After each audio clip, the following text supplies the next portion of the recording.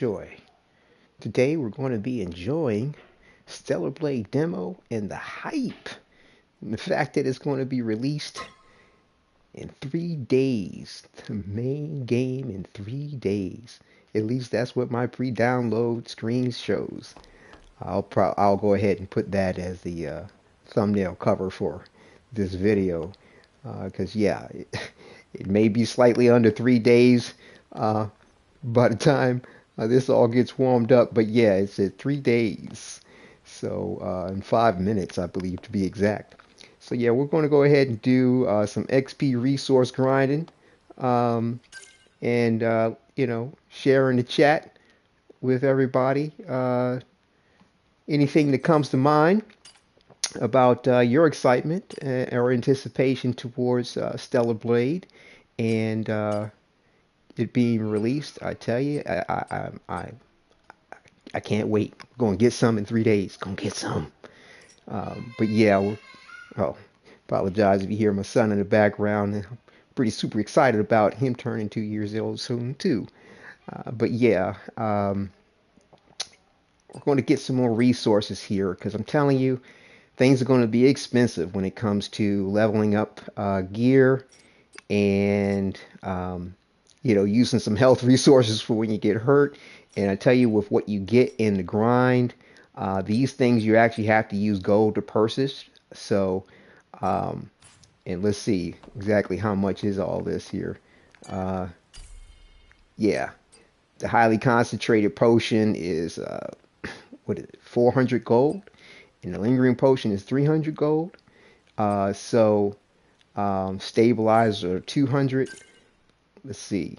So yeah, so yeah, we're saving a lot of gold here by getting these resources, making sure you go through all the crates that you see and the statues that are in the environment. And we're going to need the nano for enhancing the exo spines for sure. Trust me, and it's not going to be cheap. I did a little sneak peek into the glitched area that you can get into. And I'm telling you, I only had enough for one upgrade at the time that I kind of cross-sectioned my demo game save. Basically, I backed it up and then went into that area. And after I left, I deleted that game save off my system and re-downloaded my you know my demo game save again from the cloud before I went into that area. Um, it, you know, so yeah, we're looking to go ahead and get more of these resources because they are going to be invaluable. So yeah, these things are for the nano spines. The polymer is going to be used for the suits. And we do want to go ahead and get all the suits that are going to be available. I believe it's going to be 30 altogether. Well, 34 total in the game. Oh yeah, we also to get, uh, let's see here, the Bitcoin, which is going to be used for the vendors. So, who knows what they're going to be selling and how much things are going to be. But I doubt if anything's going to be cheap. So, hopefully these grind sessions will go ahead and spare us some of the grinding that could possibly be needed to be done in the main game. Oh, yeah, let's go ahead and take a look at where we are on the skill points because I believe that once we uh, yeah, I think we'll go ahead. We might be able to complete this skill. The last of what is available to unlock in the demo as far as the skill tree is concerned within this broadcast. And I hope to do some extra grinding to have some skill points and backup for when these become available. And of course, there's two other skill trees that we'll need skill points for. But I believe to offer my rough calculations here, because once you get to these further branches you got one, two, three, and then off of two, these things are worth two. And then off of three, if it branches off twice, one's going to be worth four, one's going to be worth five. So it looks like I'm going to need about 20 skill points to go ahead and complete this survival skill tree when it becomes lockable in the main game when it's released.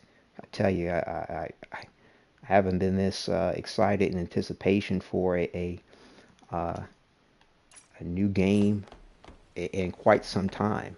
And I don't think that I've put this kind of time into a demo since um, I think it was uh, um, gosh, I'm thinking of the wrong game. Outriders, that was the name of it.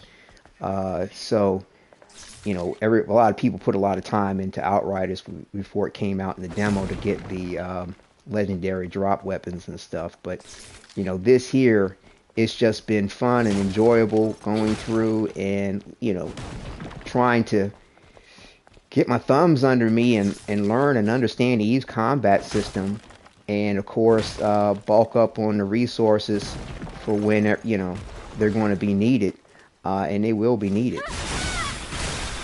And but definitely getting a grip on Eve's combat system has been extremely important. I mean, even though I'm doing this resource grind, just to let everybody know, I'm definitely going to let me check chat here for a second, but give you something nice to look at while I'm doing that.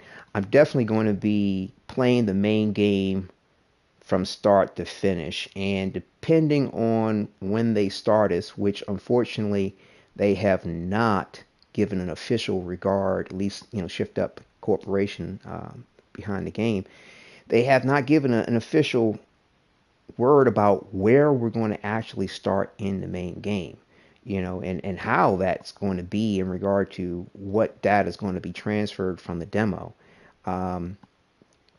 So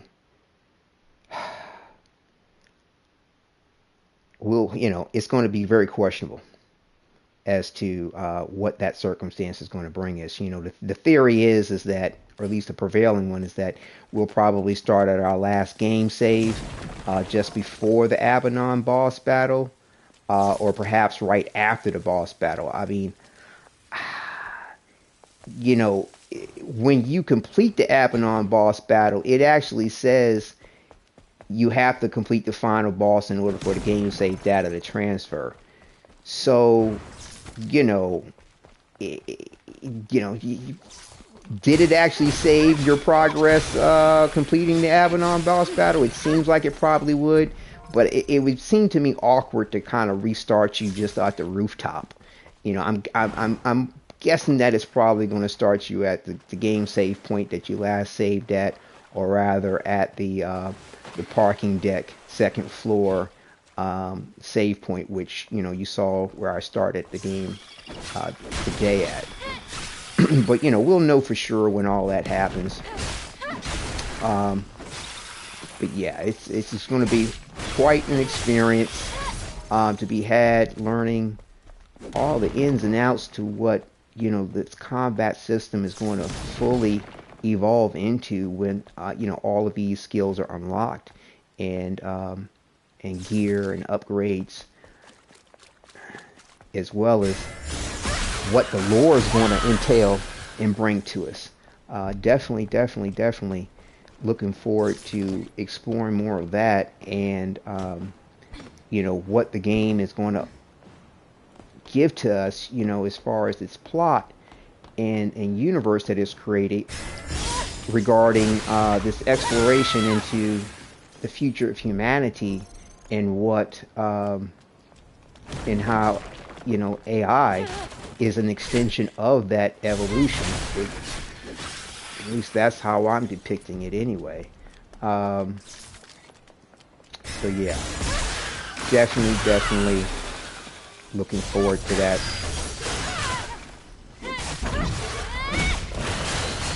Okay, wasn't expecting him to get that off. One kind of hit the wrong button. Should have knocked him on his tushy there. But yeah, definitely pre-ordered the game and went ahead and for the deluxe edition. Definitely looking forward to rocking the deluxe edition outfit that's going to come with that. The pre-order edition outfit definitely looks cool too. It kind of looks like a different color variation to Eve's planet diving seventh generation suit, which is rather cool too. Kind of got this sort of with the necktie schoolgirl look on it. I always find it interesting where they decide to place the styling details. I mean, especially around the genitalia, I tell you. But they give some pretty cool descriptions about the suits and their creation. Kind of notice more of that when you do the Stalker battles and the outfits that are available to us to enjoy when we do the Stalker boss channels. But yeah, we'll be adding in some Stalker boss battle fights too, to keep the grind from being too monotonous, and I'll also provide I'll be doing different versions of the grind, my grind routes too, to kind of break up that monotony. But yeah, I mean, because like my long grind route tends to give like one skill point every 15 minutes, and like I'm starting out with the long grind route. But the thing is, with the long grind route, I'm getting all the crates, all the statues, and talking and not paying attention. all the statues and all of the enemies.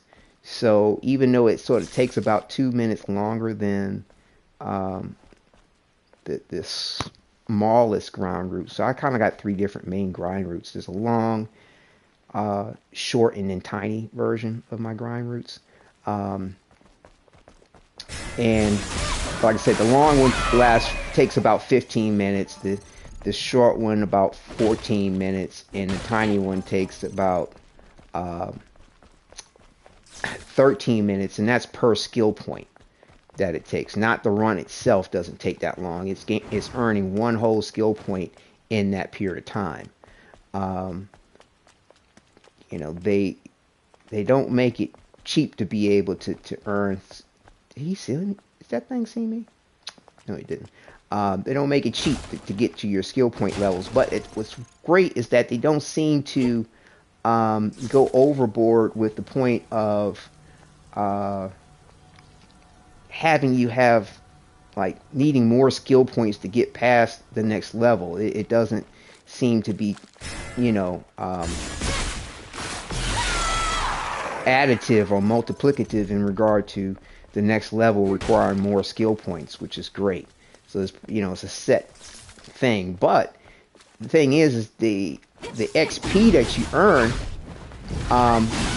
for defeating enemies seems to, there's an RNG component to it. So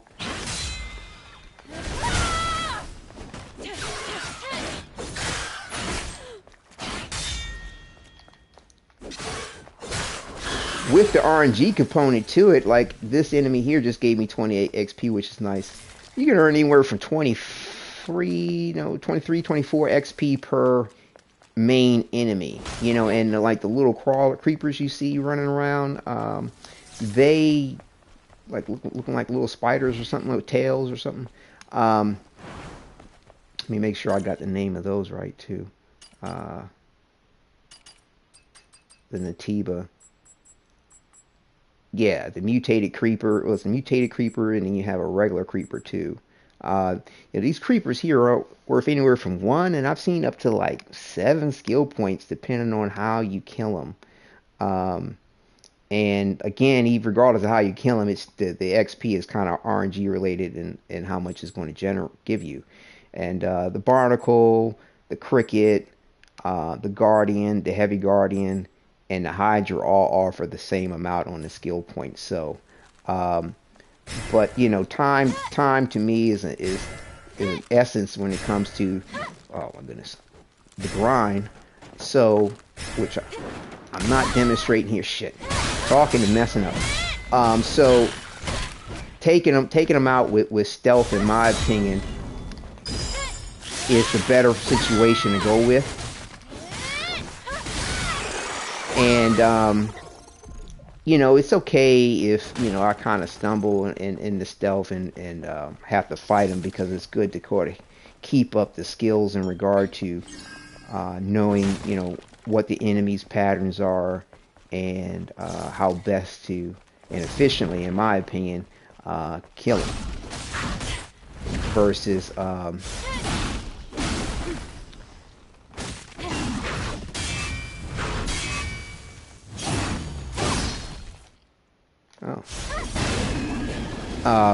versus always just stealth taking them out. I mean, you could pretty much probably take every enemy out for the most part, except for the creepers. I mean, because they kind of jump around. They group up together, but you can stealth kill those too. It's just that 9 out of 10, because there's generally 2 or more of them, you're only going to stealth take out one of them. But you can kind of go back and forth and probably stealth take out all the enemies. Just have to engage and disengage so that they go out of combat and just sneak up behind them. But that could wind up being quite tedious and lengthy. Let's see. Hang on a second. Let me check chat again real quick.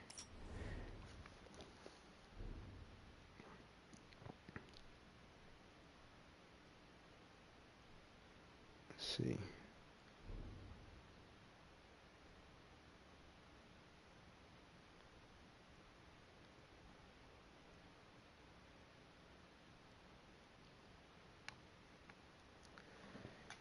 But yeah, so oops, didn't mean to hit that.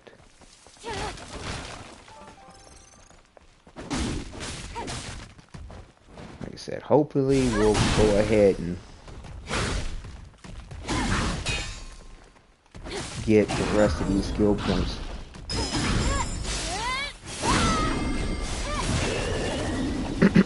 Before the end of this broadcast. Definitely looking forward to that. But yeah, man, it's funny how the controversy behind Stellar Blade, and its content in the manner that of the way they depict and present Eve just still has varying degrees of this controversy, and whether it's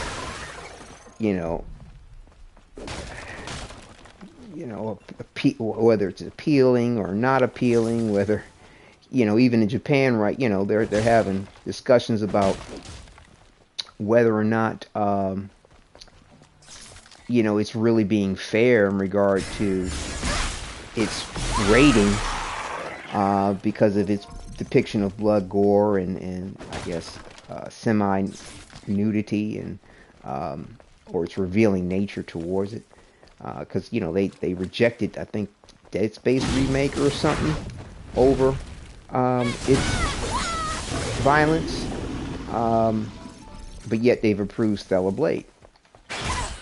Oh, come on, I had to block.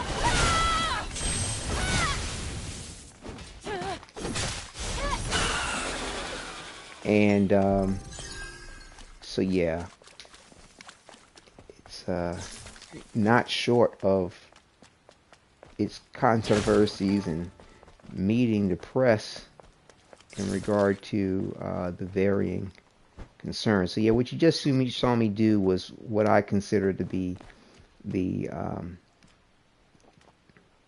short grind route. And this is let me show you the complete aspect of the short grind route. So yeah, so I reset here, so that's like half of it. So essentially I reset, do it again, and go back up to the parking tower to complete the run of the small grind route.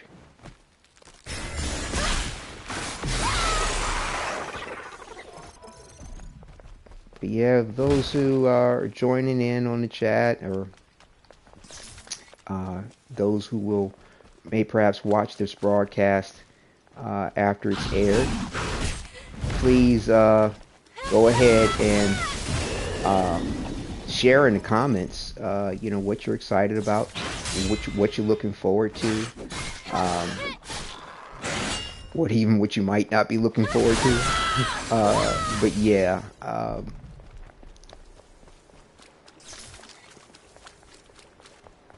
Yeah, it's, don't want to give any spoilers away in this broadcast. I kind of talked about some in my Trophy Talk episode.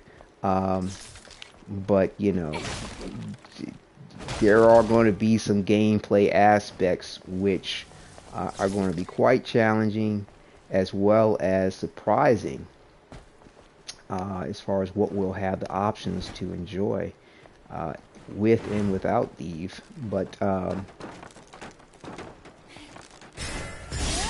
like I said, I'm definitely curious as to how far they're going to flush out the lore behind, this sort of say universe they've created within Stellar Blade. Um, like I said, it's rather provocative. Haven't kind of come across for me personally something that's kind of going there with the concepts the way they're doing. Since I guess like Ghost in the Shell probably, and I mean Nier Automata as well. I would add that to the point. But I played the Nier Automata demo. Didn't I mean I enjoyed it, but wasn't hooked by the situation. And I did enjoy watching people play it, but I didn't really experience the full aspect of what Nier Automata offered. But kept up on videos, kept up on the various different aspects of what people were commenting regarding it and its lore. But yeah, Stellar Blade is going to be my, within recent years, the experience for fleshing out the storyline and plot towards this kind of future development of what humanity could bring itself to.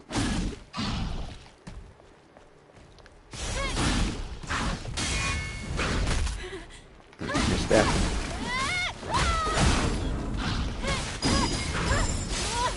But yeah, for those that haven't seen it or don't know, I've put out just two different versions of what to do and not do for using the blink ability, which you just saw me activate and execute. I tell you, the blink ability, in my opinion, was the oddest thing to have to deal with. Not in the manner of how it's used or when to use it. It's just that when you go into the training mode to train it, it's not a real world, so to speak, or a real in-game experience to simulate it. So all the little nuances and oddities which might happen in fighting enemies,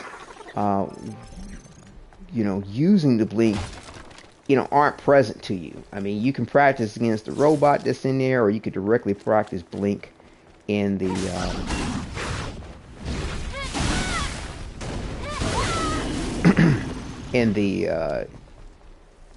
you can directly practice blink in the skill tree, at under blink.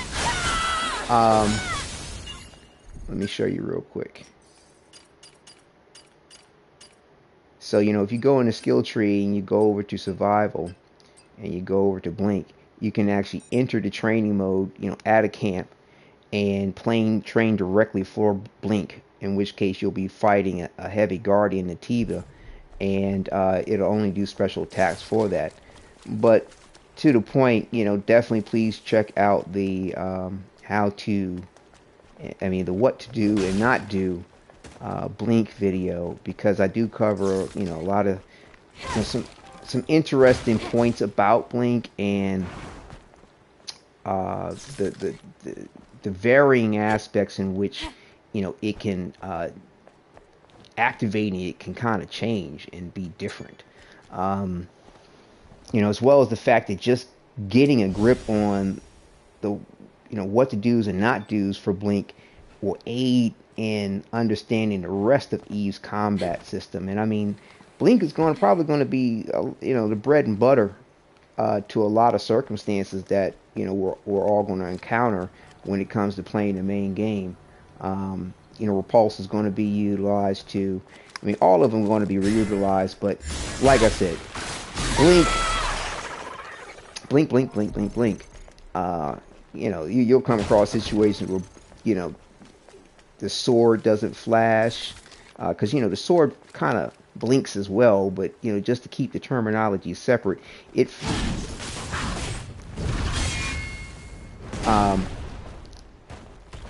what it there's times when the sword does not flash at all. Whoops, lock on, baby. Oh, come on now.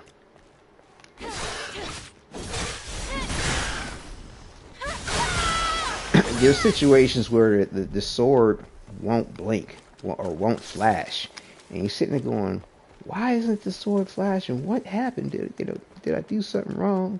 I mean, it's just, you know, it's times where I've seen the sword flash or blink twice. I'm like, you know, like I said, not having a lot of experience playing games like this, and this here is what I call the tiny route, where you just sort of stay on the rooftop, use the rooftop save, and just do these enemies in the courtyard and right in the enemy, the barnacle on the inside of this room.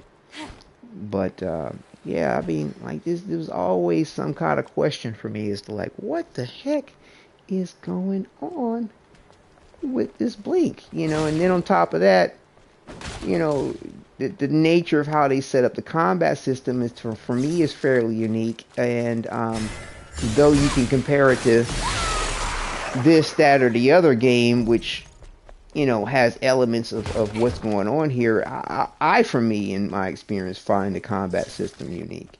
And, you know, the way they set it up, the the programming logic in regard to it, and, you know, Blink is no short in its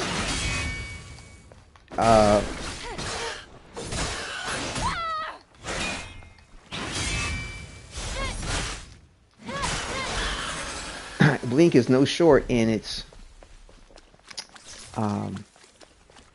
I guess example of the combat mechanics and the programming logic in regard to it, because you know, if you're not, you know, because the fact that you tend to circle enemies when you are too close to them, and you're not fighting, you know, hitting against them. If you're pushing forward on the analog stick, you'll rotate around the enemy, because of the input commands for Blink. Okay, mess that up again. Now I'm trying to talk, Mr. Thing.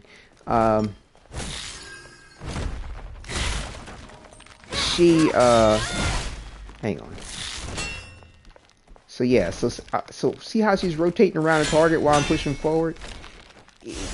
Blink, because it's directional, you know, the input commands will change. And that's one thing I cover in the how to and what to do video as well. And I didn't mean to go down here and do that. Talking and trying to play. You know, so the fact that, you know, like I said, I cover that in detail in the videos. Like I said, I have two different versions actually of what to do and not do for Blink. One's the long version where it wasn't scripted, and then I was like, man, this needs to be a little bit more concise.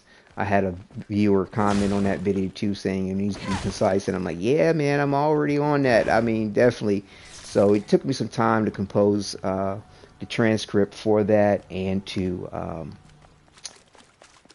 you know, get the footage together for it, because I wanted it to be a little bit different than what I provided in the long version, as well as the fact that, you know, I was talking over the long version, and, you know, so but yeah, I think it came together well. I wanted to be oh, she's talking and not paying attention. I wanted it to be, you know, concise, but yet thorough, in the point that, you know, it's no telling who's going to watch it and at what point they may decide to find some particular point interesting. And if a point related to another, you know, I definitely gave a brief mention to it. But yeah, I was able, like, my first draft of that, how to and what to do, I think was like 40 some odd minutes, and then I was able to bring it down to 30 minutes. But then when doing the scripted version, I got it down to like 11 minutes 40 seconds. So I think I kept it thorough, as concise as I could be. Tried to not be too wordy. But to me, the articulation of the point is important. Let's go ahead for another long run, and we'll do a Stalker battle after we do that.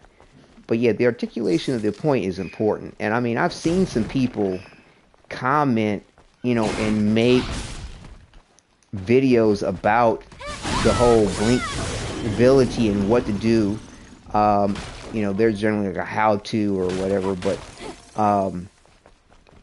they leave out so much about what's up with the blink ability. And it's sort of like, are you playing a game?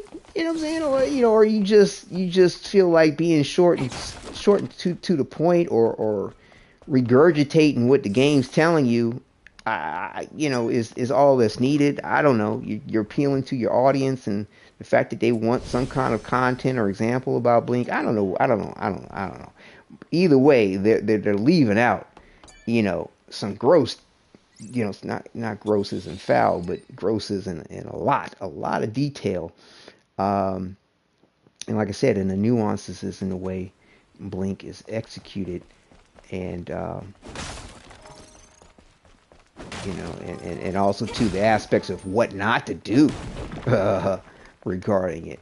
So please do enjoy that video, and like I said, you'll see me execute the circumstance proficiently.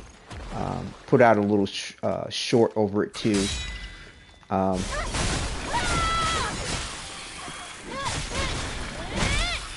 But yeah, the other thing that helped me too is changing my controller, which I mentioned in one of my other grind videos,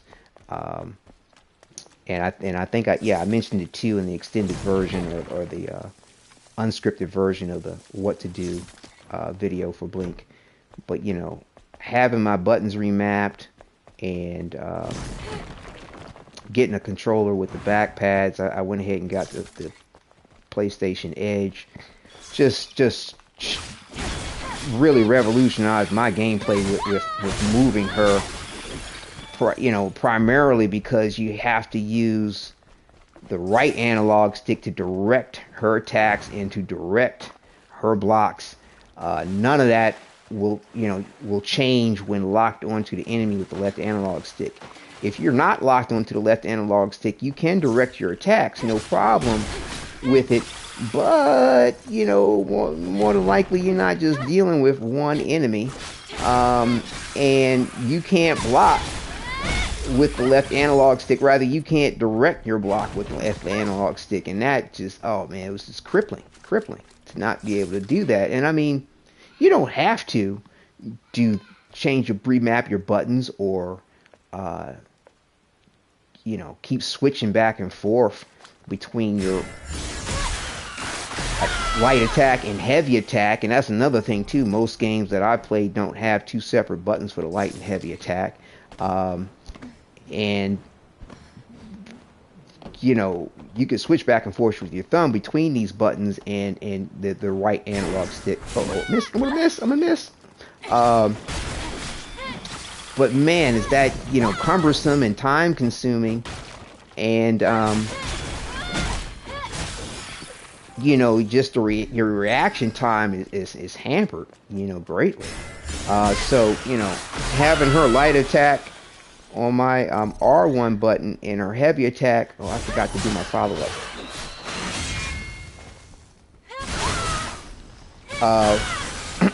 So my light attack on my R1 and her heavy attack on the R2, giving my thumb access to the right controller. Oh, dude, different ball game from when I started. To be able to react and deal with the enemies when they're surrounding you. And of course, positioning, is going to help definitely, regardless of how you've got your controller set up. Because, like I said, my sneak peek into the little glitched area of the demo You're not going to be dealing with solitary enemies all the time. No, no, no, no, no, you will not. So, you're going to have to be jockeying for positioning, luring them away. You're going to have to be doing a lot, especially if you don't have to, if you don't have your buttons remapped. Yeah, yeah, yeah. And a lot of people, when I've seen them play, because of the way the buttons are mapped, or way the basic controls are kind of set up, it's a lot of stop and start to the gameplay. It's like attack, stop, attack, stop, wait, I'm waiting. And though the inputs to the controls and what you have to do for Eve's combat system are deliberate. You just can't willy-nilly just go around button mashing. I mean, you can, but you're not really taking advantage of everything that's to be had or what you need to do. So it's to me advisable to be deliberate in what you do and when you do it to maximize her combos ability and the leveling of those combos in the skill tree, and and also be prepared for the interchange of combat that's going to happen regarding the enemy. To me, I've heard it described, the combat described as reactive. You have to be with Eve in her combat with enemies. And to me, it's kind of like you got to be reactive in any game when it comes to combat with the enemies that you may face, or PvP, whatever you're doing. You got to be reactive. But the way they're talking about being reactive is like you need to wait and for something to happen to react to it. You might not want to attack. You might want to just sort of just stand there and block until it does this, that, and the other. No, you don't need to do that. You just need to be aware of what they're going to do, and it's helpful to know what their combinations are, because they do seem to be set, although their timing or patterning may adjust. And so you do have to be watchful, because sometimes it's kind of hard to miss. It is a little hard to, a little easy to miss what's about to happen. So sometimes, maybe not attacking or just blocking or waiting might be helpful to some, but that just felt so boring and slow. To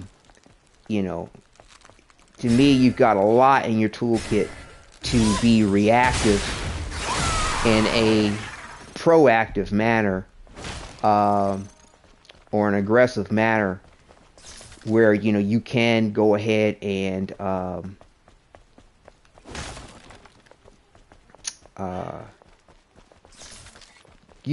be spontaneous in the manner of what you do.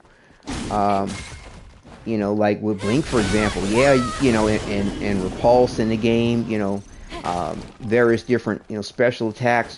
Sure, they're going to give you cues for when to go ahead and do it, but, you could perform a perfect dodge in place of it. Far as I've seen, you can do it. It's just that these special abilities like Blink or Repulse, for example, they, let's go ahead and do a boss battle with Stalker. They provide a counterattack in, all in one with the special aspect of the dodge. So, it's and positioning aspects, for follow-up attacks against the enemy. So they're extremely advantageous versus just a simple perfect dodge. Nevertheless, a perfect dodge will give you a setup for a counterattack as well. You have that ability in the skill tree in which you can unlock. So, a lot of times when we've been doing the suits, we've been going from first to last or mixing it up. Let's go ahead and start out with our, not the skin suit, baby. No. We did do the skin suit challenge and the trophy talk. I actually saved that gameplay. I'll put a little video up with that in my first reactions beating the Stalker in the skin suit. But yeah, we'll, depending on what happens today, I think we will do another skin suit challenge with the Stalker. Whoops, let me switch up my gear. I seem to be liking, because as I've gotten better at the combat in this, I've been liking the extra beta energy, the quick recharge.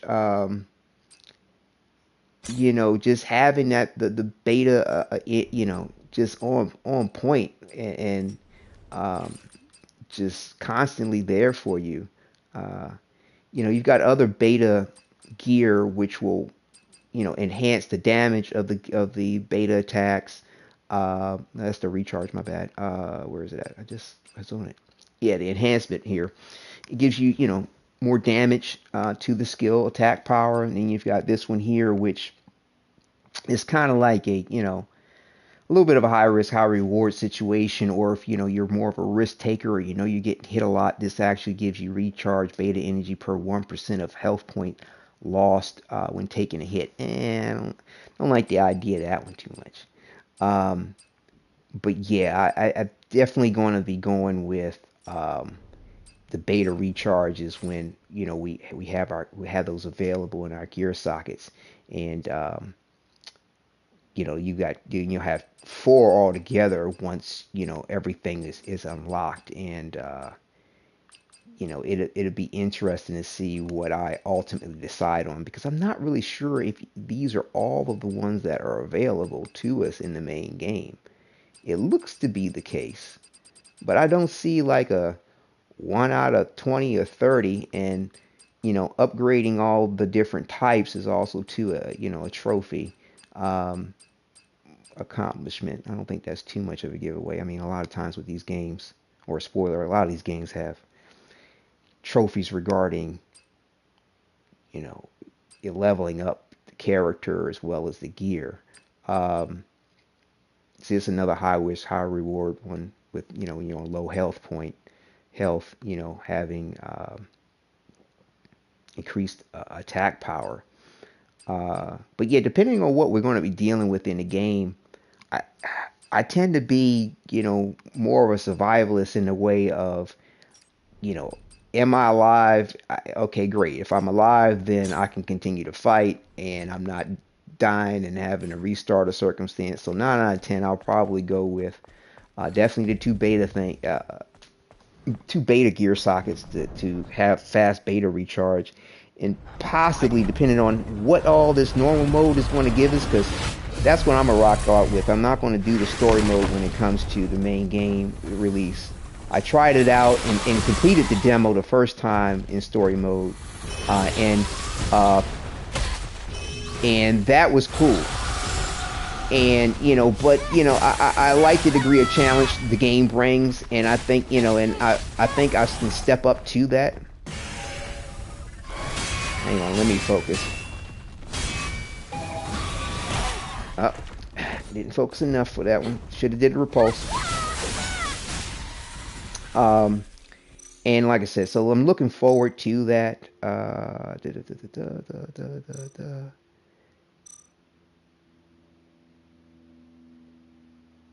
Uh-huh.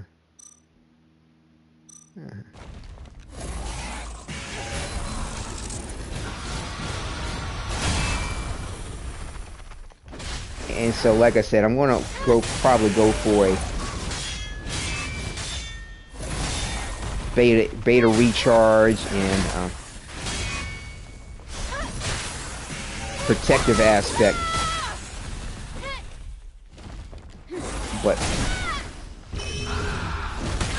we'll see. We'll see. Like I said, it all depends on how the enemies bring things at us and what all they're going to do.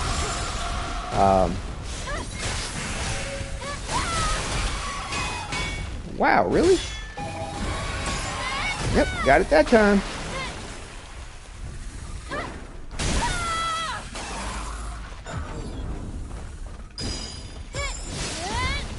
So yeah.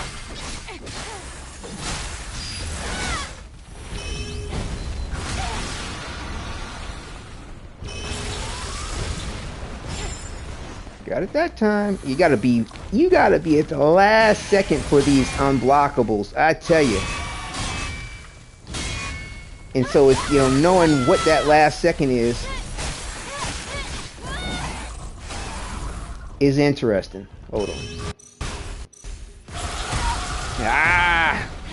Digging in my inventory.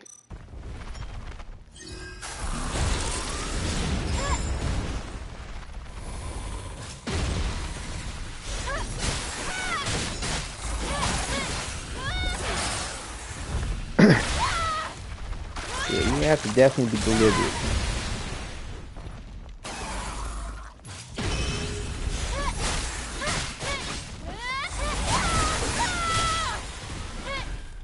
Come on.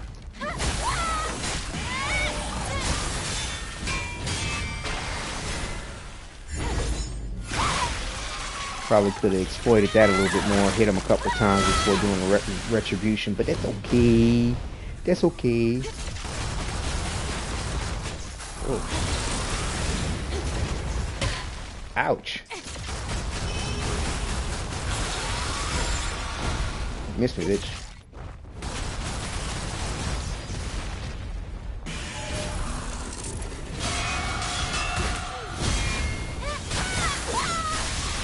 There we go. There we go.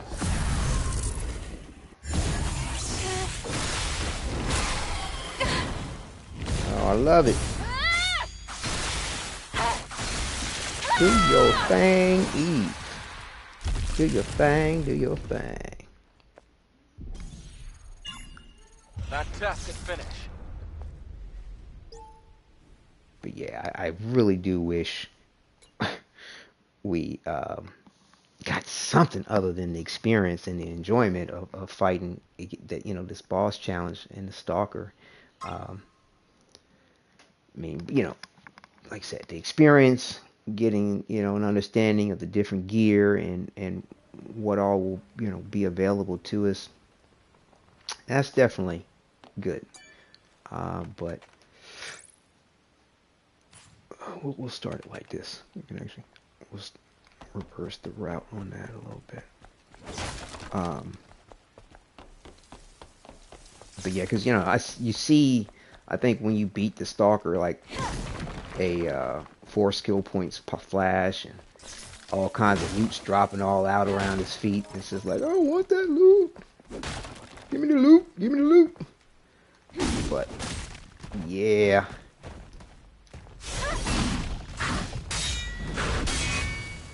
But yeah, like I said, hopefully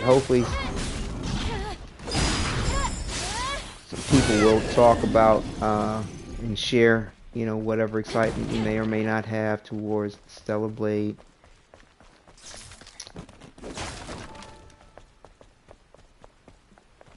But yeah, the outfits, ooh. And I mean, you know, not just the clothes styling, like, I mean, we're supposed to get different hairstyles, you know, as well. I mean, because there's a different hairstyle that's on Eve when we do the Stalker boss battle. But the time they spent on her hair, I mean, like over a year, getting it, programming everything, getting it right as far as the physics and the look, to me, it's just, you know, for the namesake, stellar. I mean, it's just gorgeous. So it will be cool, definitely, to see what hairstyles we get for her. And, you know, so from head to toe, like, you know, the shoes. Oh, the shoes are just badass. I mean, the no heel look on these platform type stiletto style shoes is just badass. And, you know, not all outfits have it, and when they do have a heel, they do look good. I mean, definitely the way they style it. You know, with the examples we have when we deal with the boss challenge with the Stalker, we get those other you know, outfit examples. But the no heel look, man, I really hope they have more styles with this no heel look, because each one of the outfits so far,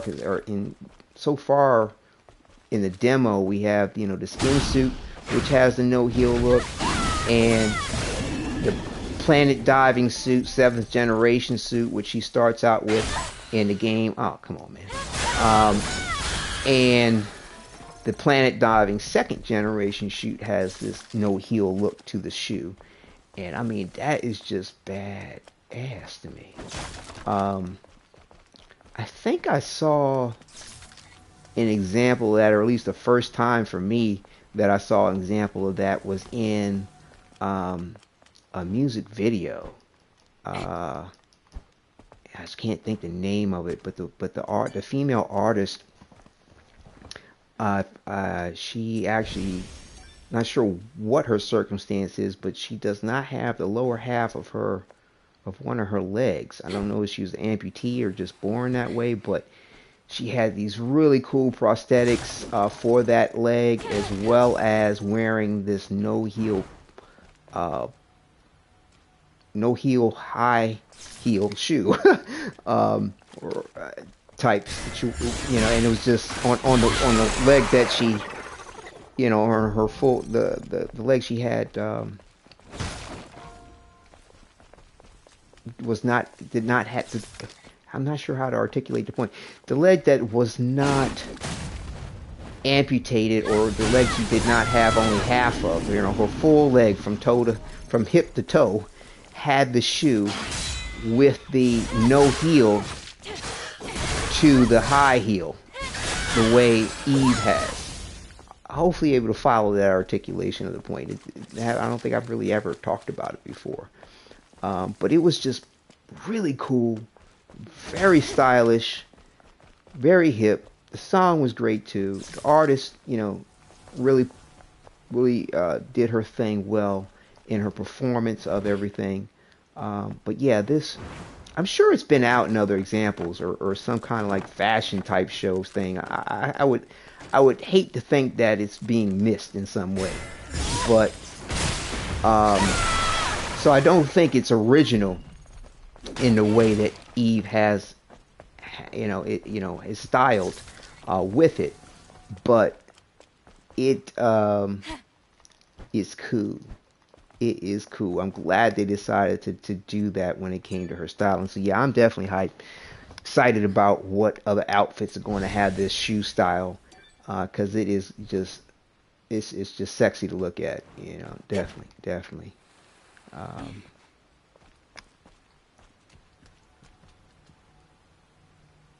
Wearing something like this isn't personally my thing, but they're definitely like looking at it.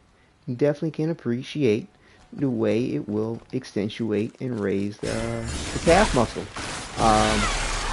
Although from what I hear from people that do wear high heels and shoes that elevate the heel, it's taxing. you know. But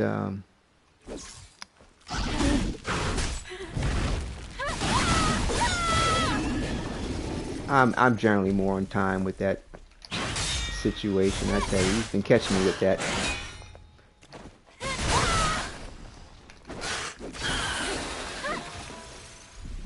But yeah, the hair and the shoes, and of course the outfits. I mean, because though we've seen some fairly decent imagery, I do not believe it covers all of the outfits. I mean, I've seen somebody kind of come close with almost all the outfits that may be available to us, but I mean, the images they were able to pull from the various different momentary examples we get from certain footage that's out there, man, you can barely see a lot of the detail and exactly what's up with them, and then also too how good they're going to really look in game, and so yeah, it's going to be fun enjoying her wardrobe options.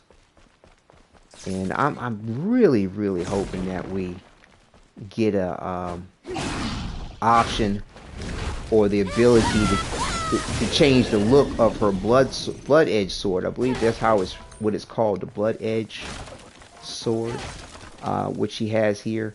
I mean, the fact that it sheaths into a hairpiece is just dope. But the look of it's cool, but I don't know. It looks a little underwhelming, which is odd considering the styling and detail that everything else about Eve gets. I mean, now Taki's sword, that you see in the beginning of the game. Now her sword is badass. I mean, I hope we get some options to kind of get our sword looking more like that. I mean, but I don't know. I kind of have a feeling we might not. I don't know. But I'm definitely excited to see what upgrades we will have towards the sword and what all different stuff the sword's going to do. Because, I mean, we've seen, if you're watching the trailers and what have you, there's one where, I can mention this because because of the trailers, it's not really a spoiler. I guess if you don't watch the spoilers, and you want to leave this point as a surprise, mute for about 3 seconds. But yeah, her sword is going to be you can kind of ride her sword like a little skateboard in a way, or a surfboard. But now the other points towards it, I'm not going to really mention. But you can but either way, there are going to be different things that you can do with the sword besides just swinging it around, and definitely hyped about what all that's going to be, because their presentation towards that aspect has been very well done. So because there's a lot of different things that are going to be done with that Eve's sword, and the way that she uses it, I got a feeling they may have decided not to go there on rendering it a whole lot of different ways in the way that it looks. I don't know. We'll see. But I got a feeling they didn't. They decided to dedicate more time towards Eve herself, and which to me would, is the smartest investment of time, without a doubt. I mean, left. It probably decided to just leave the sword as is. But we shall see. But yeah, the look of Taki's sword is just awesome.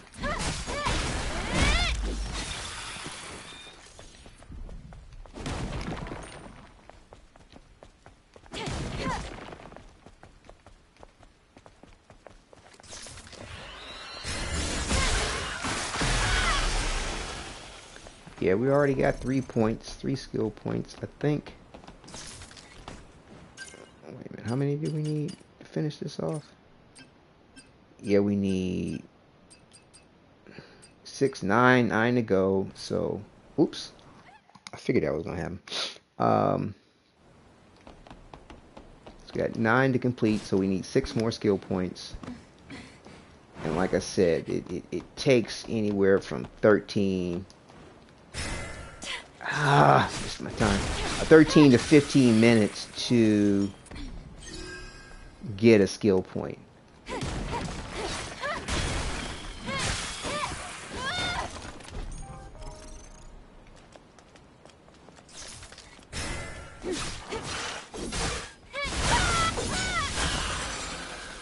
And I'm messing up my routine.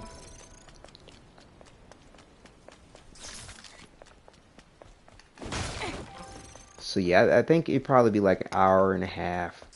You should be able to get all that. But like I said, the benefit of this is not just the skill points, it's the resources. And as I mentioned earlier, I'm going to start the main game and do it play it up until the point that they decide to load us with the demo save. So, in all, I'll go ahead and leave my demo save on my system, load up Stellar Blade, see where it picks me up at, and then back out the game, back up my game save data to the cloud, PS5 cloud, and delete the demo game save, and then play Stellar Blade to the point of the game save, then back out of the game at that point, because I'm going to record everything too live, and of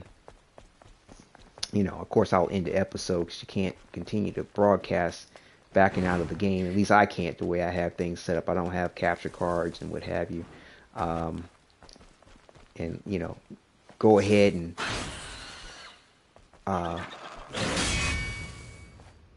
delete the game save data from the main game, and then download my demo save data, start a new broadcast where we left off with the main game, but also to where the demo game actually picks you up at with all the skill points, all the goodies, from the resources that I can collect it, and then rock out. You know what I'm saying?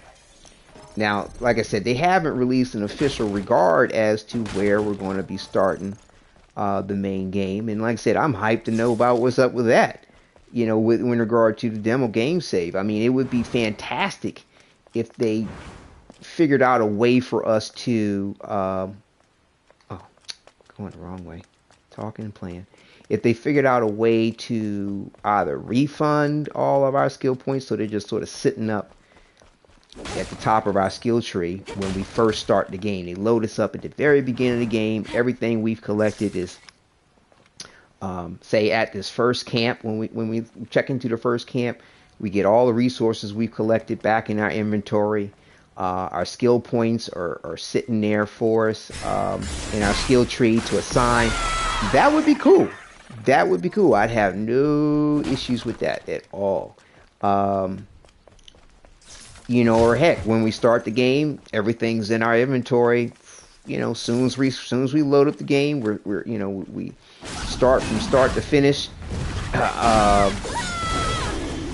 Coming down from the drop pod, Taki giving us a hand out of it. That would be great. Fantastic. Ultra fantastic.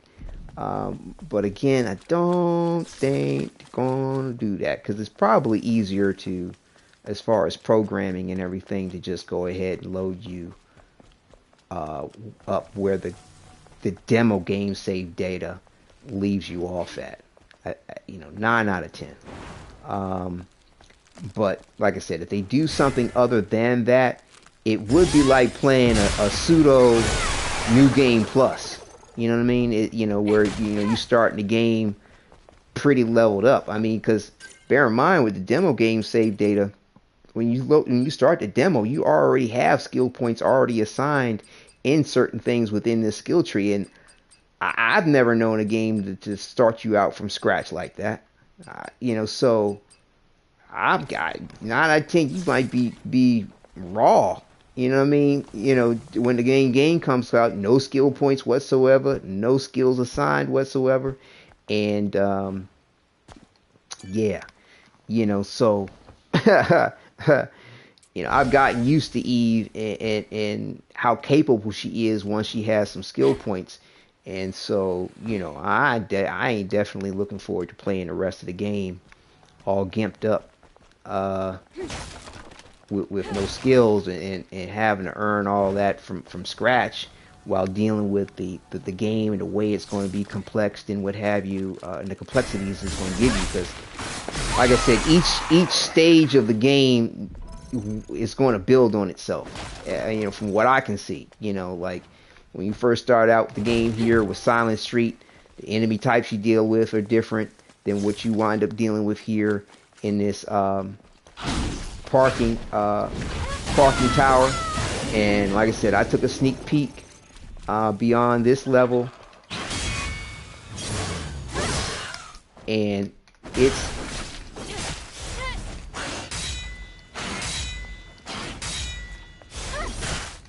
going to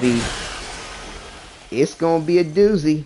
You know what I'm saying, when it comes to the different enemy types, which definitely I can add to another hype point, because I mean the time and artistic skill that has been employed with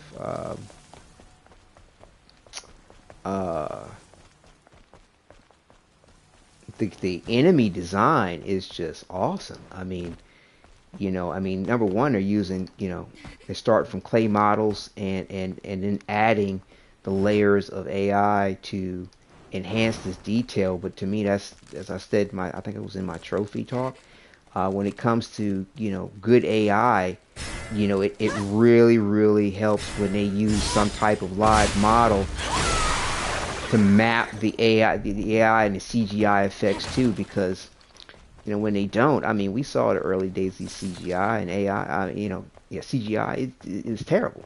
I mean, it was okay because hadn't seen anything like that before previous to it, but a lot of it was kind of terrible.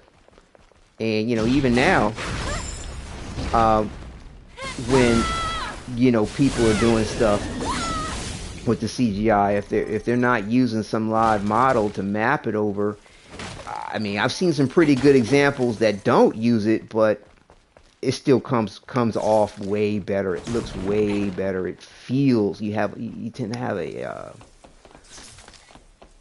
you have the sensation or the perception of feeling towards tactile feeling of what you're seeing and being represented in the AI, more so than just an image, a very stark and crisp and realistic image, so to speak. It adds a layer of perception to use a live model to map the AI CGI to. So yeah, it's going to be interesting. It's going to be interesting because it's with them using all these heavily Christian undertones, and I mean it's rather direct and as far as referencing Eve as this death angel, and I think there's this six-winged angel depiction on the front of the starship. I think they call him a seraphim or something like that. Don't quote me on that. I'm playing and trying to think at the same time. So, but yeah, either way, the depictions there are just dope. Like I said, the populace, the way Zion is going to be revering her. I mean, she's this angel sent down to deal with fallen angels, because it's, I hope this isn't a spoiler. I feel like these things have been covered in like the data bank, as well as a lot of the publicity and talk about the game. But, the Nativa that you fight seem to be, definitely the higher rank Nativa seem to represent fallen angels. Because the Eve's people, so to speak, or the what she is in the matter that they're created, are used heavily in regard to the way these Nativa seem to evolve themselves.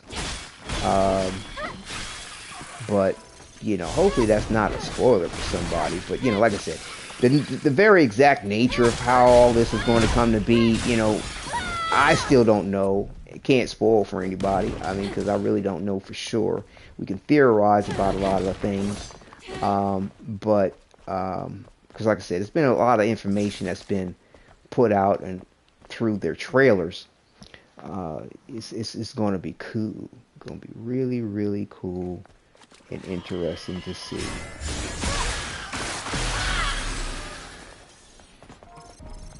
Like I said, the creator and writers for this had a lot of inspiration from Battle Angel, which was super fucking awesome anime. I mean, to me, it's right up there in its own way with Ghost in the Shell. I mean, Ghost in the Shell takes things way deeper, way more philosophical. Oh, I'm way off on that shit. But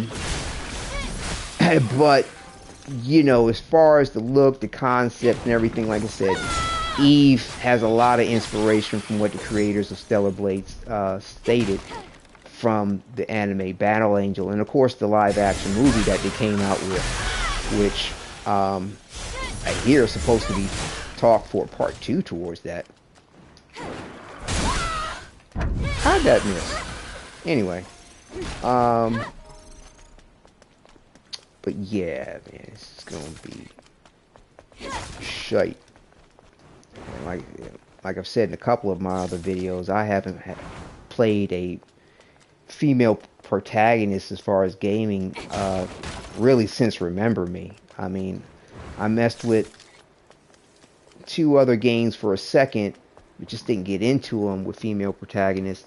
I kind of enjoy watching other people play more so than playing it, but this will be quite enjoyable because I think gosh, probably been what, 4 or 5 years or more maybe since Remember Me. I gotta look that up. Came out, but that was well done. I like the styling to their female protagonist and the clothes she had on too. Although I do not remember having outfit changes. But yeah, I mean, I was sort of, I had goosebumps starting the demo up for Stellar Blade, and the way they captivated, you know, captured the imagery to everything, and the detail they don't seem to skip a beat on when it comes to Eve. Just blown away. I mean, gaming has come along so far. It's just off the chain. You know, without giving my age away too much, and I mean, I'm finally at a point. Oh, come on! You saw me? These things, I tell you, they're ridiculous. And how their peripheral vision. But yeah, I think I've been gaming or playing video games since the Texas Instrument. I mean, I guess it's been about like 40 years or more, or something like that. Maybe a little less as far as how many years I've been playing video games. I mean, of course, before game consoles and home gaming was really big, besides the little two-dimensional games that you could sort of play. You know, because I couldn't, when I was younger, couldn't quite afford a game system like, you know, Coleco and Atari, although my uncle had one. I was an arcade gamer. I mean, I was hard into the arcades, man. I loved arcade gaming. And then as I got older, started working for myself, earning enough money to get game systems myself. You know, gosh, I can't remember the first game system I had. It may have been something like an Atari or something like that. But I do remember having a Sega Genesis, and I believe if I can remember correctly, I believe there was a game system called Neo, because it was actually derived from their arcade games, and it kind of brought their arcade game and its system logic and programming directly to the home through this Neo home system, if I remember correctly. And then, you know, finally went on to getting a PlayStation, PlayStation 2, PlayStation 3, PlayStation 4, PlayStation 5, you know, and, you know, PlayStation 4 Pro, and then PlayStation 5. And from what I understand, they're about to possibly come out with a PlayStation 5 Pro. Although, from what I hear, the PlayStation 5 Pro, with though it's going to be a little bit more powerful in the regard of rendering games better in its performance in regard to ray tracing.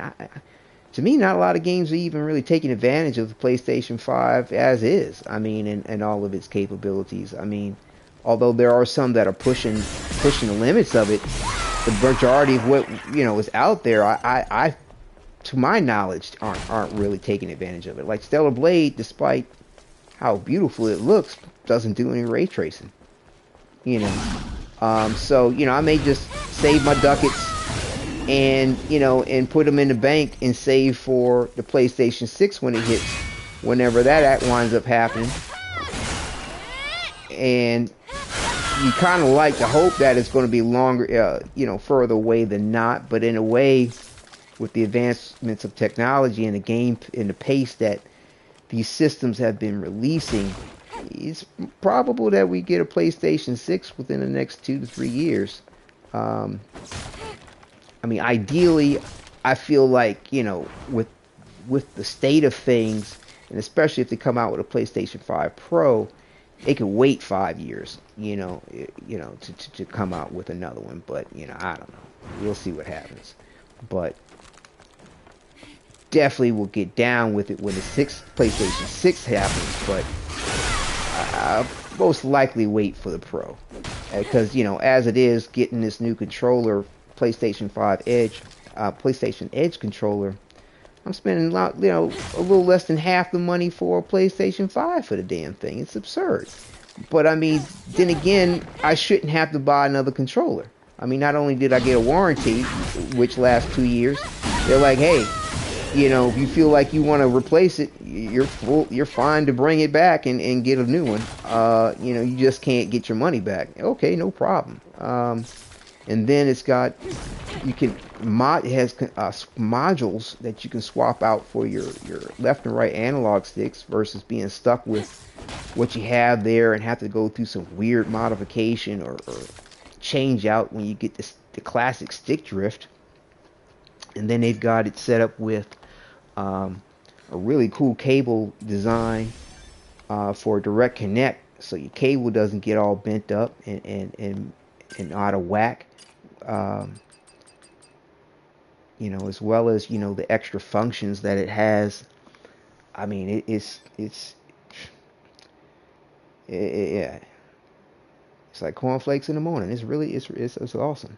Next best thing. Oh, I'm sorry, my bad. I missed chat. Kensu, what's happening, Kensu? There he is, my man. Where was he? Oh, you going to talking about the console joints? Yeah, let's see. What'd you say here? My first TV console was Genesis. Oh, you too? Yeah, that's what's happening. But my first console was Game Boy. However, my parents had Famicom before I was born. Wow. We're at a point in tech where the average person cannot really tell the differences between versions. Yeah, I feel you on that. Genesis had 2 controller plus Sonic 2 or a 2-game bundle variant. Yeah, man. That's awesome. You remember that for sure. Definitely, I did the whole Sonic the Hedgehog thing. My bad. I was supposed to go into the boss fight thing. I did the whole Sonic adventure stuff, man. Welcome back to the channel there, Skinsu. I tell you, we had a good time last time with the trophy talk. I'm glad I had a witness for that skin suit challenge with the boss fight. I actually saved the footage on that. I was speaking earlier about that in the broadcast, that I'm gonna put up a little separate video of that skin suit challenge, and I also too probably at the end of that, in that video that I'm going to put together, I went ahead and beat. I backed up to my game save, put it on the cloud, and decided to want to fight Abaddon again. But I did it with the skin suit, and that was fun. That came together well. But yeah, I like having this beta charge on the gear. Hang on, let's see. I'm gonna put this beta. Yeah, you can see, you say here, finding more and more people upload vids of their time with this game. Yeah, without a doubt. I mean, you know, because the game's dope. I mean, it's badass. And I mean, of course, you know, you got people out there that these shoes. Ooh, you have folks out there, of course, that are gravitating off the hype and, you know, and catering to the publicity of the game, or you know, or their audience, you know, and that their audience wants to see them play the game, and or, you know, they're field testing to point out. I mean, you know, I've always been of the adage to preserve my gameplay experience. I mean, that's how I first started out broadcasting. Is just and saving it is to, you know, preserve my gameplay to see later times, and then I started noticing people enjoying what I was doing. And so I was like, oh, okay, shoot, I'm glad people are enjoying the point, and hey, let's all share and enjoy together. Missed that. And I mean, so, like, you know, I started broadcasting like maybe about 9 years ago, and for me, you know, I was going through a period of time in my life where I was dealing with chronic pain. And it was necessary, you know, gaming to me just helped me deal with that. Oh, that was bad, poorly executed. So gaming to me helped me deal with chronic pain. So that's how I got started with the whole broadcasting thing. So like, I don't do the hype when it comes to various things. I need to heal up for a second. I mean, you know, I'm not one to kind of, I don't know, exploit the system or or what have you, and I mean, it's just there's enough people doing it. You know what I'm saying? So it's never to cater to necessarily what's popular. Hold on here, I'm about to die. Ah, he caught me in the heel. It's to enjoy, you know, and hopefully, you know, those that are of like mind are enjoying too, you know. Um, and to me, when I saw Stellar Blade, I was just like, yo, this shit looks dope. I mean, like um, and like I said, it's been a long time since I played a female protagonist, so I mean, definitely I was on it. The timing for that is when he gets his head up in the air, and a lot of times I'm not even seeing that with my point of view.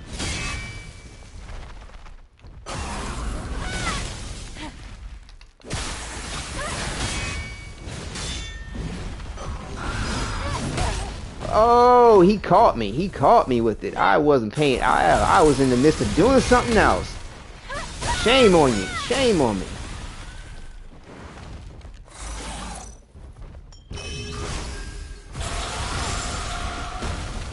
Shame on me. Let me give this a little focus. Woo-hoo-hoo. And I've only gotten that particular unblockable a few times. I mean, again, it's always the last second.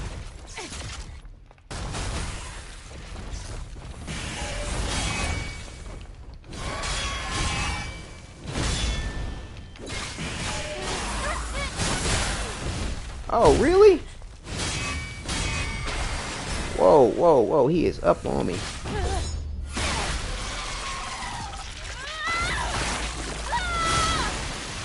But yeah, there is plenty to, you know, I mean, like I said, there's plenty for. Whoa, whoa, whoa, whoa, whoa, whoa, whoa, whoa, whoa, whoa, whoa, whoa. Hold on, I was doing some other stuff there, bro.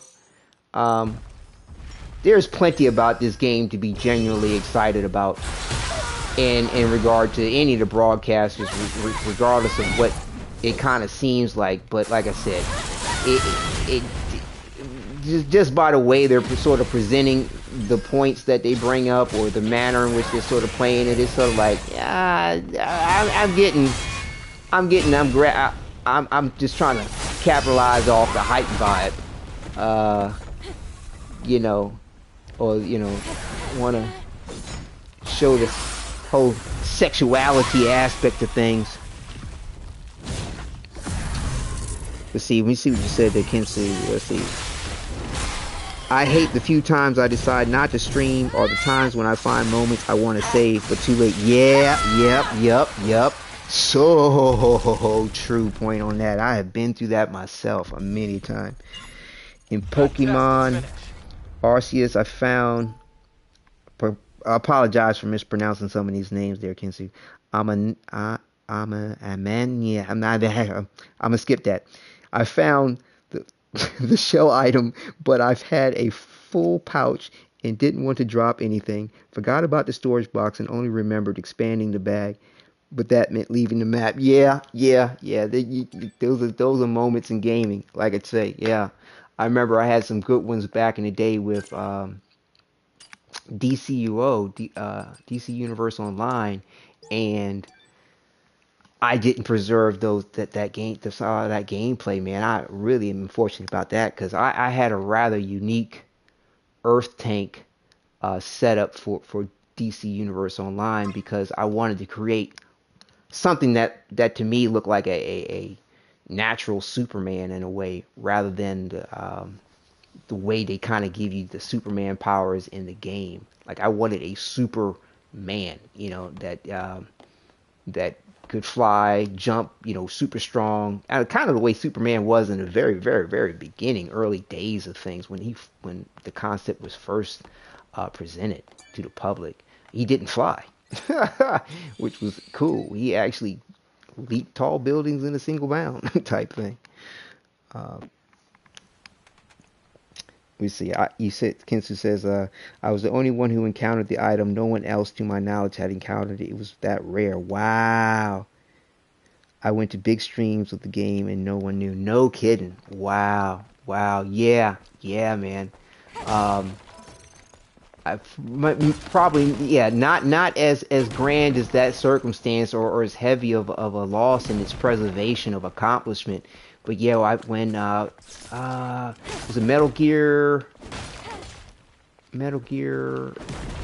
It wasn't Metal Gear Rising. I forgot which Metal Gear it was. Um, Wasn't the one with what? I forgot which Metal Gear it was, but it was a you could get this silver fox, or I forgot what they called it, but it was a reward and badge accomplishment in the game that so very few people got. And I mean, my wife is a little bit better at some, higher forms of math. She even had to help me figure out the calculations in which I needed to do to actually do everything and get everything a particular way in the game to accomplish it. But yeah, it was a big accomplishment. I think it was called Silver Fox or something like that. But yeah, it was a cool accomplishment. I had no game footage of it at all. Yeah, it's so yeah, broadcasting, and streaming has come a long way. I wish I was on the point of what of the potential of what it can bring if you have a good uh, base and community for what you have to bring way back in the day when, like I said, I was gaming crazy hours, dealing with chronic pain and just trying to keep my mind sane and my body, from really experiencing some of what was going on. I mean, it did help me with the pain I was having in my hand, but um, the rest of the things took some time to get over. Luckily, I had a good endocrinologist, which helped me out a lot. So it took me 9 years to really get past it to where I am now. But yeah, not capitalizing on that per se, or at least trying to, in regard to building a subscriber base or something like that. It's kind of a shame, because I had some good stuff out there, and it was, and back in the day it wasn't as popular. Broadcasting wasn't as popular, wasn't well known. There was no, I don't even know if esports was a thing at that point. At least if it was, it definitely wasn't the way it is now. Um, but over the 9 years, I mean, slowly but surely, folks, have stuck around, and looks like getting 10 subscribers away from 400. I'm shocked. To me, just to have one, two, I mean, anybody, if it's even just one person, pay any kind of attention to something that I'm doing, or find a similar interest or regard for it, that, to me, that's huge. I mean, it's not too many things in life you can do where you have anybody paying you any attention, let alone, showing some type of approval for it. So, when those moments happen where, I'm starting to get 10, 20, 30, 40 views, I put out a short and it gets a couple of thousand views, or, I put out a video and it gets over 10,000 views or something weird like that. I mean, I'm blown away, just blown away. And I never want to lose that, regardless of where the channel goes through that. The appreciation of the point, as well as my surprise, because I have lived a humble life to know. I mean, I wasn't always the most popular person in school. I've dealt with a lot of things growing up in life. But hey, it's awesome. Folks coming through, sharing their experiences too. I mean, we're social creatures, so sharing in these things with others is awesome as well. But like I say, I came up with my PlayStation handle, or my screen name, or my channel name, Wadidja, long before I broadcasted. I mean, I really couldn't even think of a name, to be honest with you, when it came to what to give on my ID, and it just always sounded funny to me, slang, certain street slang, and the way a lot of people would say, "What did you say? What did you do?" They say, "What did you do? What did you do?" and what did you enjoy? And so I struggled to figure out like, well, how would you spell Wadidja? And so that's what I came up with, Wadidja, Wadidja. And I was like, oh, that works. I'm fighting in games, doing some PvP or playing some co-op, and you know, somebody might be like, "What did you do? What did he do?" So I thought it would be catchy, and it, a lot of people seem to enjoy it or found it funny, so I kept it, stuck with it, and when I started broadcasting, I was like, this kind of works for this, as well. So I just kept it and just kept working with it, and I don't foresee myself adjusting the point. But yeah, it's been an experience. It's a lot of work, to be honest with you, that goes into publishing and broadcasting. I mean, to want to be entertaining to whatever degree, and especially if you do pre-recorded stuff and it's not just like, you just recorded the game footage and just uploaded it. If you decide to actually do some type of publishing aspect to your work, it takes time. It is time consuming, and depending on what you want to do and the quality that you want to present, if not just for your own sake and pride in what you do, it is time consuming. And luckily PlayStation offers some free resources in regard to publishing content through their Share Factory application, and that's just awesome because in real life I actually did do video encoding and rendering and duplication work, and worked with computer software, filmmaker, all that type of stuff like that, just to be in short. But worked with all types of media types, and even Betamax tapes, but yeah, nonetheless though, when it comes to the work I put into uploading my pre-recorded content, it's rare that I just throw something up there. It's always some kind of care and deliberate nature that I'm giving to presenting it and compiling it, and I've the further along I've gone, I mean I've just put more and more time into that aspect of presentation, even scripting in advance, and having transcripts for what I'm going to say and practicing it. And oops, see, talking, I messed up. See, that's one of your do not do's that I presented in my what to do and do not do when it comes to using Blink. I rotated around the target. I panicked and rotated around the target. Don't want to do that. You want to hit the target and then hit Blink when the Blink happens. So anyway, old habits, man. That was before I figured out what to do. But yeah, I definitely give it a lot of time and effort to put out something that has a decent level, at least for me and my budget, and the tools that I have available to me, a decent quality to what tools are available to me, without using a PC to do anything, or capture cards, and what have you. And hang on a second, let me I'm using my phone to check chat while I play, and I'm gaming here, and I do not have my phone plugged in, and we are about to have an issue with the phone dying. Hold on here. See if I can't keep Eve revolving and showing you her wonderful detail while I get this.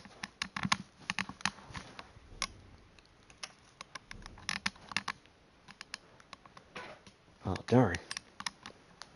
Actually, I left my plug downstairs. I apologize, viewers. I will be right back. I need to get my my phone charger so the battery doesn't die.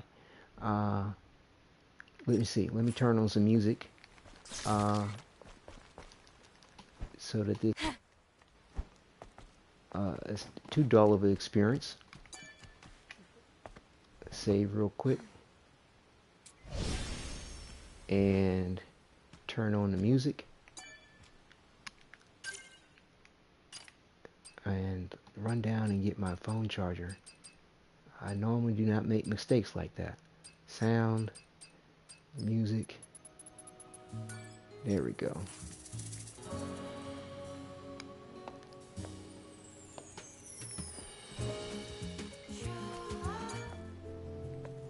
Let's see. Does anybody have any particular choice of song? Well, it should only take me a few minutes. Let's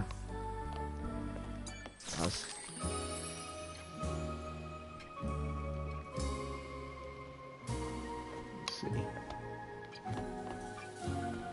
We'll get you one leg up on the table there for us, Eve.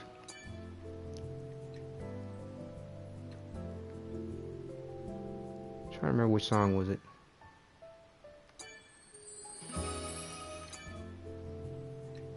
I do like this. It's very nice and casual, real kind of jazzy.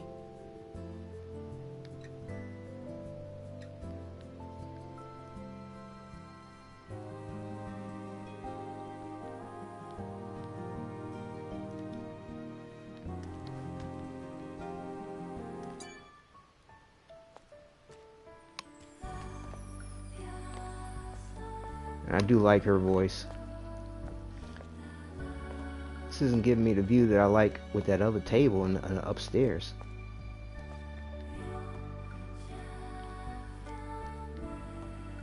Alright, that'll work.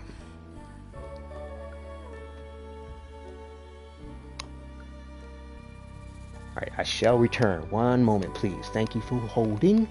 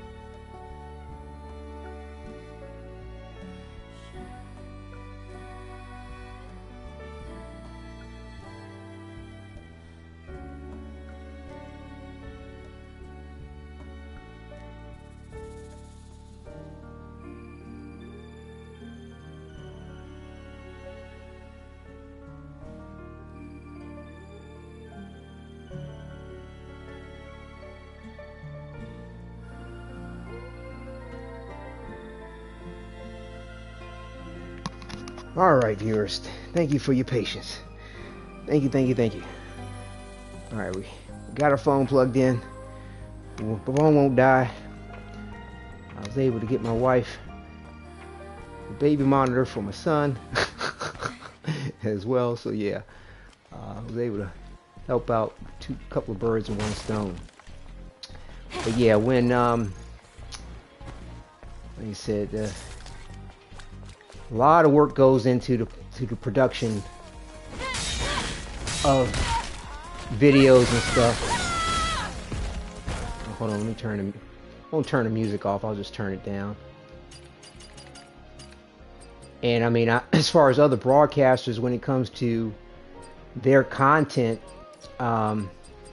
definitely with some of the hardware and software they have at their disposal, You know, I can definitely tell they're putting in the work and the effort too. I mean, even if they're gravitating off of hype a lot of times, or perhaps a little less than sincere when it comes to certain stuff, it's all good. I'm not hating.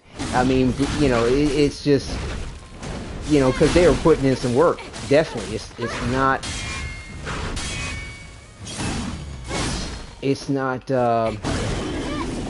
not willy-nilly. And, you know, and as far as like when you got a lot of these really, really big folks out there, or even just semi-big, it's a good thing they have a team or people helping them, because just doing it by yourself, I mean, if you're trying to do quality, you know, you got to make sure, you know, you don't have your spelling mistakes when you've got things typed out and graphics put up. You got to make sure, you know, when it comes to your timestamps, things are actually accurately placed in there, and you know, descriptors of these things are correct. And you know, if you're trying to really reach a particular populace, you know, what tags you have, and understanding the tag system, and understanding the hashtag aspects. I mean, you know, so as well, and what communities are what and where, and all the various different ins and outs and rules and regulations. And you know, it's, I tell you, it has its challenges, definitely, that to me are worth meeting, and I mean, and good to learn, and then of course understanding how these things change. But you know, it's definitely definitely effort. Jeez. There we go. Did it right that time. Aha. See how, I mean, even though I was bounding around for a second because I thought something else was happening, I was like, oh, here comes the blink. Went straight at the enemy to attack it, and as soon as the sword flash, that's when you activate blink. So like I said, anything else, you get to going around the target, and the input commands get a little confused. Well, not necessarily confused. It's not going to interpret what you're doing as a forward and circle movement when it comes to blink. And you know, you won't either, it won't happen for you, or you might look up and it happen. But you know, like I said, in my what to do and not do video, go at the target. Oh, what'd you say here, Kensu? On the day Stellar Blade launches, I have another game getting early access on Steam. Oh yeah, okay, nice. Which game is that you're referencing? Because you told me, if I remember correctly, I think you said you pre-ordered Stellar Blade. You don't have a PS5 system yet. But yeah, so you're getting another game on Steam. Which game is that?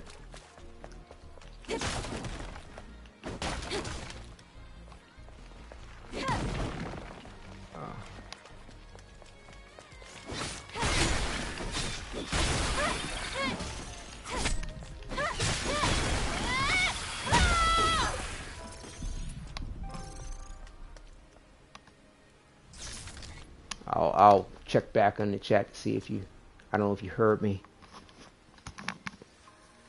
Or, I don't know, let me just make sure to, I don't know if you heard me. Yeah. Just wanted to make sure that I didn't have something muted. Check the volume on this thing here. But, oh, Rustil? Haven't heard of that one. I'll take a look into that after we get off after the broadcast. Are you able to give me in chat a quick little descriptor of it? Is it third person, first person, shooter, looter, stealth, action adventure,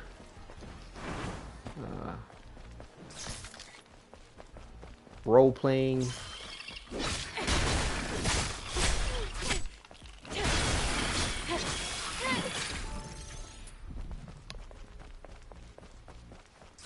Are you as excited about it as Stellar Blade?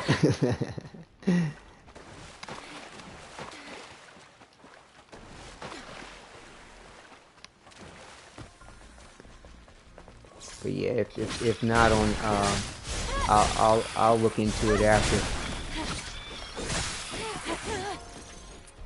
Looks like I had left a piece of little coin back here. Just surprised the game saved that data. That's cool.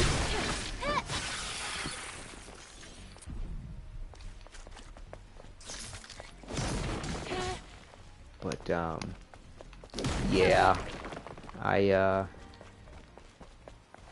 whoa. Yeah, it's gonna be hard for me to want to run through the main game when Stellar Blade when released. You say indie game? Okay, all right. Like I said, I'll take a look at it, see what's up. Nice. It's good to support the indies out there for sure.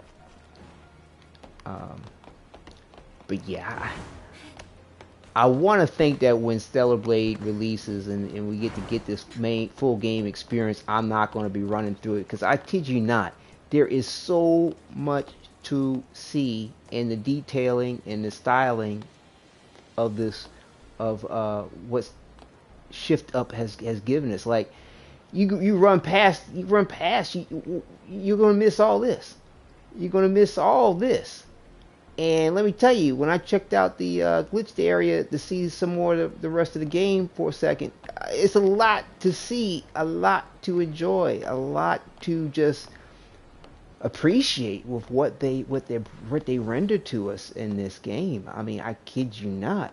So yeah, this might be my pace. I'm not sure about running, because also too, you want to hit your scans. You know what I'm saying? To know what's up with the enemies and also to the environment as far as the collectibles. Oh, come on, you missed that. And you know, though most areas are kind of highlighted with the little. I heard somebody describe it as paint. It doesn't look like paint to me. It looks like sand. I'll show you that example when we get up here. But these places in the game where you can climb and explore. You know what I'm saying? You don't want to miss stuff. And it's going to be easy to miss things if you're running through the environment. I mean, you know, or what have you, or, you know, I don't know. It will be for me. You know, maybe there's people out there that just like, well, I don't miss shit, you know. But hey, whatever. That's not me. I'm likely to miss the shit. So, you know, but there's just so many little fine details, and I really want to get into the lore of this game. You know, like look at here, this script on the wall here, Nano Beat House. I mean, okay, the red grills, fat. Okay, like who knows what aspect that may tie in regard to the lore, but you know, or just understanding certain natures, a certain nature of what is being presented to you. So yeah, like just to point out to you, you have these explorable areas in the game, and see how there's.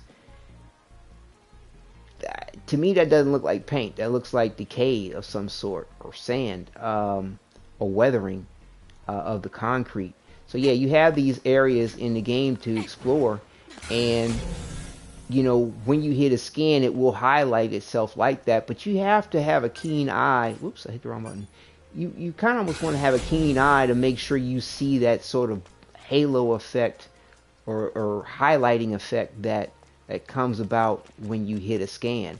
And depending on how far you are from it in the environment, it kind of shows up a little bit more distinctly when you're at a distance. But yeah, if you're just sort of looking around real quick and everything, it's possible to miss that sort of stuff. And it is cool the way that the main areas of it kind of actually highlight themselves. So you want to make sure you don't miss those things going around in the game. I guess once you've already gone through a particular area, you've explored and have uncovered every aspect, you know, perhaps, you know, then like I'm doing now, you could run around. See, Kensu, you said you also watch Happy Daddy Kratos' channel. He made a timeline vid of everything we know happened until the... Yeah. I've watched him, no doubt. Very good, very well done in the way he presents his material. Love it. Very, very impressed. Watched the latest one too, on the timeline and the lore He's definitely informative. I hope he's correct on all his points. You know, some of it, definitely he lets you know he's speculating on. But I mean, it's real strong on what he's presenting and stating about it for sure. Definitely dig what he has. You know, even though I produce, gaming material and stuff as well, I'm a fan of other individuals too. I mean, to me, I think that's part of the whole experience, is appreciating others too and what they do and sharing in their enjoyment as well. But yeah, he does a really good job with what he presents. And I can definitely tell he puts in some serious time in regard to composing everything as well.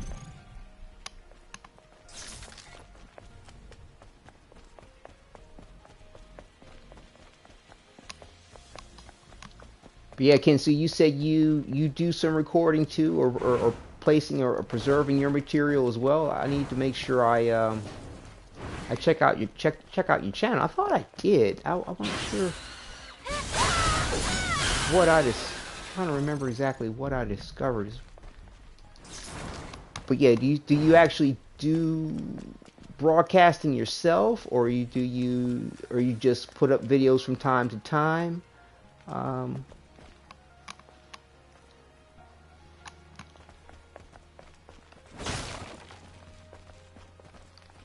This crabby dude doing? But yeah, I'll make it a point to make sure I subscribe to your channel if I didn't already, because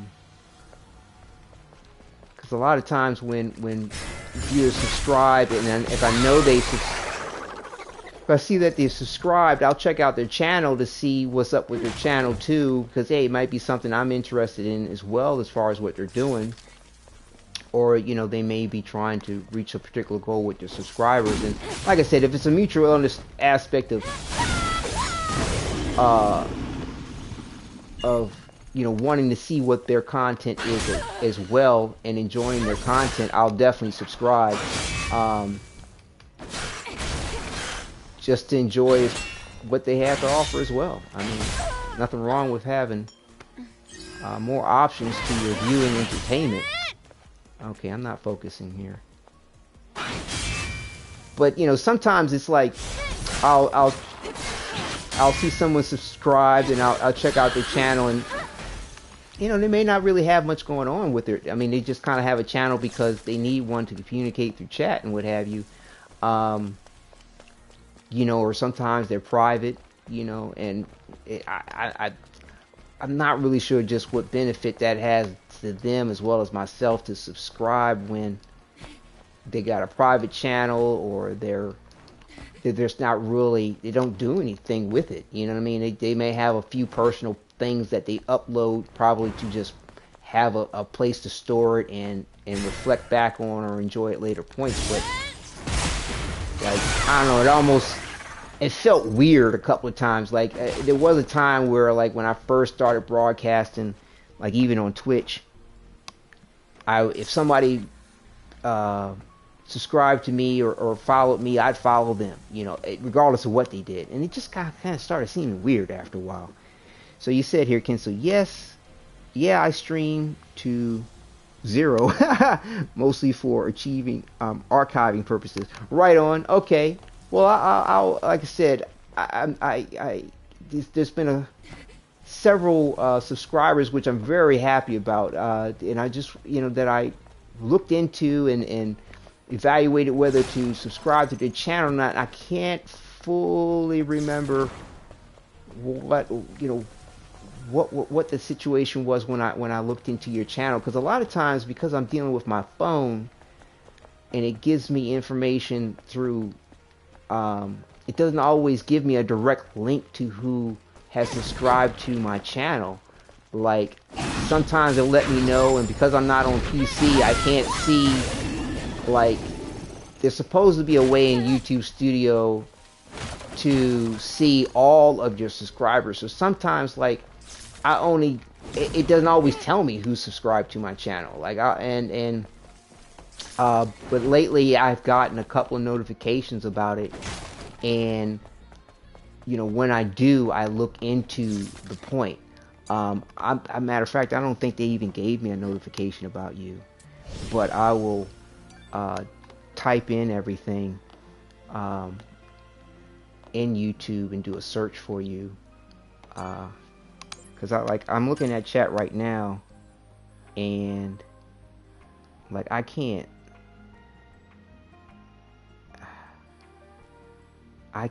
actually. Oh, wait a minute. Can I do that? Oh, okay. You learn something new every day.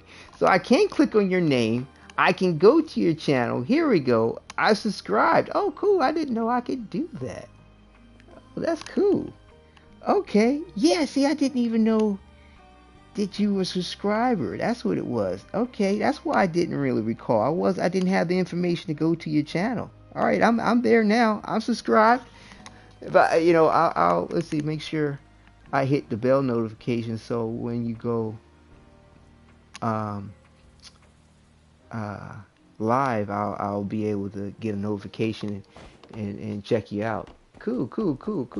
All right, we're all set up now.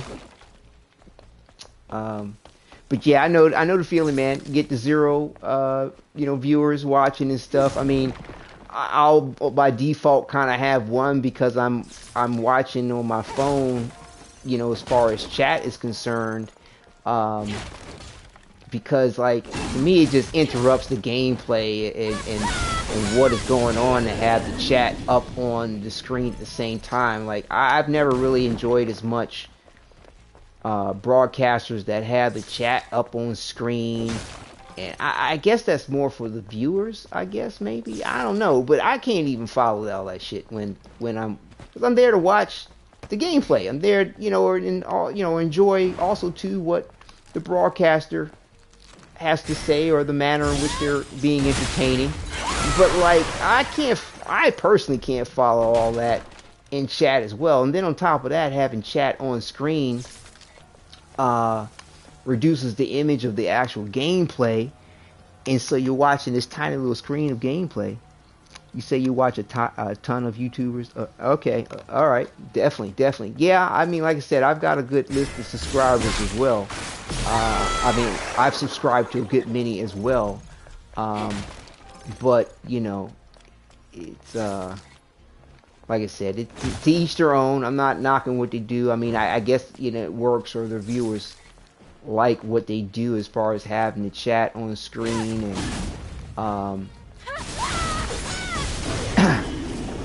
I guess that works. I don't know. It just doesn't seem like something that would work for me. But I guess that gives the variety of things. But yeah, I like to be able to show and enjoy, the full screen benefit of the combat and the gameplay without having a lot of extra distractors up. And plus too, which is great, you can pull up chat whenever you want as a viewer. And have it right there however you may wish, and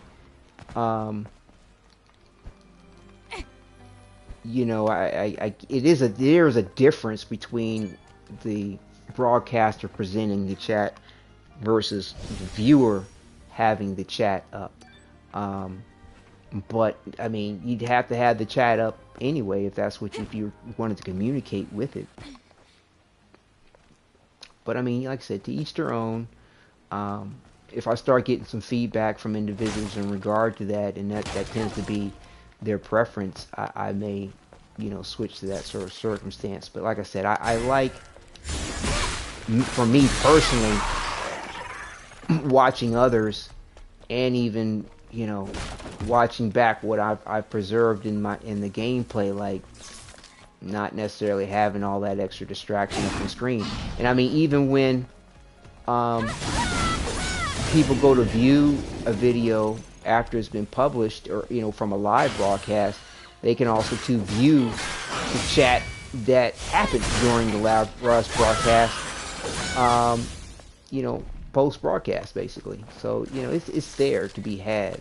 without having to have it plastered all over the screen. And good gosh, man, some of these more popular broadcasters, they've got like, you know, I mean, the chat's scrolling up so fast. I mean, I don't even know how anybody even in chat, let alone the broadcaster, can even keep up with it. And I mean, really, like, the broadcasters don't. You know, they have someone helping them moderate the channel. They tend to get a flag or a notice, or they decide to limit who they respond to. Like, you know, members they'll only respond to members. I've noticed some broadcasters don't do that. Like, you could be a regular Joe, and maybe you subscribed or you did subscribe to their circumstance, and they're not responding to you because you're not a member. And it's still like, okay, my bad for not buying into your situation, but I'm supporting your situation too by watching and subscribing. Like, yo, what's up with not responding? But you know, I guess once you get to a certain level of being big, you just can't respond to everybody. Like I said, haven't experienced that myself, so not really sure. I was looking in chat, trying to navigate at the same time. Not really sure what that bridge will bring, you know, should or if I ever get close to it. Let's see, what do we do? Let's go ahead and do one more long run, and then let's just unlock a skill point too, see where we're at. I mean, a skill tree node. All right, so we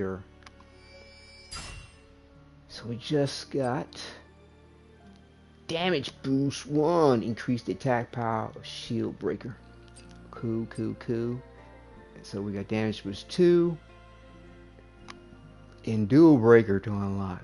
Alright, getting there. But yeah, there's only you know, so much one can attend to at any one point in time. So like I said, I don't knock necessarily some of these really huge broadcasters that have to limit who and how many people they respond to in chat, because you just can't attend to everybody. You know, I mean, they even talk about that as far as like improving your channel or your material. Like, you can't necessarily appeal to everybody, and if you try to appeal to everybody, you'll appeal to nobody potentially. I mean, you know, even when it comes to writing or publishing material, like I've published an ebook for poetry years ago, but just, you know, even when it comes to producing TV shows and movies, whatever you're doing, you can't appeal to everybody. You can't speak to everybody, but you can speak to most people. You can appeal to a lot of people. You can respond to a lot or most potentially, but everybody, it's more than likely an impossibility to do so. I don't know if it's anything in life that appeals to everybody except for maybe breathing. And even then, there may be, you know, there's people out there that have difficulties doing that, and it's like, hey man, you know how much difficulty I have breathing? Which I didn't have to. But yeah. So there's always a give and take to the nature of all this. But I don't know, me personally, if by some stroke of, you know, winning a lottery, because to me it's a little bit of a lottery gamble out there, you know, in regard to, you know, the popularity contest and the becoming big, sort of seek with being a broadcaster. Because I mean, it's like I said, it's a very popular thing nowadays, and there are a lot of people out there, so it almost is like winning a lottery, in my opinion, to get big, or at least to a point where you're maybe earning some type of living wage. That to me is still winning a lottery. But yeah, I would like to not forget about the little guy. I'd like to not, you know, just, you know, limit myself to, oh, whoever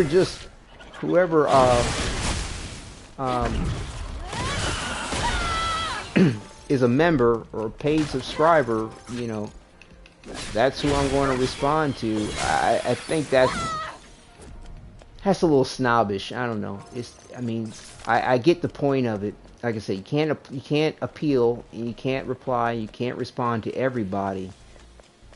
And perhaps by doing that, they're also trying to passively encourage people to become a member or a subscriber. Like, you want me to pay you some attention or answer your question, give me some money. I don't know. I don't know. I'm just not too fond of that particular point. To take it that far, put it that way. But to each their own. Not hating necessarily, just critiquing as far as how I would want to apply myself to that if-then scenario.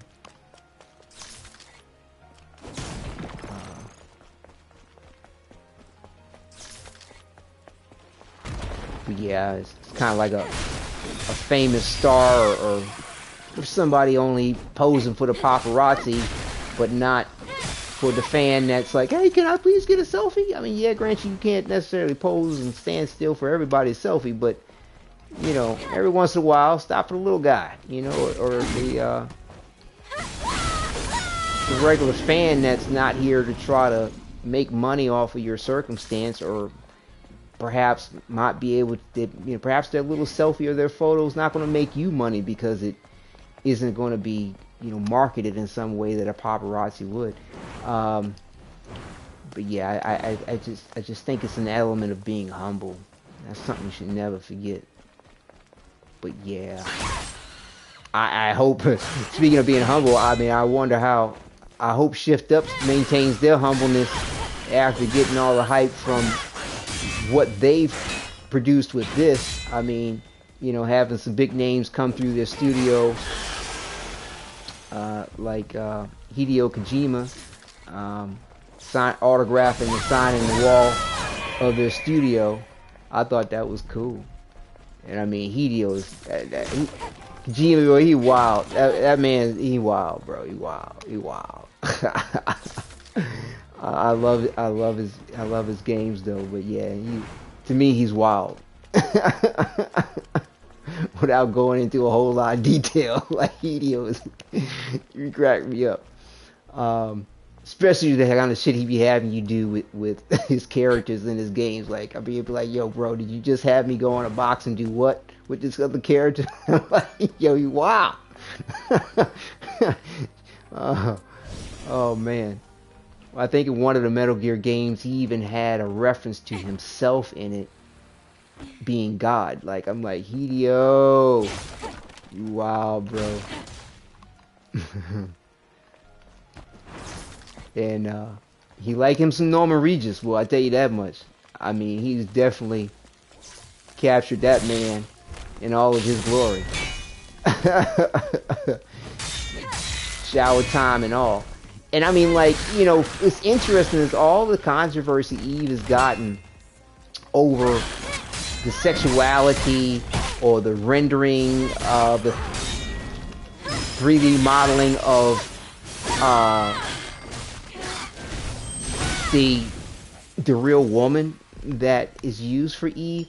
Like, I don't remember hearing half of that about Norman Regis and what all Hideo went through to render him in Death Stranding the way he did. I mean, like, he didn't stip one nook nor cranny that man's body. Let me tell you. Like, I'm like, I mean, like, I'm you know, like I said, he was wild. I don't want to ad lib or mess with the man too much on it. But I mean, it's to me enjoyable in a refreshing way. I'm not. Oh, see, I'm not focusing. See. That's what you should not do. That's what you should not do. Like, I'm talking and Cracker, you know, pleasantly laughing with Hideo. Like I said, I'm not making fun of him by no means. It's just, it's like watching a kid that's really into some particular thing they have. You know what I'm saying? And that's all it is. I mean, but like I said, Hideo Kojima took his time and care when it came to rendering Norman Regis. And so yeah. And like I said, just having fun with the idea. But yeah, he did an excellent job. Well done in preserving. I almost want to call it immortalizing an individual when you render them in such a way in gaming and movies. Because as long as that media type is available, they will exist in that way. You know what I mean? And the woman that was the model for Eve will forever exist in this way. As well as Norman Regis. I mean, to me, it's just really cool. It's just really cool. Oh, did I? Yeah. I think what we'll do is do one more long run and then do another boss challenge. So yeah, like I said, movies, video games, any type of media, comic books, novels, when there's a close to real life representation of that individual, or even a caricature of them, it's a form of immortalizing them in a manner that, as long as that media exists, they will exist in that way. So yeah, kudos to those that do the work and for those who are worked with and upon. Awesome. But yeah, the hype about Eve, I tell you, people tripping like, realistic example of woman. Like, yeah, have you been paying attention to the women that exist in this world? I mean, and the fact that throughout time, we are distinctly unique. And there will never be, nor will there ever be, two people that will exactly be the same. And there's a lot of variation to the female form. And believe me, even from my experiences in life, there are women that exist that look this way. And it's for real. I mean, yeah, sure, some particular ratio may be different, but that's the uniqueness of being human throughout time. It's a beautiful thing. I remember reading something recently about Halle Berry having a sixth toe. I mean, Halle Berry's built a little bit like this character that they have for Eve, and the woman that they use for the 3D rendering. I don't see anybody talking about Halle Berry not being for real. I mean, and giving her any flack about having a sixth toe.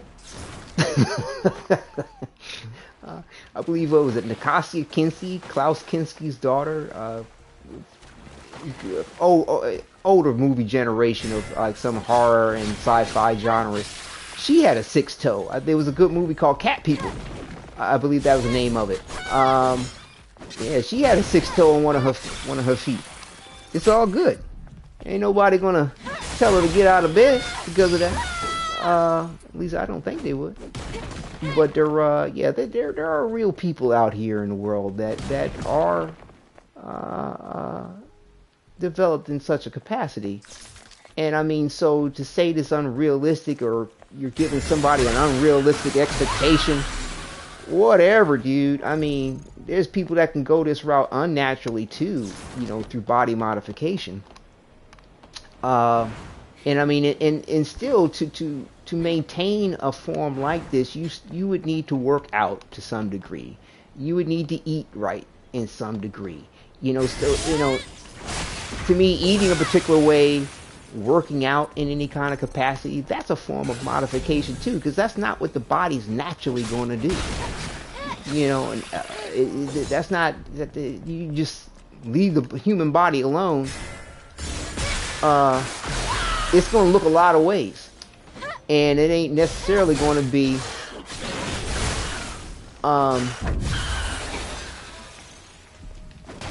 stellar. I mean, to each their own. I mean, some people like a lot of, like I said, a lot of different tastes out there in the world. Lots of different tastes. There's something for everybody. Let me tell you.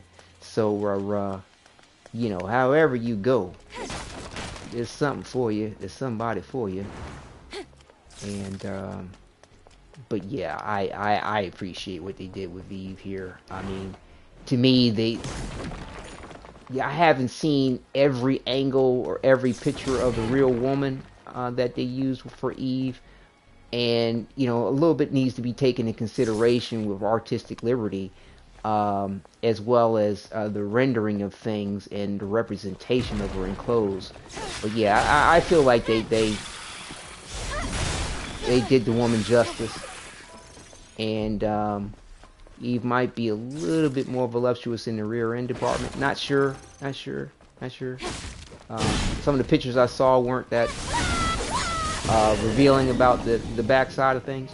But either way, if all things being true about their rendering, she is built this way.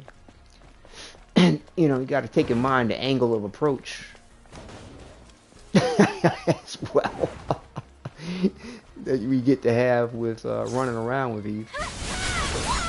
But yeah, it's to me being aware and not shy about human sexuality, as well as the real world of things. It's hard not to make certain innuendos and just provocative statements that are just so easy to make, just ripe for the taking when it comes to Eve, or even trying to title some of my my videos.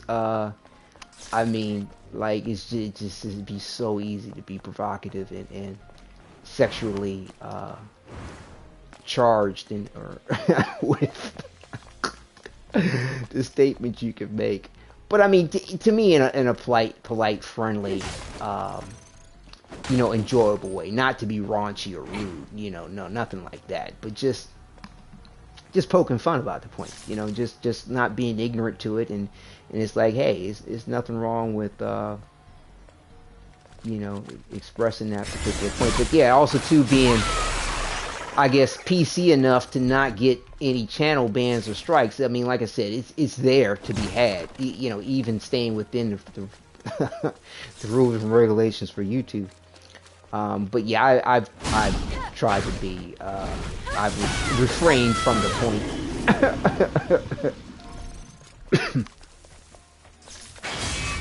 But yeah, it's just, like I said, I've been looking at my countdown on my preload for Stellar Blade every time I turn on my system and turn it off. Like I said, at the start of the broadcast, it was like 3 days and like 5 minutes, and I think the amount of time it took me to sort of get the game up and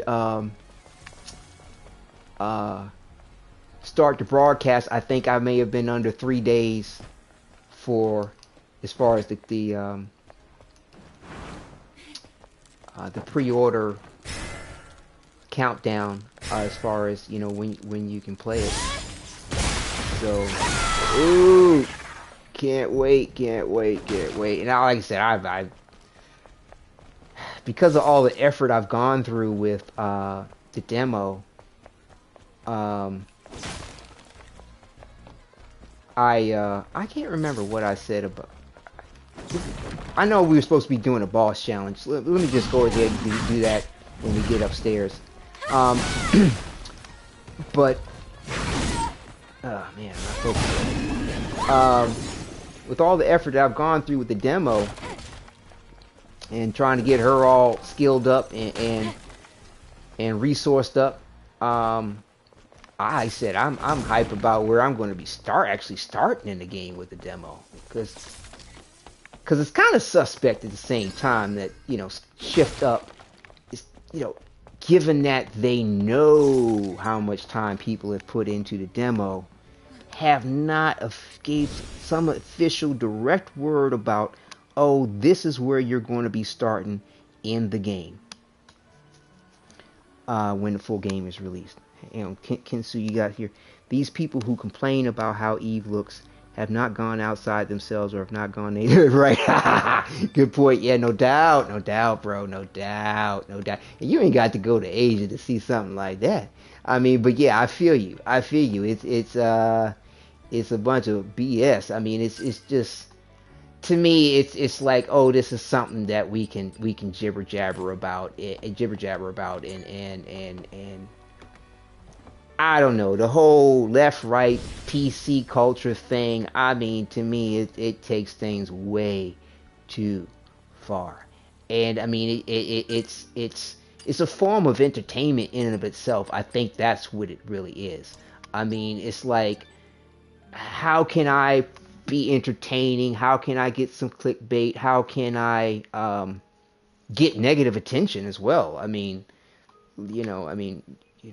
if you have children or have been around various different individuals, or if you're an individual like this yourself, I'm not hating on it, but yeah, I mean, people like attention. They don't care how to, and I mean, depending on what your bag is, I mean, some people like negative attention. It gets them off, and I mean, and negative attention, has made a lot of people rich, famous, and even presidents. Yeah, I don't name any names, but yeah, I mean, so yeah, the negative attention thing, to critique Eve and the woman, or shift up in a manner that they have represented everything, to me is another form of negative attention, and look how popular it made things. I mean, the game critics out there, IGN France, whomever, this, that, and the other. Negative attention. Can I keep doing the finesse, the boss challenge? Yeah, we can do we'll do the boss challenge more often for sure. I like I said, we've got the broadcast here for also to gaining the skill points and completing the skill tree, but I can add the boss challenges in far more frequently, without a doubt. I'm definitely down for that, because like I said, I do enjoy them, and I'm trying to prepare for the main game as well, and I like enjoying Eve and her different outfits. I don't want to dedicate this broadcast to just boss challenges. Woo, you thought you had me with that, didn't you? And I did not do a repulse there. I did a perfect dodge. Either way, though, but yeah, I don't want to dedicate this broadcast to boss challenges until I get the skill tree finished. Oops, I am messing up talking. Because like I said, the other thing too is I want to be ready for Stellar Blade when it releases in 2 days. And I want to get a couple of extra skill points for the wait a minute, hold, got it, for the skill tree, the rest of the survival skill tree when it opens up. It looks to be like an additional 20 skill points that are going to be required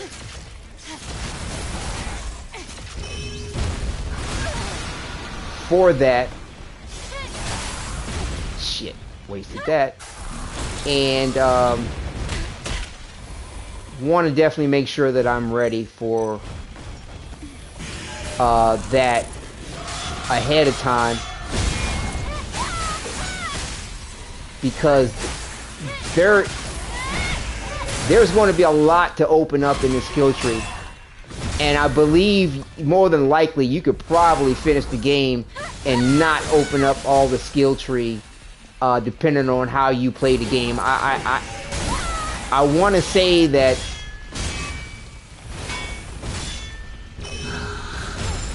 woo, he is really mad. What you mad about, bro? Damn, with all that. But yeah, he let him do that. Take a moment. But yeah, and I'll be honest with you, I don't really want to waste a whole lot of time when it comes to the main game and grinding, especially not the way I've done here. So I want to say that this is, hopefully this is the time put in that would be needed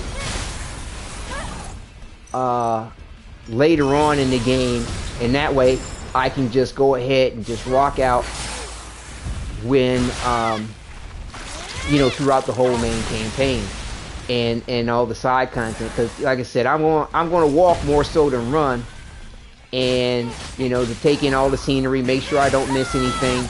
There's a lot of accomplishments when it comes to the trophies. And what?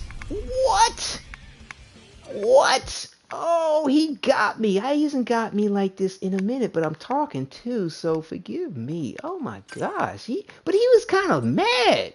Like he's all kinds of aggro. Oh, see, Finesse says, you notice the boss challenge gives skills points, but it's not spendable. Yeah, I can play it on Thursday. And, well, the boss challenge, the final boss challenge, bro, you see skill points pop up, but it does not save to your game save data. You have, and your game save data is what's going to be preserved when you transfer it to the main game. You get actually, yeah, you see resources pop up out of the Stalker. You see skill points pop up out of the Stalker. There's everything like that. But yeah, it does not save that information for you to have any benefit out of. The only thing we get out of this is the time having, you know, gaining the skill to know how to deal with the enemies, and also you know, the experience of the skill points, as well as you know, enjoying the different outfits and understanding the different gear that we'll have access to.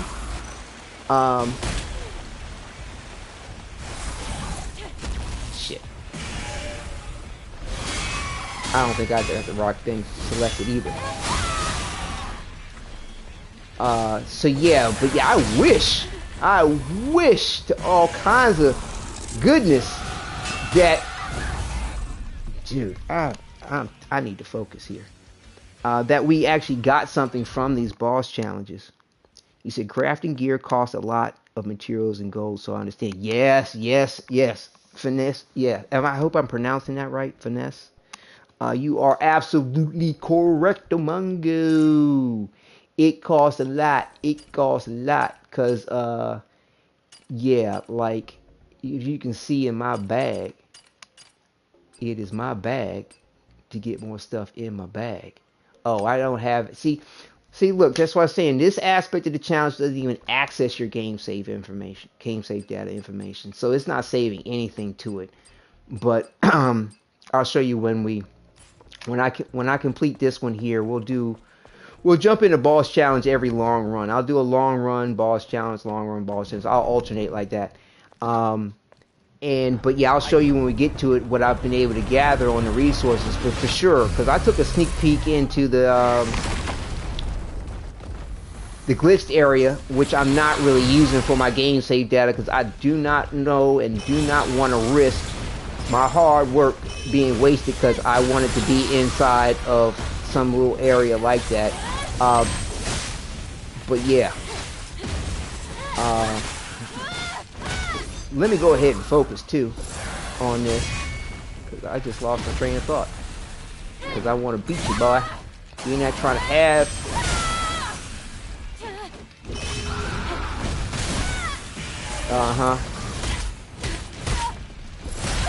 Really? I couldn't dodge none of that. Wow. Once he kind of basically was stun locking her, and so I couldn't do anything. Let's see where we at with this.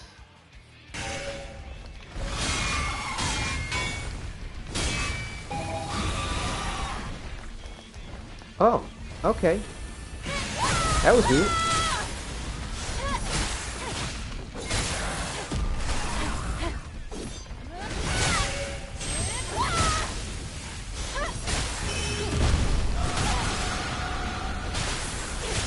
Don't get mad, because I'm mad too, bro.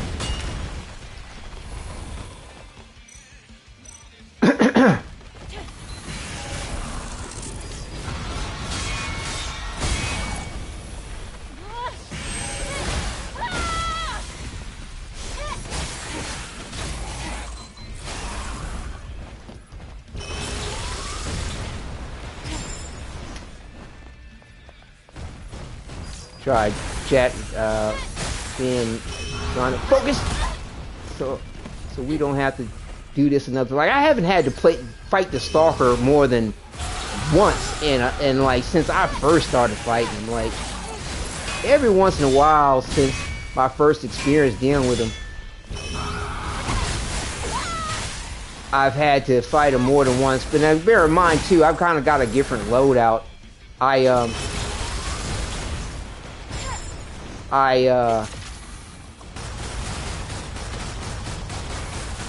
normally have a lot of protective gear on, and the melee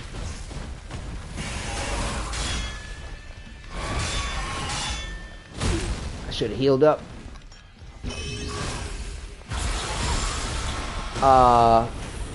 You know, to make sure that I'm taking enough to deal with the heavy damage that the Stalker puts on me. Oh, I said finesse right? Great. That's how you do this. Do that. Give it to him. There we go. Yeah, I just had to put a little bit more focus in on it. But yeah. No, trust me, Finesse. I enjoy the Stalker battles too. Like, if they gave us resources, because, like, you know, the Exo Shrines and those, the clothes we're going to get, all the gear, it's all going to be expensive. But if he gave me something, like 4 skill points every time we beat him, look at all that loot. Look at the loot. Give me the loot. Give me the loot. Oh, my gosh. That'd probably be the only thing I'd be doing. And then rarely doing... depending on what the loot was, would depend on whether or not I did, you know, a grind route. But yeah, I mean, the Stalker battles are just awesome in my opinion. I haven't gotten tired of them in the slightest bit. Like I said, the long route on the my grind routes, because I got like 3 different ones, gives the most of the resources.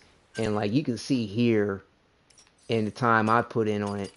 And speaking of time putting in, it's hilarious how ShiftUp goes, you know, I mean, like they gave this exact number, 50 hours playing the game. Like, honestly, if you pay attention to the skill tree and earn the skill points, as well as sort of just a rough calculation of what the RNG gives you on SP skill points, XP, for your skill tree, it takes about 50 hours to max out what they have in the skill tree. But this is what I have so far as not missing the crates and the statues. Not really crates, boxes. You know, crates are another thing. That's what I have so far for, you know, like the Bitcoin for the that's important.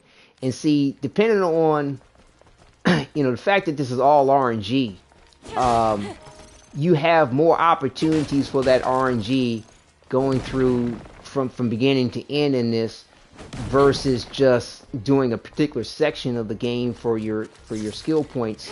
Because I mean, yeah, like the short or tiny grind route, yeah, because you're dealing with more, you know, higher level enemy or whatever, or the ones that are going to give you more XP versus stuff like this, and it's within a short contained space, and you can go ahead, do your save and refresh to respawn them fast. Yeah, I can get more skill points faster, but I get less resources. I mean, yeah, there are a couple of little boxes you can smash open or something like that.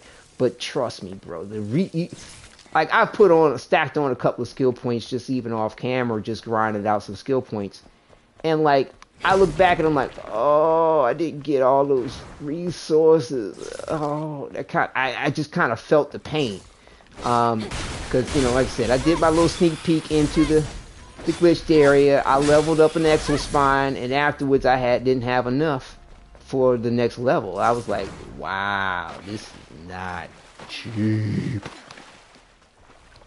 He says, Finesse says, certain bombs, I wish she could throw them at them instead of throwing them to the ground. Yeah, for sure. The mines, yeah, throw them on the ground, but the other bombs should throw at enemies. Yep, agree with you 100%. Agree with you 100%. Because, I mean, you got to be right up on them. You got to be right up on them, and they detonate instantaneously. You know, it would be nice if you had an option to for them to be, programmable in a way, or like if you hit the button twice for this selection, it's a timed detonation, or quite simply she allow her to throw them for sure. But that's them providing their own aspect of set a challenge for the game. It's my opinion. And I mean, more than likely, the way the enemies aggress on you, they're going to be up on you. And if you're trying to really lay in the damage, you're going to be up on them. Oh, that was bad timing. So, it's cool. And then plus, dude, there's going to be some other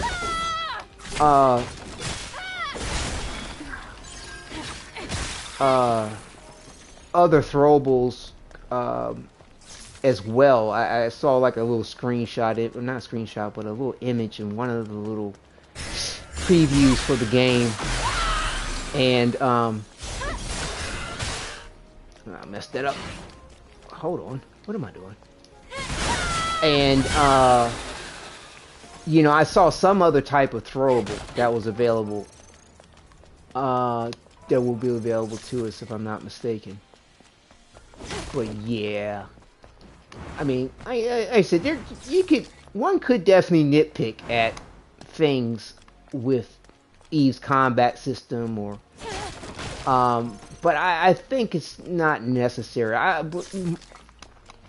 I'd say if one particular point that I would want to state as far as critique is, I'm not fond of the fact that you lose your lock on a target when you use her gun. When you use the I think it's called the tumbler as a weapon, as a ranged weapon. That's what they call it, ranged weapon. Like your lock on the target, which you see here with that white dot on the enemy, it goes away. You have to re-engage it when you want to go back to your melee combat with the blood edge sword. Like, that sucks. I mean, like, I wish it did it automatically for you. Like, okay, they're trying to provide a challenge for you when it comes to aiming. In their aim system, when it's, auto lock probably doesn't provide, like, when you're using her aim system or lock on system with the melee weapon, you can adjust the aim left and right, or you can adjust the target lock left and right. But I don't think there's an up and down. So that may have something to do with, the way they have the target lock programmed, that an auto lock, man, I'm not focused. Dude, fuck this. The auto lock would not work for the ranged weapon. I'm guessing that's the point. This thing, infinite sight. So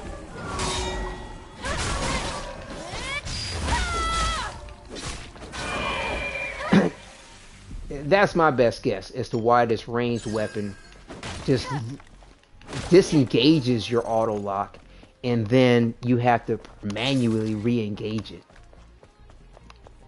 Vanessa says, I maxed out the skill tree that was available in the demo. I got 16 points. But oh, sweet, good for you. That's where I'm trying to go. Because if you do a rough calculation of what they have for the skill points, it's going to be 20 skill points to unlock these right here. So you're where I want to be personally. So kudos to you for putting in the time. I raising my son, who's going to be 2 years old soon, and trying to publish some content in regard to, why am I even going up here? Publish some content on, Stellar Blade, and put out a couple little how-tos for like enjoying the demo, because a lot of people, I saw a lot of videos about Stellar Blade and people talking about the demo, and let me tell you, nobody was talking about the fact that as soon as you go up the parking deck stairs and trigger the Abaddon boss battle, that's going to be the end of you being able to save your gameplay data, your game save data. Nobody was talking about that. I'm just like, motherfucker, what? Like so, like I didn't mind restarting the demo game over, and you create, getting to a new point where I don't defeat Abaddon, and I can grind out the game. And plus two, once you beat the demo the first time, that's when the Stalker boss challenge opens up to you to enjoy. So that's cool. So, but I tell you, I was a little put off about it at first. I was shocked and put off. Like, yo, I wanted to put some more time. And matter of fact, I had put time into my first run playthrough, not realizing what the game was going to do to me after reaching the Abaddon boss, and also to not being able to access my game save data after beating Abaddon. Like, I mean, I put in a little extra time grinding, going back and forth. Oh, you turned off the automatically locked, or as far as the target lock. I got you right on. I like having it on, but because you still have to engage the auto lock, a manual lock on targets anyway at a certain point, depending on what's going on. But I like having the auto lock. To me, it's a little bit. What is she doing? What? Jump up there, girl. Thank you. It's a lot like having the auto loot on. I mean, it's like in case I don't get on the auto target lock, at least it's, it may get on it for me. But yeah, I was shocked and put off about, like I said, the lack of people putting out information about just important shit about the demo. I mean, okay, yeah, I know you want to capitalize on the hype and all, but like, tell some motherfuckers some real shit. And tell me some real shit about what to do and what not to do. When it comes to this,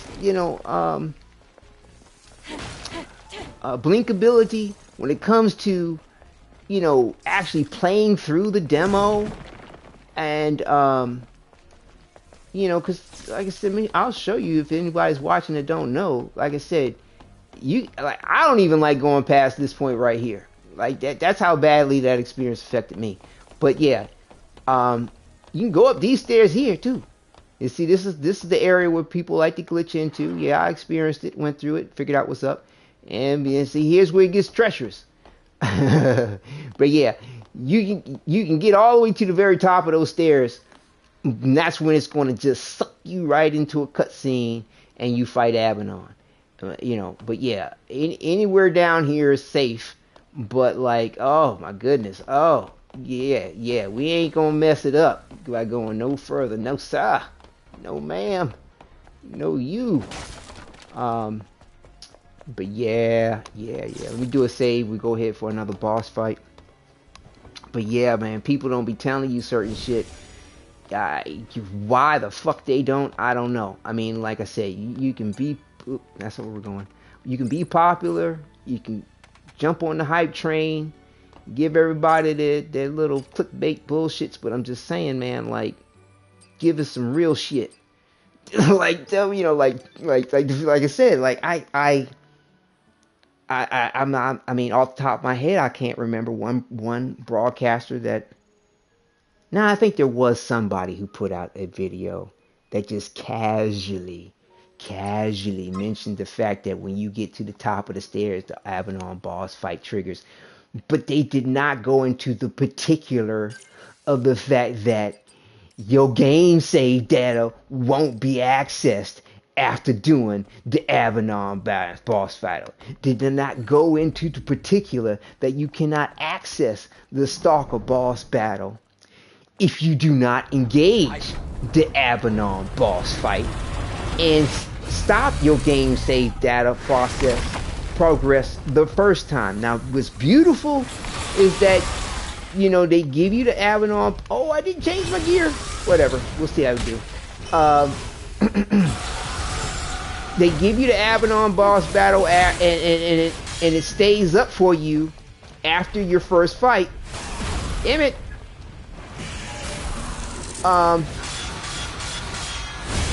That's cool. Glad of that. Sometimes it seems like she stutters. It takes her time trying to start running again.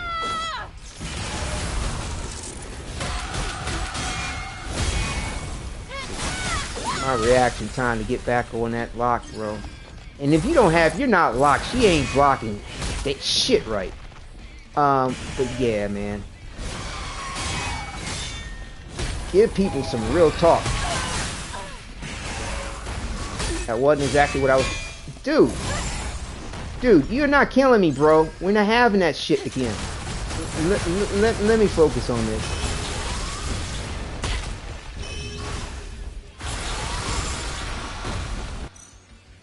Where are we at with everything? Shield's gone. So we want to do some balance work.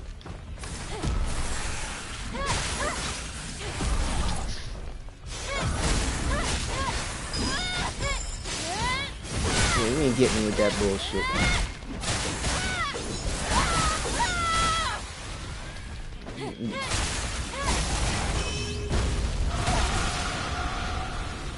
Yeah, I'm still working on the timing for that one. It's when he gets his head up in the air. Like...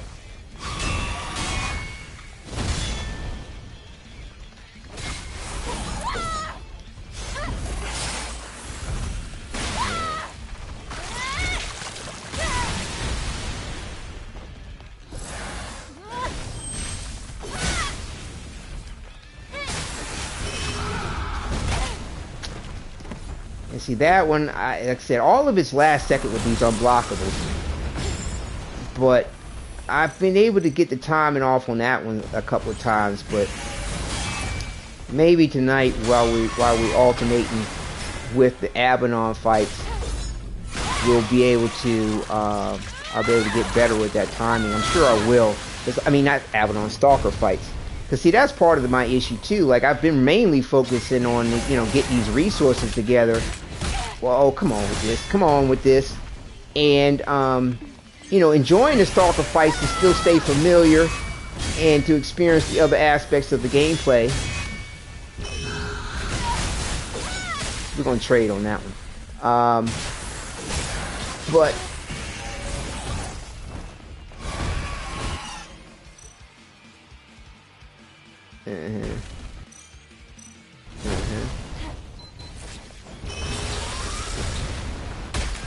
Oh, he caught me while I was trying to heal. Bro, for real?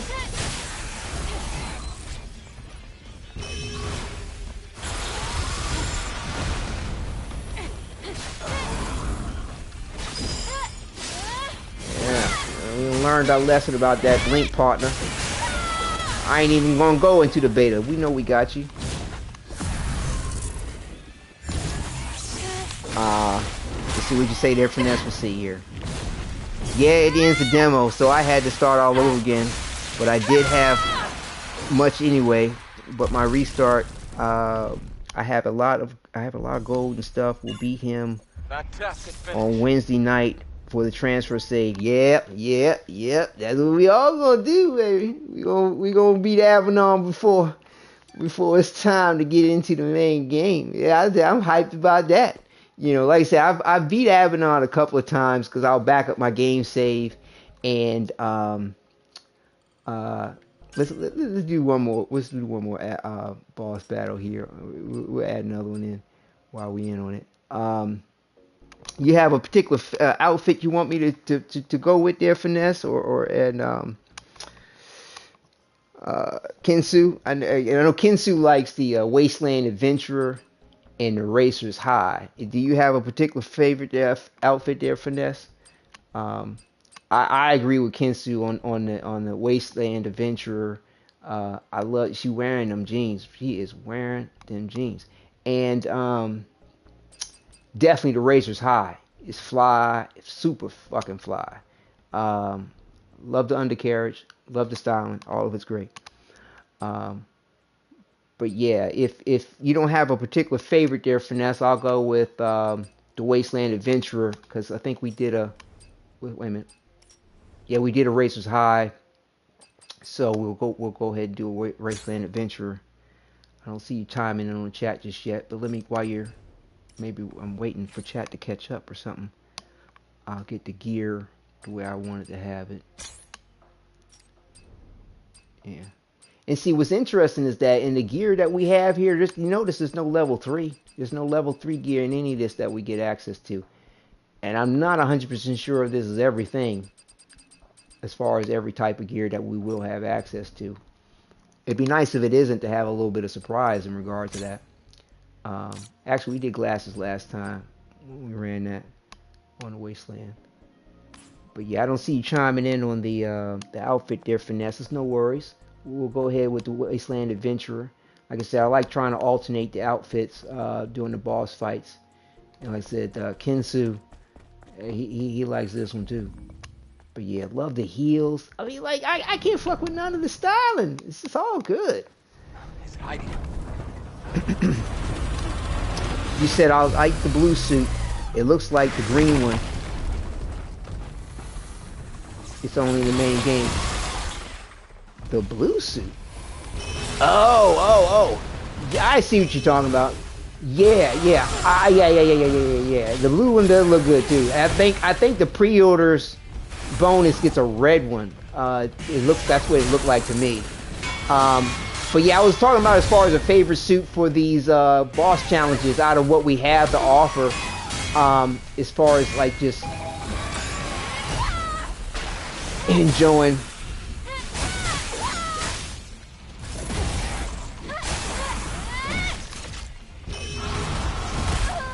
Yes. Enjoying the different looks. If you have, out of I think it's like the 4 outfits we have. If there was a favorite.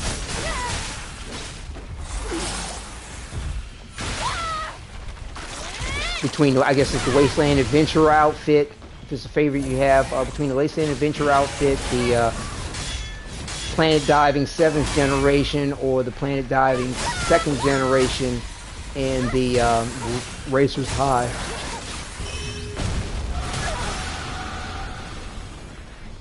See, I was almost ready for that. Oh, you want to catch me while I'm healing. Naughty boy.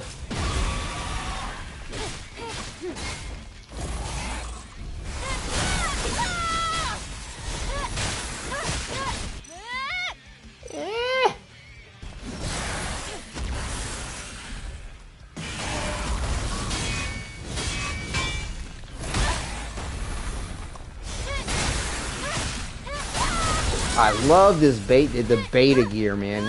It really feels good to be able to have that beta up.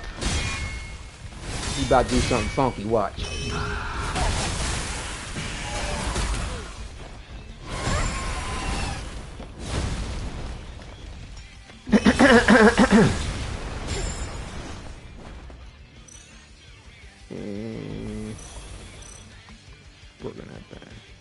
Said the boss challenge I like. The jean and jacket shortly looking right in the yeah. Okay, so good. I chose the right one. Great. Like I said, Kensu and I both he's in chat too, like this one too. Wow, I don't see him do that to get the blink off from that far away. Woo! Yeah, I haven't seen him do that one in a while. He wanted some of them jeans too. I mean, it's so, like, I know the soundtrack for this game is great, but like, there's so many good songs that come to mind with her outfits and her styling. Like, there's an older one from back in the day called Them Jeans, I think it was. But anyway, but yeah,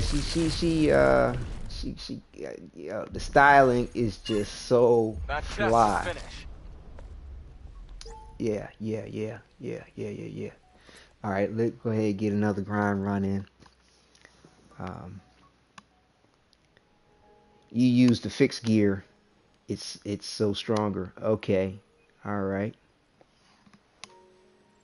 I'm not sure if I used any of that just yet. Like I said, starting out with dealing with the Stalker, I was going protective all the way, melee protection, or you know, and all things in that nature. But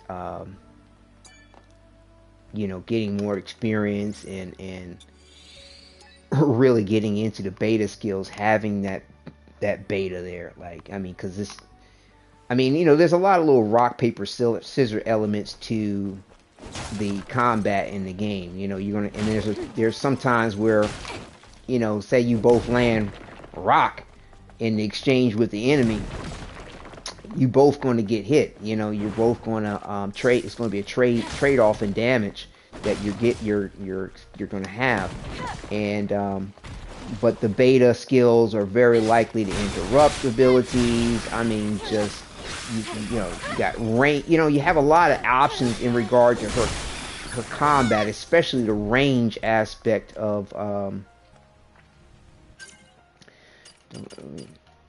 I'm still learning all the various different names of things. Shockwave. Love this shockwave. I mean, love it, love it, love it. Yeah, I mean, you got range to that circumstance. Love it. And you know, this one's pretty strong too, especially, you know, Slash, as far as like dealing with enemies that are surrounding you. I mean, she almost goes 360 degrees, man. Like, it's crazy. Like, I think it's more like 340 degrees roughly. You know, these here triplet is strong too. I mean, each one of them too do various different bonus aspects. Damage against shields, damage against posture, which I believe triplet does. Shield breaker does damage against shields, I mean, right off the bat. But as you level them up, these can start to do things against posture and stunning them, and damage against their shields as well. But for me, Shockwave is just strong. Strong. I mean, because it's even going to hit more than one target if they're close together. And of course, this, you know, it's just bread and butter when it comes to being surrounded. You know. But yeah, having that beta up, ooh, love it.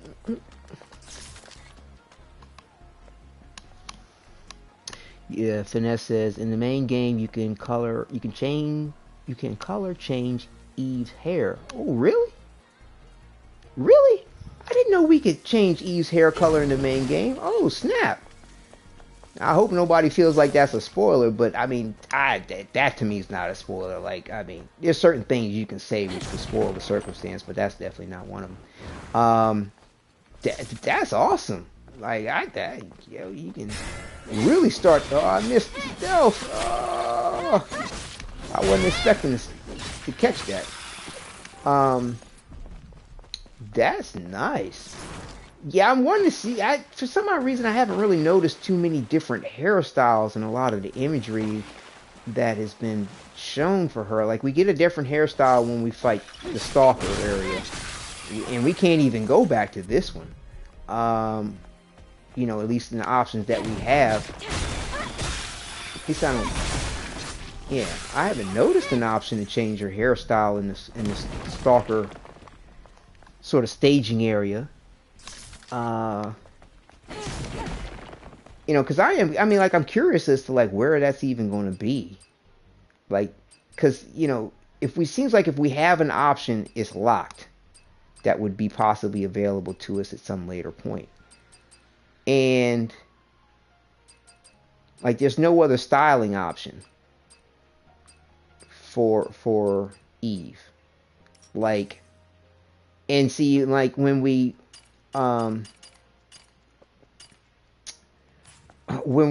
fighting when we end the staging area just before we fight the Stalker, and we're able to go in and select our different stuff. Oh man. The different outfits she has, it's not like each outfit has a different hairstyle for that outfit. She seems to have whatever hairstyle she has for all of those outfits, and we don't seem to have an option for it. I don't know, maybe it's going to be something in the settings. Like, where is it at? Like, but see, like, in the settings, all we have is ponytail length. You know, I'm wondering as to where that option is going to be for selecting the different hairstyles, as well as The hair color. Oh, you know what? You know what? I bet you. What do you say here, Finesse? Her hair is red in one of the trails. Really? Oh, okay, I need to take a closer look. I bet you it's probably one of these vendors. It's Zion. I bet you it's something likely that... Oh, shoot. I messed that up. I bet you it's something to be used that Bitcoin for, as far as, like, changing her hairstyle, changing hair color. And I bet you it's not going to be something we can just change on the fly. It's something we got to go ahead and spend some coin to get done. I bet you. Maybe Bitcoin, maybe gold. I don't know. We'll see. But, you know, sort of like Red Dead Redemption, if anybody's familiar with that. In order to change your hairstyle in Red Dead Redemption, you know, you go to the barber, you know, and they hook you up with different hairstyles and all that other stuff in regard to hair, but it's nothing that you can change on the fly like your normal clothes. So I'm willing to bet it's going to be something like that. But yeah, that's going to be sweet. I wonder just how you know, eccentric they may get with all that.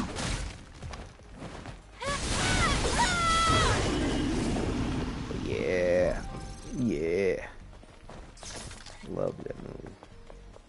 Wait a minute, I need to get down with memorizing the names of these things.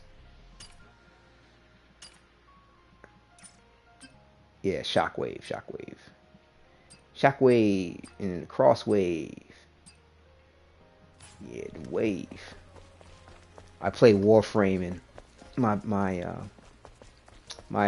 favorite Warframe to play is Excalibur, and he has this exalted blade, and he can send out waves of energy a lot, you know, in a similar way the way Eve can with this shockwave.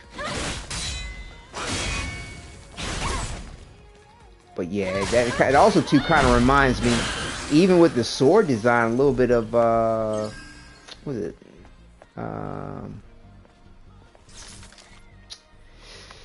Soul Reaper Society. Oh gosh, why am I having issues with the name of that anime? And I like it a lot too. Can I get the stealth? Got it. Soul Reaver? Is that the name of it? I don't know why I'm having a brain fart over that. But yeah, good anime. With the, see, I can remember everything else about it. The Bankai. I remember, like, for some odd reason, I'm having brain fart about the name. But yeah, her weapon kind of reminds me of that a little bit. I'd rather get the stealth kill and not have to waste the time. I think I can get it. Do a loop around this here. Yeah, it is. Oh, come on! How'd you see me? Yo, you guard it like that even on your back? Really? Come on. Yeah, he was that shelled arm was blocking the attacks even while he was on his back. Wow.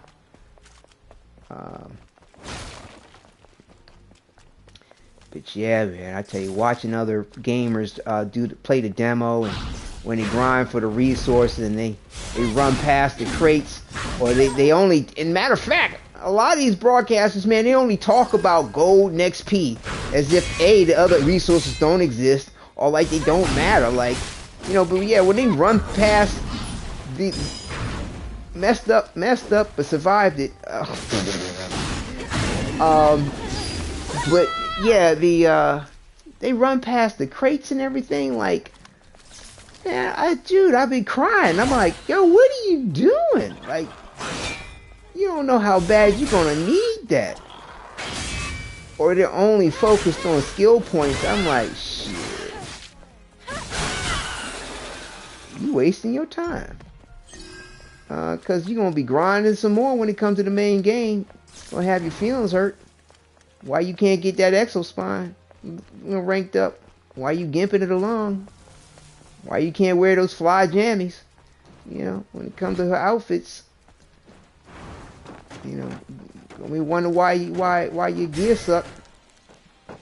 But yeah, it's all good. Like I said, there's a lot of ways to play the game. They'll be fine. You know, and I mean, there may be some area in the main game that could be a little bit more productive on grinding, but you know, the thing is that number one, whatever that is, if it's more productive than what we have access here to, it's probably going to be a little bit more of an ordeal to deal with.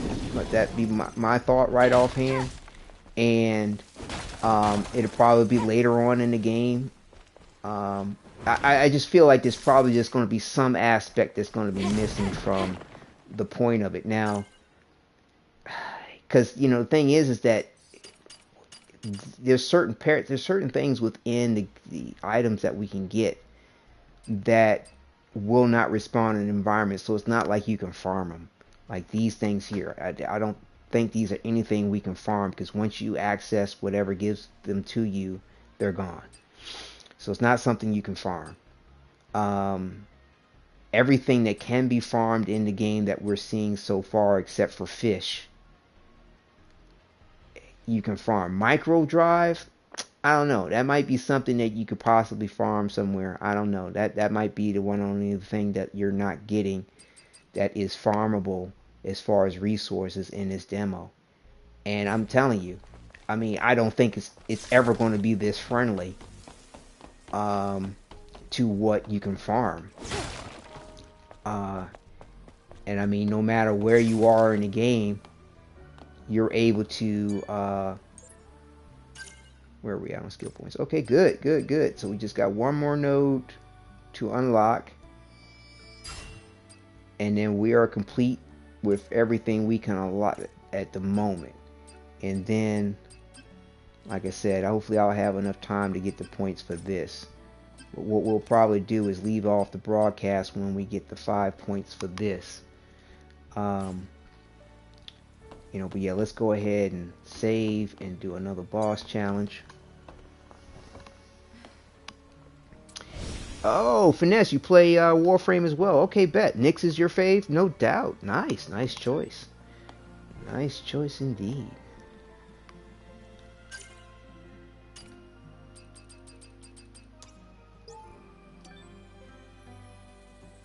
Yeah, I've got some Warframe videos to compile, because I don't know, I put off doing some of the quests for a good minute. And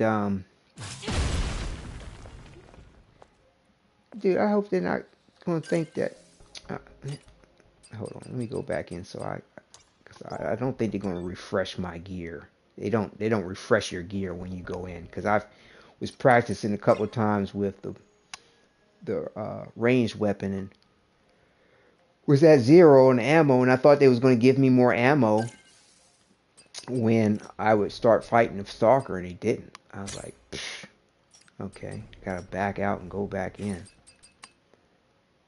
But yeah, I have a couple of videos, good amount actually, from the quest that I've completed to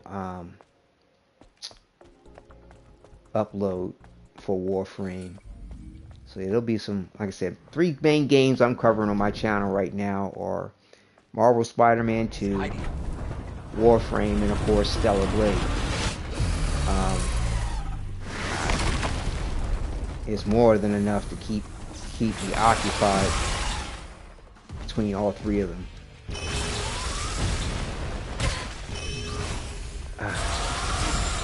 Okay, let me go ahead and focus.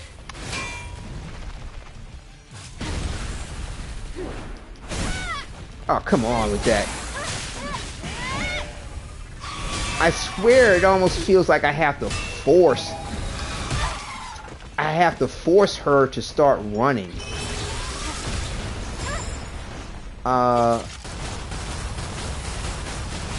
When I'm fighting. Like, or at least trying to go after the enemy when they're downed. I think that's more the distinctive point. What the fuck?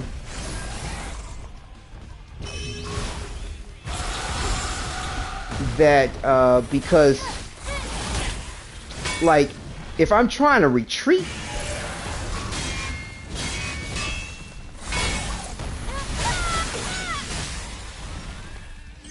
I don't seem to have too much problems doing that. But like when the enemy is down, I can't seem to.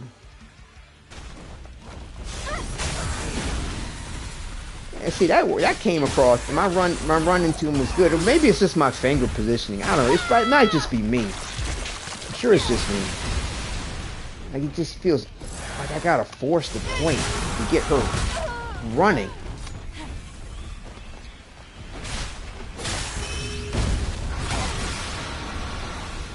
Gotta work on that timing for those stupid moves.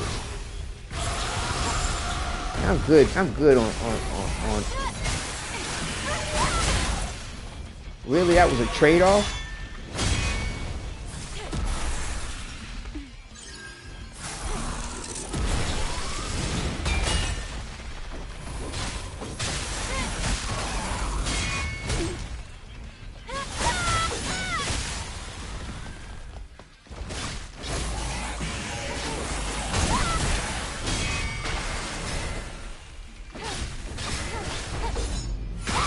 Put in a couple of hits before getting that off.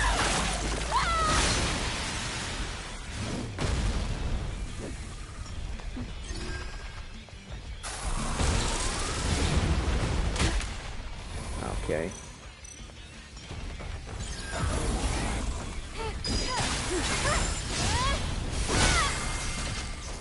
Whoa, whoa, whoa. Whoa, what? Huh? Thought I got wasted. Oh, see now I got you, baby.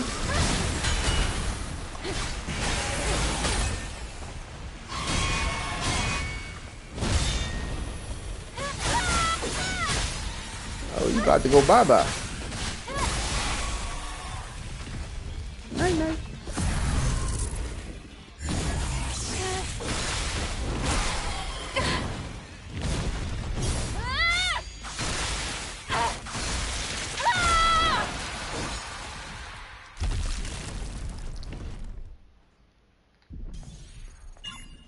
Fantastic finish.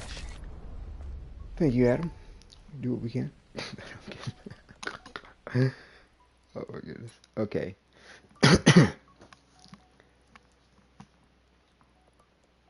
Yeah, like I said, my calculations on the grind for XP when it comes to the main, the demo, and at least, like I said, the way I kind of pace out the grind runs is that the long route gives you one skill point every 15 minutes. The short route, as I call it, gives you a skill point every 14 minutes, and the tiny route gives you a skill point every 13 minutes. Yeah. But the thing is that, the shorter the route, the less opportunity for RNG to give you resources. And the very beginning of this with Silent Streak, to me, religiously gives you a lot better options on what the resources that come through more often. Like, especially as far as the advanced nano elements, just the harder resources that seem to be less frequent when it comes to RNG giving them to you, seem to pop up a lot more in the first part of this Silent Streak. But it's not like, you could just grind out the first part like that, but but the thing is, the game save is we'd have to either use the phone to do that or go back and forth from the first campsite to do that. I don't know. And then also too, it's it's RNG, so you never know what it's going to give you or how much it's going to give you. So yeah, I don't know. It seems to go, RNG seems to go real friendly when you pace it out a little bit between the various different areas versus sort of say just constantly refreshing them. And another thing too, there's like a crate at the very end before you get to the parking tower save on the second floor. The crate, when you go first go in. Like, I'd say like I've only seen one or two players that I've watched on their broadcast go hit that crate when they do their grind, and I'm like, I know that crate doesn't really give you much, or it actually gives you the same that any of the crates would give you, but it's super rare that RNG decides to want to kick anything out of it. But I don't miss it anyway, because you never know what RNG for Jesus is gonna give you. And yeah, we do like to get what we can get when we can get it, as much as we can get. Because that's what the grind is about. If you're a gamer, you know to know.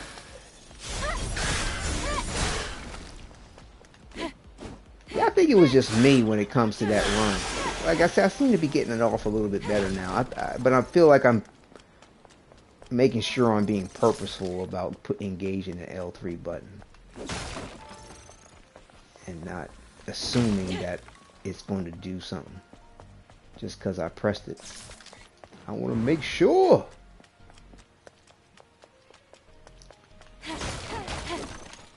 But yeah. 2 more days. 2. He says someone made Eve in Rise of Ronin. Oh yeah? Huh. How do you mean by they made her in Rise of Ronin? That they would do like just a character? Oh, that you mean as far as the character design and that you get to, or character creation, they recreated the look of Eve.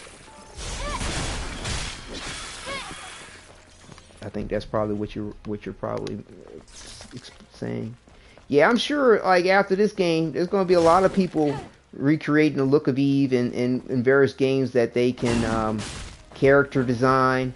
I mean, over the next 20 years, there may be a lot of people naming their children Eve.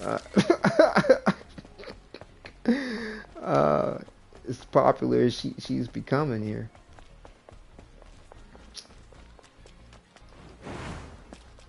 Yeah, like I said, they nailed it with the look of her, and to use a real person in the process of it. Awesome. Kudos to everybody involved in that process. These things are hard to know which direction they're facing. Oh, come on! How did you see that? How did you see that? How did you see that? I swear, the Hydras, that's what they're called. They have the best vision in the game of all the enemies. There's a lot of enemies in near sight. A lot of them can't see you far away, and they have a limit to their peripheral vision. The Hydras are way different than all the other enemies. The Hydras can see you in ways that all the other enemies can't. What? Yo, he decided to go for the move for Blink right off the bat? Wow! That's the first time I saw that.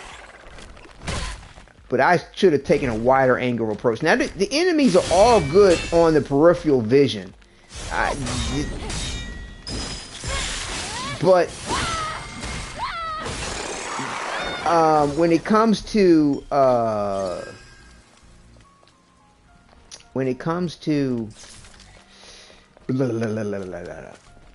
distance vision, they're not that strong. I mean, you could pretty much almost be like about this far away from where you see the wall or the Baker drug sign, and they not see you for the most part. But the Hydra, oh my god, like the vision on that thing is nuts. And like it will follow you for a greater distance than any of the other enemies. Like if you're trying to wait for it to go out of combat or something like that, the stealth kill, because it can see you the furthest. Like, I mean, Yeah, it's a very hyper enemy. Um, More so than the ones that I've experienced so far in the demo. I mean, even going through the little glitched area and taking a sneak peek at what's to come, it's the most sensitive.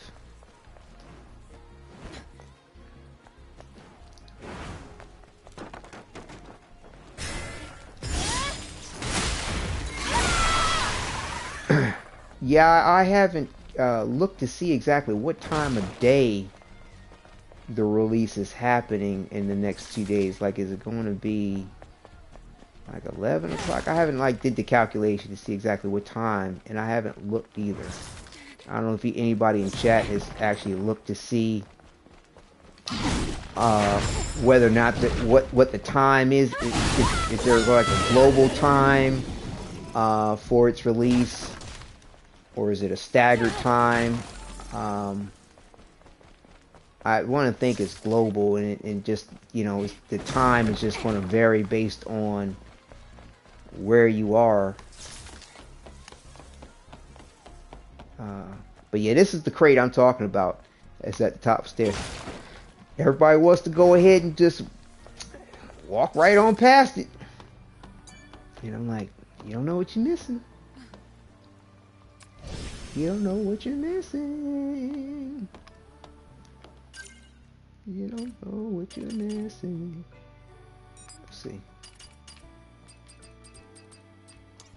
Boss challenge.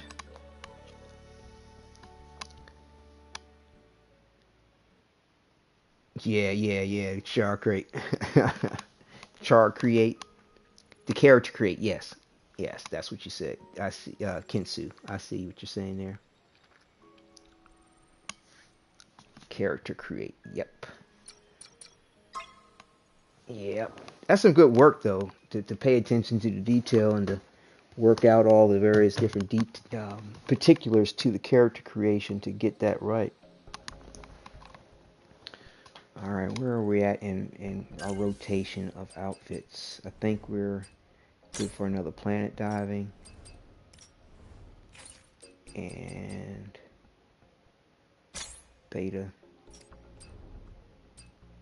Oh no, I chose the chose the wrong one. Yeah, there we go. Recharge. We do the glasses. Yeah, I'm glad we have some different color options too when it comes to the glasses. Like, I think the pre-order has some silver ones, and the deluxe has the gold style ones.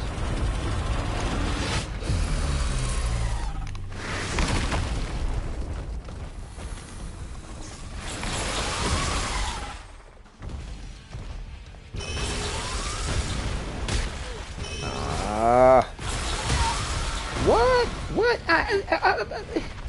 Is my timing off on the button? What, you don't like the outfit there, buddy?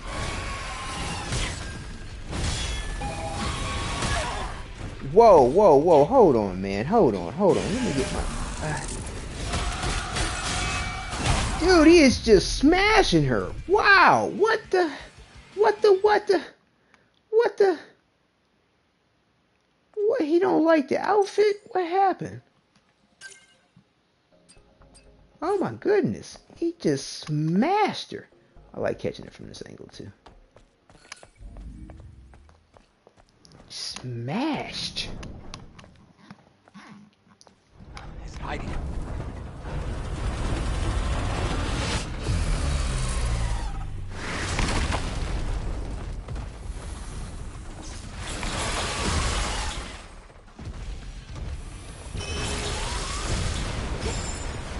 Okay, there we go.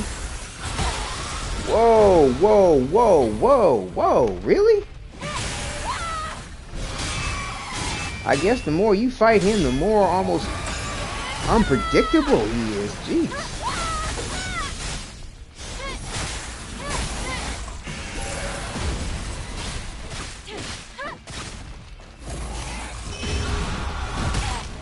Really?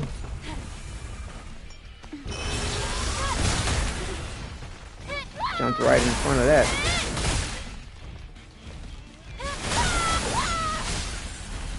I guess you should expect certain things with him.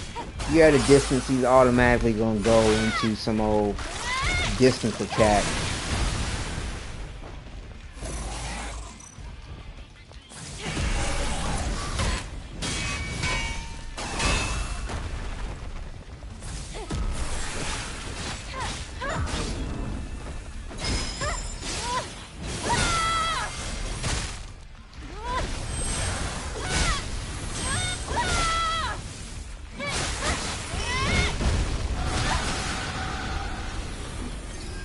I didn't need to do that.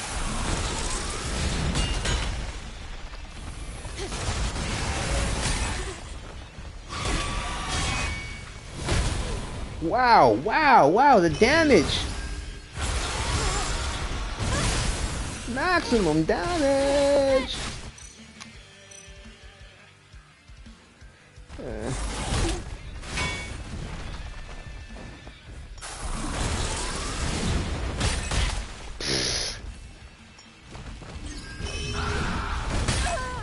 Man, I'm not good with that one yet. And I'm not good with that Sonic Scream one yet. I mean, I know what to look for as far as the timing and when to dodge it. But it's hard. I find it a bit challenging to get it off.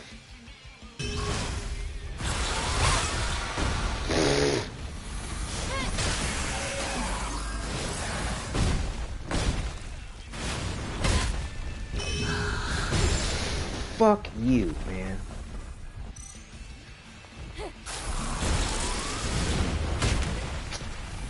The time is that the rock's coming at you, depending on where you are, as opposed to me, the time is a definite different.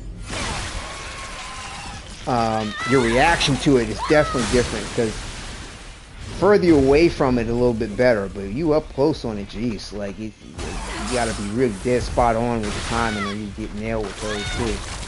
But at least you can hold your sword up and block them, though.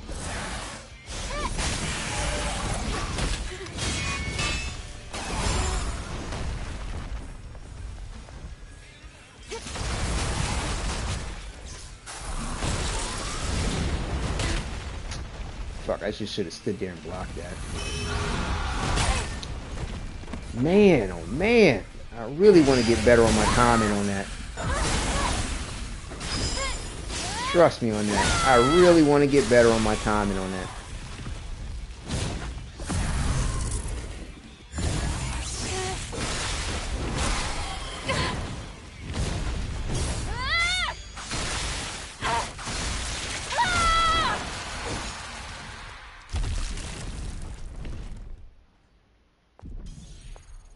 We're getting there. Sometimes better than others. But we are getting there. But yeah, the planet diving suits will definitely fly. I mean, I'm looking forward to seeing that blue one Finesse mentioned, too. Looking forward to seeing it all. I want to see it all.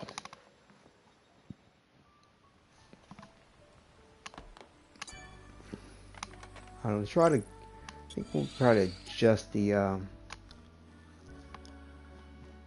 maximize this grind here. Let's try to just add the, we'll combine the long, short, and tiny route, and then go to our.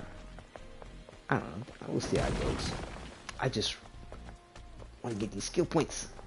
It just takes a while to get the skill points. I think like in one run of the.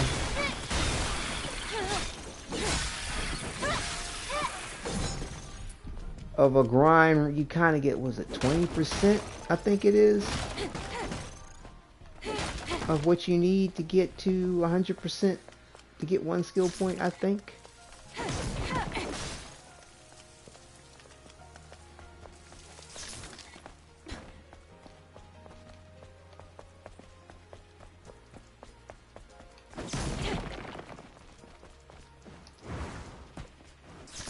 Because I think it takes like... That might be right because the thing says like 4 minutes or something like that to get through it, and if you get it like you get a skill point every 15 minutes on the long run.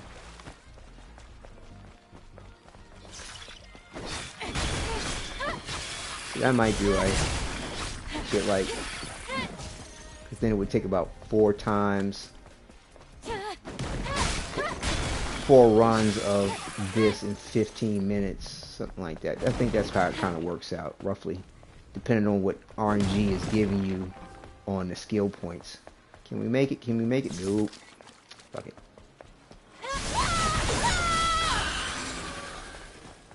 We'll dish it to you like that, buddy.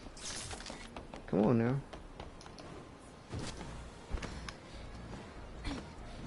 Ooh, I almost felt like I didn't make that one.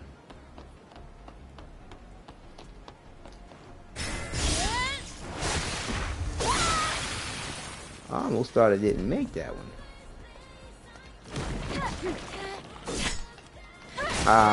Really? You nipped me like that? You nipped me like that? Did I miss something? Nope.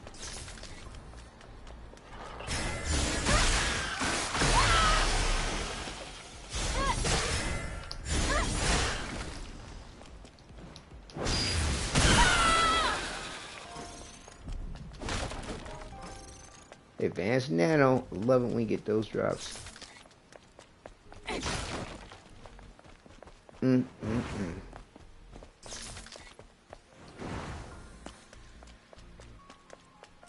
Has anybody seen any of the other, or really picked out some of the hairstyles or anything that, besides the color fact? Like I said, I'm glad that y'all mentioned that fact. I did not notice about getting her hair color.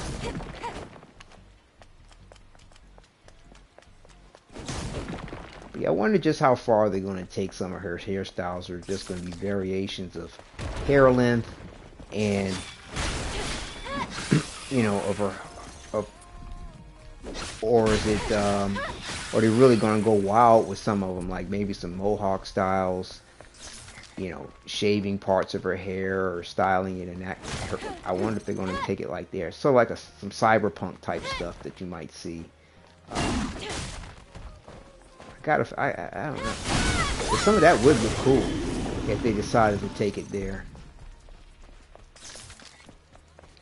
I wonder just how creative they're going to be with it. I don't know. I feel like they may decide to stay more traditional in the way of like the anime type schoolgirl looks of things that they, you know, you might see. Sort of like what we already have examples of here. You tell me that I think that wall blocks some of my attacks. Which way is this thing facing?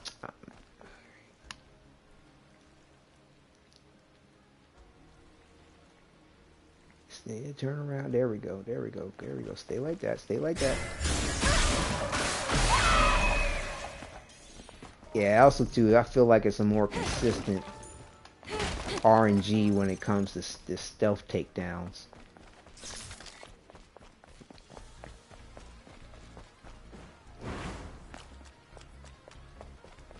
More so than the RNG you kind of get from just regular kills. But then again, like, I don't know. No, yep, more consistent. Because I was about to say, like, when you do some of the regular kills, the XP can vary between like 24 to 28, if I'm not mistaken, and the stealth kills typically give you between 23 and 24. That's right, 23 and 28 is the range on the SP or XP for the enemy kills. And the stealth kills consistently seem to give anywhere from 24 and 25 more often than not. I mean, but it'll range too between the 23 and 28. But yeah, I feel like it more consistently gives 24 and 25 more so than stuff like the 23, which you know, just engaging the enemies you're likely to get for whatever the reason. At first I thought like, well, does it matter in how I take the enemy out if I'm doing something special? And I haven't found a rhyme or reason for why the RNG for the XP gives you what it gives you. I haven't found a rhyme or reason. There's been times I've taken out an enemy in some okey doke way and got 28 XP, and I'm like, but I didn't do anything special.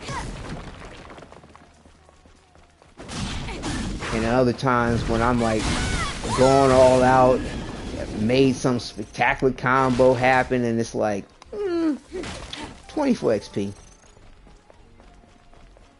You get 24 XP.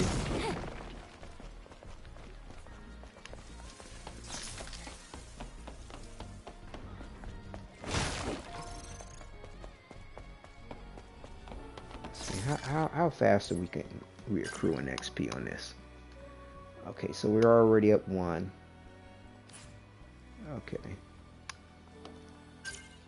Oopsie. Save.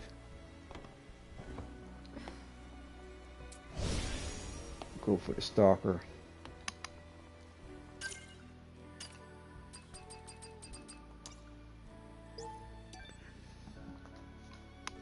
Like I said, we're trying to get to 5 skill points.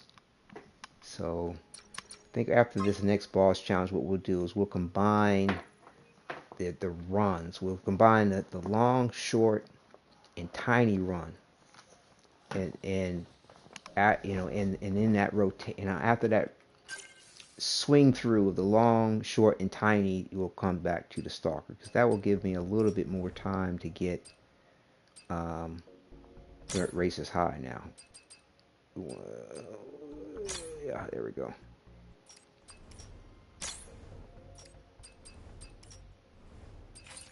Because this can take, like I said, a good bit of effort to get these skill points.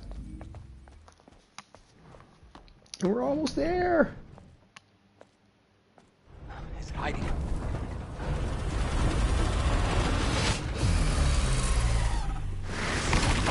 He's not hiding anymore there, Adam.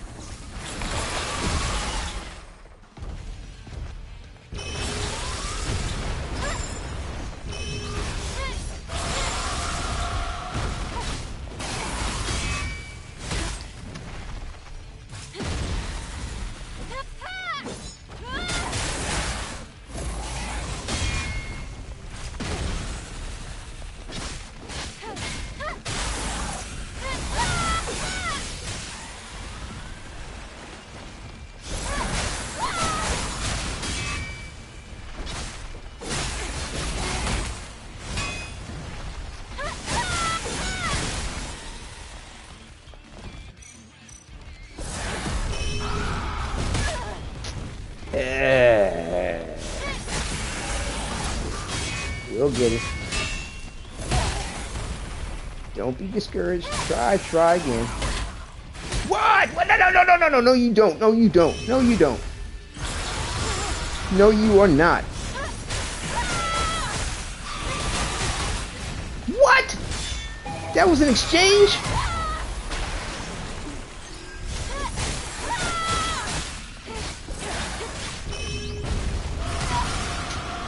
That's bullshit.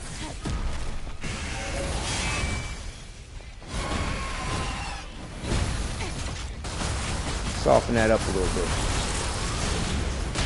Ah!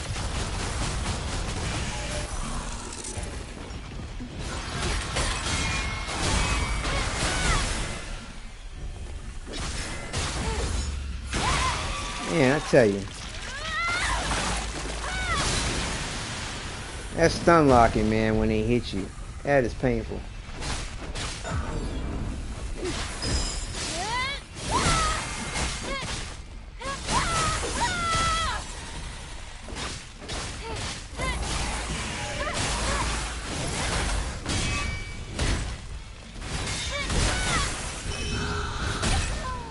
Are you fucking kidding me? Really? Really? Really? Wow. Wow. Wow. Wow. I didn't see that coming. I didn't see that coming. I really didn't. Yeah, see, I'm like I said, I'm mainly used to. I say this is like the first day, really, His hiding. of playing nothing but just with the beta gear, recharge stuff. I mean, all my other prior experiences have always been with the extra melee damage protection or the protective gear. So I'm not used to gauging just how bad the damage is going to be.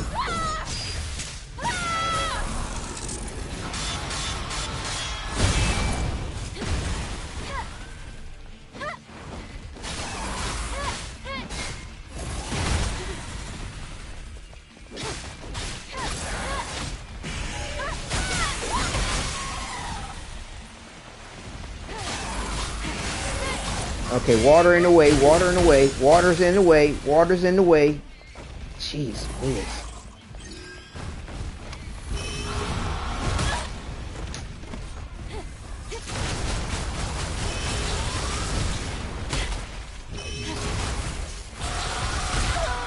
What the fuck is he catching me so much for? Jesus.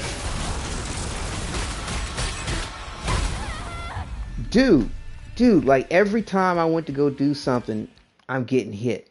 Okay, let me get my game face on, because, you know, I need them skill points. I don't need to be wasting time with his bitch ass.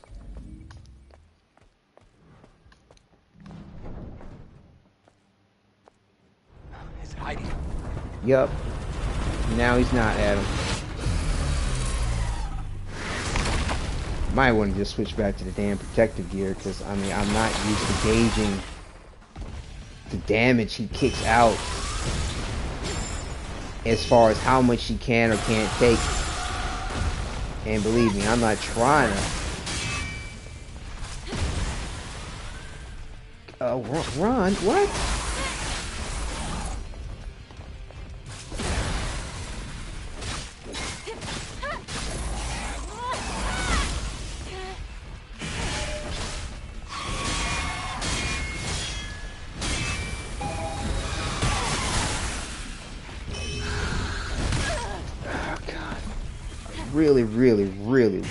Really don't like the fact that I can't seem to really nail the timing on that, because it seems like it's not something, none of this is anything you got to be consistently be getting fucked up by.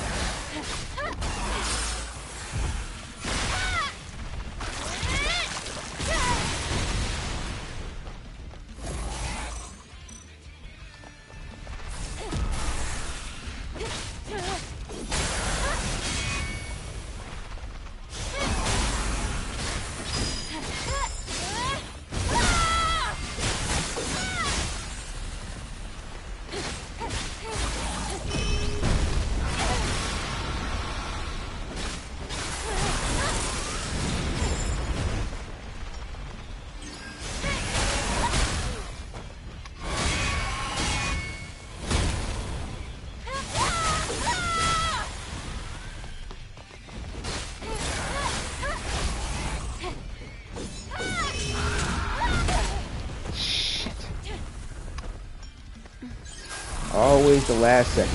Just gotta remember that. Last second.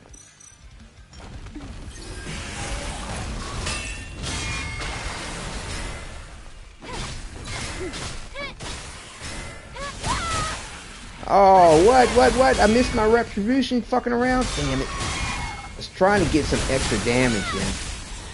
But I should have not gone about it that way.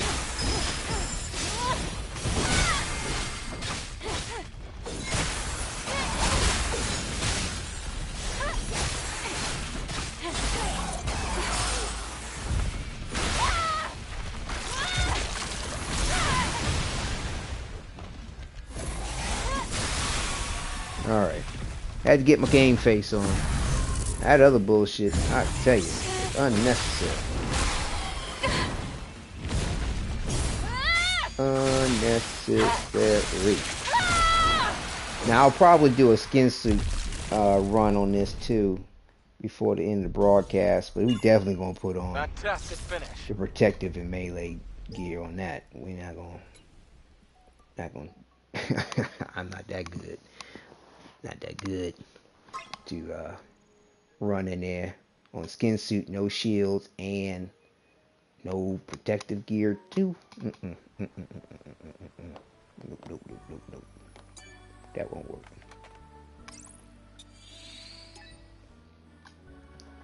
So yeah, it feels good to finally get at least to the end of the skill points necessary to unlock all this is available to us so far. But I really am hoping that this effort to acquire all these skill points in the way through the demo will prevent grind sessions in the main game, or at least maybe severely limit them. But like, I can't imagine that the effort of all this not being, I don't know, not being worth it.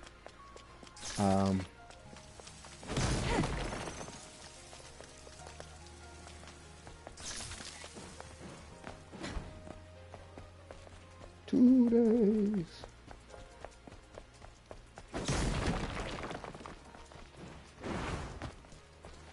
Tell you, everybody and their mama is going to be broadcasting this. At least that's interested in it. I'd be surprised if anybody gets, well, I'd be, anybody on the low end of the spectrum get any views. I mean, I might get one or two. It'd be great if Kinsu stopped by. Finesse, it'd be great to see, if anybody stops by. I mean, but I think Finesse, you're going to be probably playing the game yourself. But yeah, if you're not, taking a break, pop on through if you notice I'm on, because that's what I'm going to be doing. I mean, if I'm not playing, I'll probably be checking out somebody else's gameplay. Because which way is he going? But yeah, like,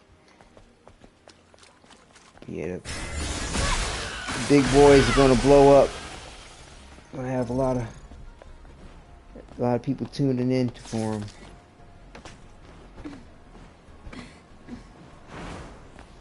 Because I mean, what's interesting is, like, even as far back as, say, when Outriders came out, I mean, yeah, like I said, broadcasting was still, was big even at that point, which was about like 3-4 years ago. But I mean, I remember when I covered Outriders, with the demo as well as when the main game was released, I had a pretty decent amount of people watching it. I mean, it's not like people didn't know that Outriders was going to be good or potentially decent to play. There were plenty of people covering it and looking forward to it. I mean, I don't think it kind of received the press that Stellar Blade has received. But yeah, I mean, I had a few people joining in to check me out and check out the gameplay and enjoy it. But yeah, I think between the amount of people that are going to be playing it themselves, the amount of people that are going to be broadcasting, I think anybody who's doesn't have, a large following should definitely be happy if anybody finds them to tune in amongst everybody who's going to be broadcasting. But, I definitely want to preserve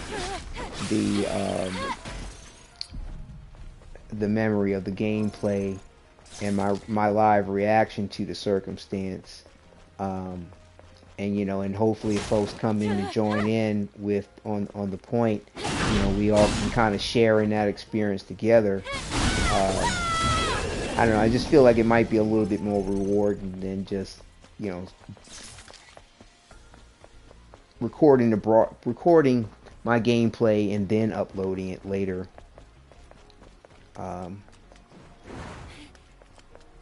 Because either way, I would definitely want to preserve the memory of the point.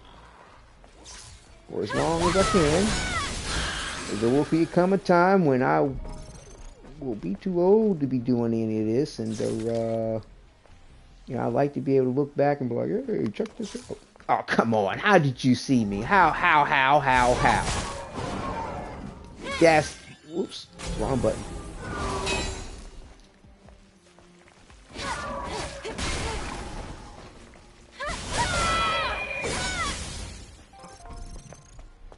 Yeah, y'all.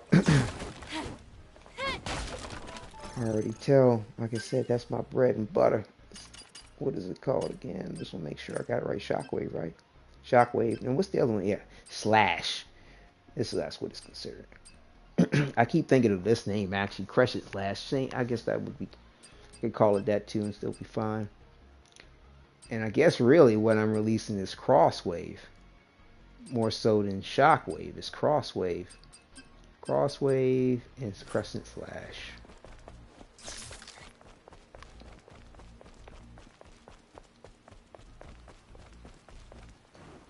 Crosswave.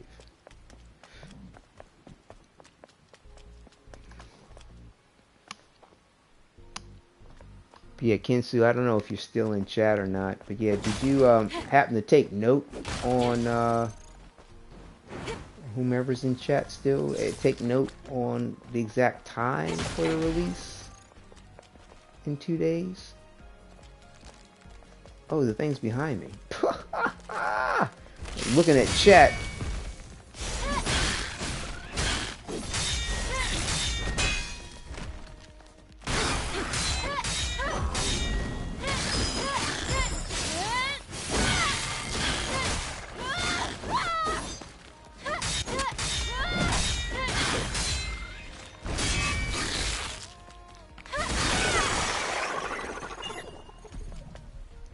Alright, 2 skill points. 3 to go, I think.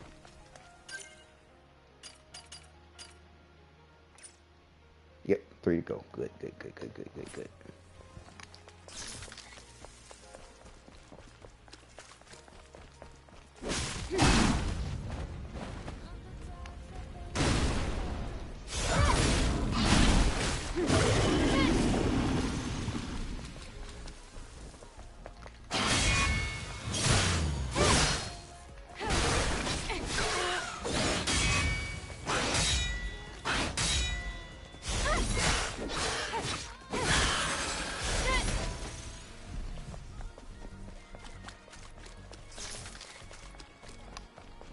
Not really. Genso, you said you didn't really check. Okay, no worries.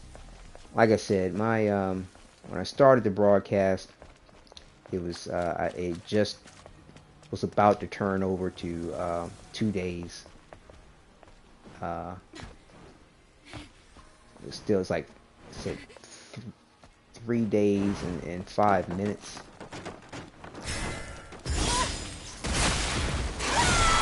So I'm guessing it probably might be the evening, right about around the time when I started broadcasting. I'm guessing is when it's going to be available for me anyway. And I think I started broadcasting this evening about like, what, not paying attention, 6:30 or something, close to 7 or something. It was 6:30 and 7, I think it was. So I'm guessing probably around 7 o'clock. I'll double check. So I'll probably do like one more broadcast, just to share in the excitement, because like I said, I should be able to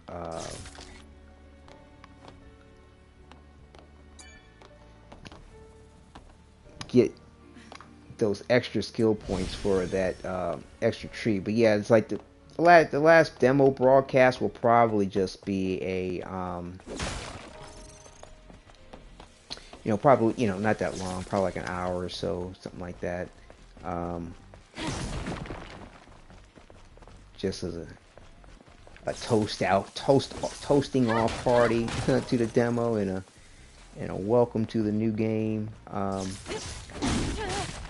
Matter of fact, if I do it right, I think what I'll do is go ahead and make the last broadcast and end it off with the Abaddon boss battle, you know, to prepare the game save for the main game, and do a couple of Stalker fights or something like that. I think that would be a nice way to close out the demo gameplay broadcast.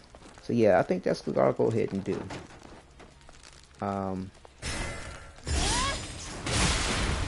And I'm a play test it, but I think there's a way to fight Abaddon more than once. Like basically, what am I doing? What am I doing? Yeah, okay. So yeah, so we did the long, we did the short. Now we just do this tiny real quick, and then we'll go up and then do another boss battle. So like, I think if I don't kill Abaddon and hit quit to the main menu, I think it's going to take me to the point before Abaddon. In which case, like, I could whittle Abaddon down.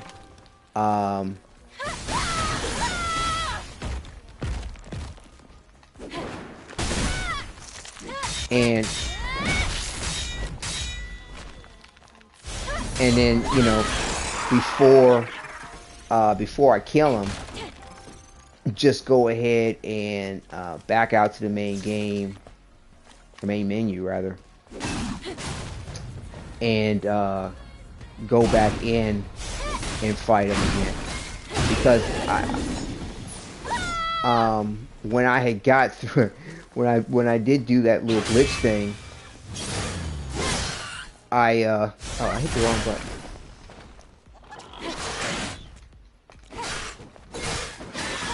If you're at the top of the parking deck, because there's a part in that whole garage thing that you wind up being in where you can go to the top of the parking tower, where, you know, you actually, did I get these crates?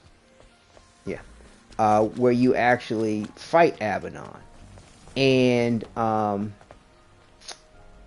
you're on the other side of the top of the parking tower. And it was funny is I was like, oh, what's over there?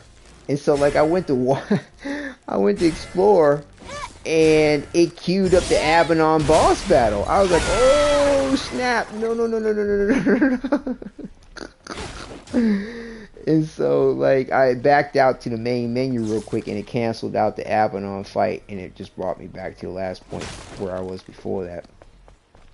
So I think you know, for that last broadcast, we'll have, you know, like a couple of Abaddon boss fights, but just won't complete it. You know what I'm saying? And you know, when we're done fucking around with Abaddon, we'll we'll go ahead and beat him and close out the, you know, the game save data. And I mean, heck, just to make it interesting, we could probably rotate between Abaddon and the Stalker. And like I said, the last bout of Abaddon, we'll go ahead and you know, call it a demo game save closeout, and be ready to load up. Play Stellar Blade, the main game, full game of Stellar Blade. Cause yeah. I don't know. Like I said, I'm gonna double check on the time. Oh, I didn't mean to do that. Little boss challenge. I'm gonna double check on the time.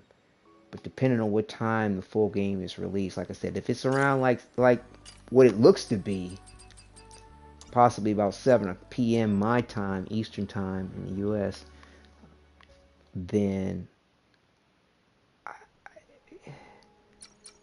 I won't be able to play it until it actually like I won't have any time to play around on the game or mess with the demo before that, because I'll be taking care of my son. But no,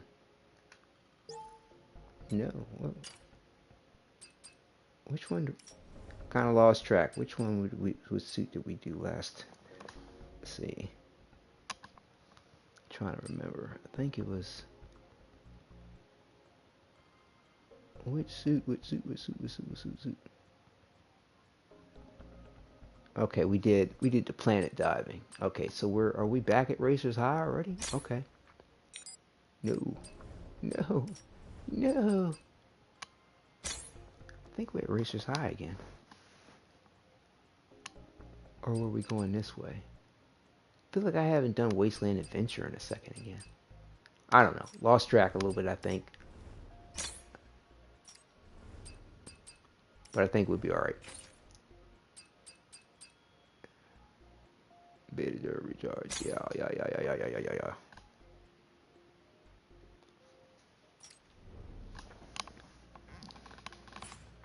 Alright. Let's do it to it. Hello, Eve.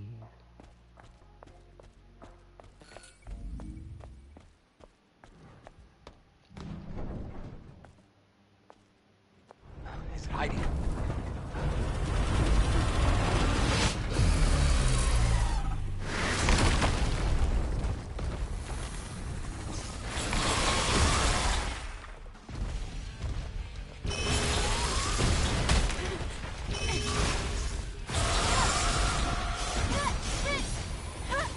Oh, I'm not locked into the target.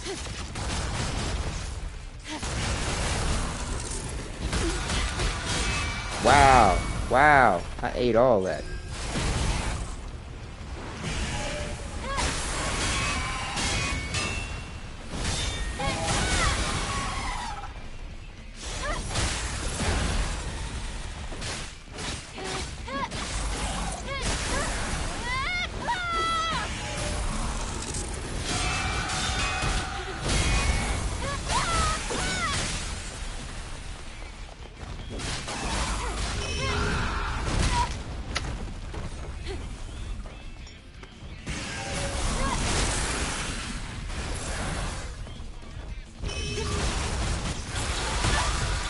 Wow.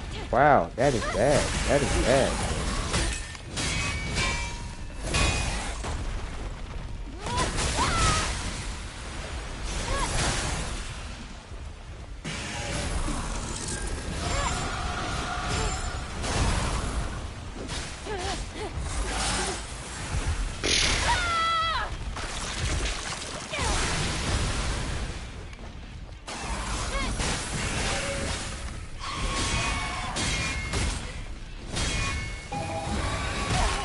Oh, come on. Come on. Really? Really?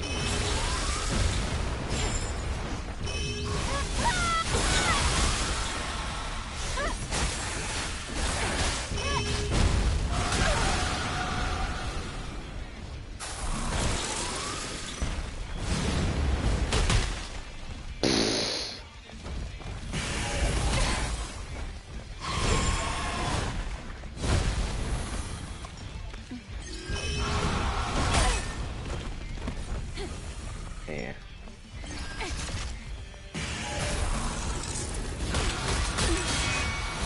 Golly, hey.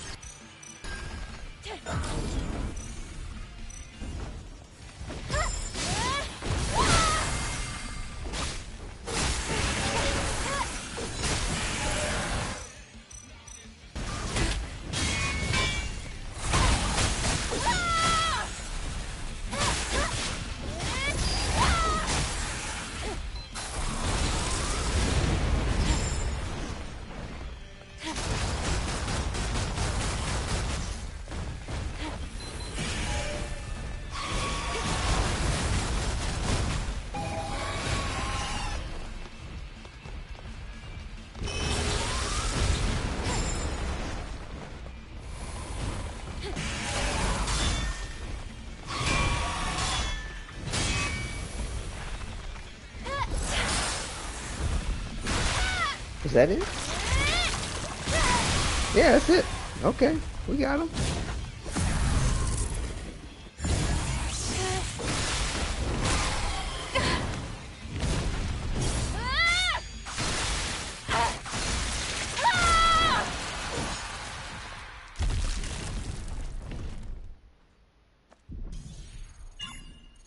Fantastic finish. Thank you, Adam. Adam. Yeah, if you got your shit together, it doesn't take that long to deal with them. But if you don't, it don't take that long to die either. All right, let's see. I think we only have 2 more skill points. There's 3.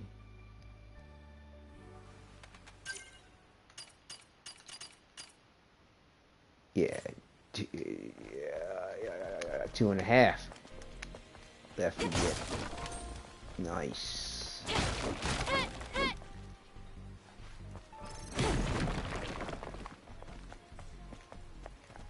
Yeah, I'll probably go ahead and, like I said, focus on getting what skill points I can off camera over these next 2 days, and then save the last little bit for fond farewell to the demo broadcast, and get everything set up for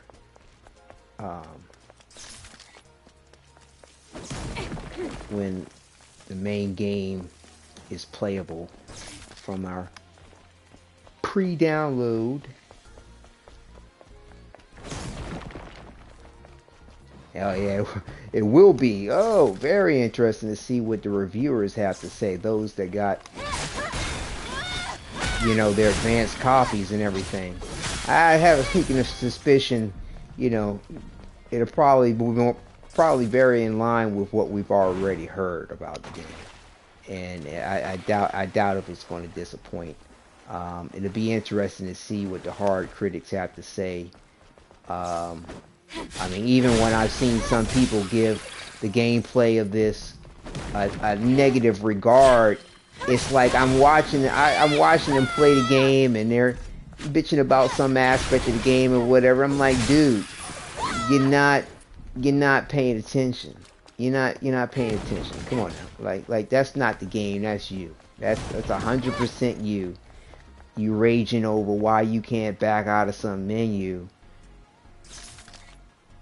because you're not paying attention to what you need to do to get out of the menu. It's not the game. That's you.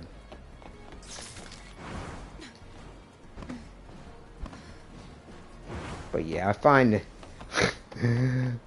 kind of amusing, some of the female broadcasters who broadcast Stellar Blaze and like,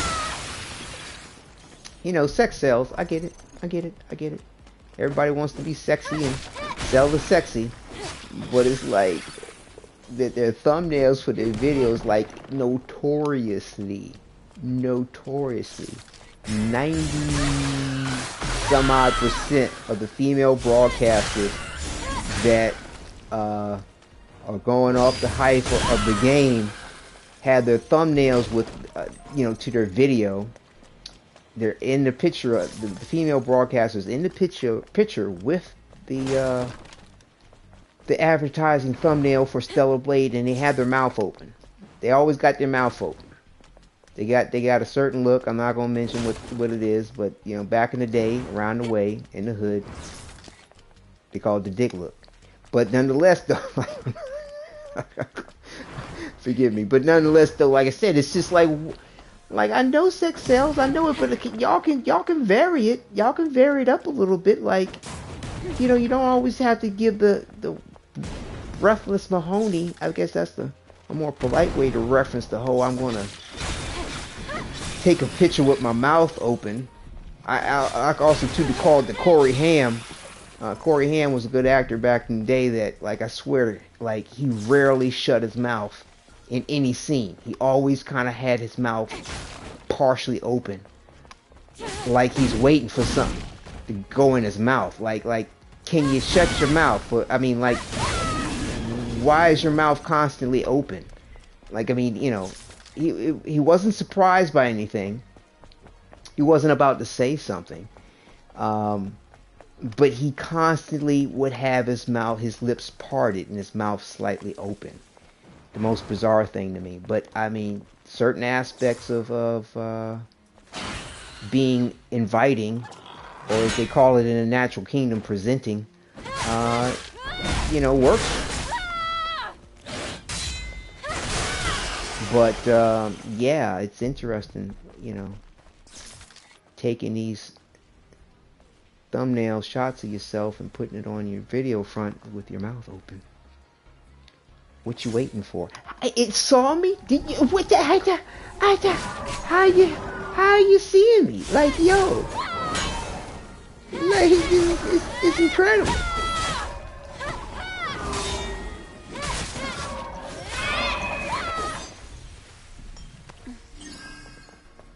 Incredible. But no doubt sex sells, for sure. What they call the oldest profession in the book, in one sense or another. I mean, it's what brings us into the world and keeps us into the world. And he gonna see me if I come up on him. He gonna see me. He taking his time. I don't want to miss the timing on this, so we'll do a slow walk.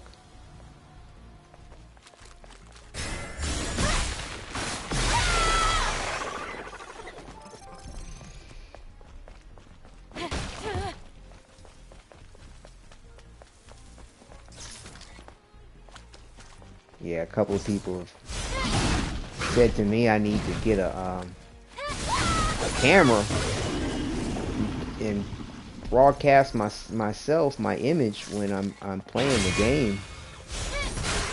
And I actually had intended to start doing that years ago. It was just before the PlayStation 5 came out, and I got a PlayStation camera, a PlayStation 4 Pro, and then the PlayStation 5 came out, and like I haven't even thought about using the camera since, because I felt like it was going to be compatible, but I need to look into that. And also too, like I was working on having a nice little setup for that whole situation. And like the way things are at now, like we've moved since then, and like I don't know, like I basically have to have it set up where I'm just seeing myself and not the background. I'd have to have one of those kind of weird looking things. And it just kind of, that's okay. People are seeing you. They get to really see your reaction. If people are watching you because they like the look of you. Like I said, sex can sell. Maybe somebody thinks I'm cute or something. It ain't got nothing to do with gameplay. Nothing to do with my personality. They just like looking at me. I mean, there's a lot of broadcasters that do well off of that. But like I said, I'm not thinking that I would be one of them, but to the point of just people seeing me and seeing how I'm engaging in my actual reactions, I think would be cool. But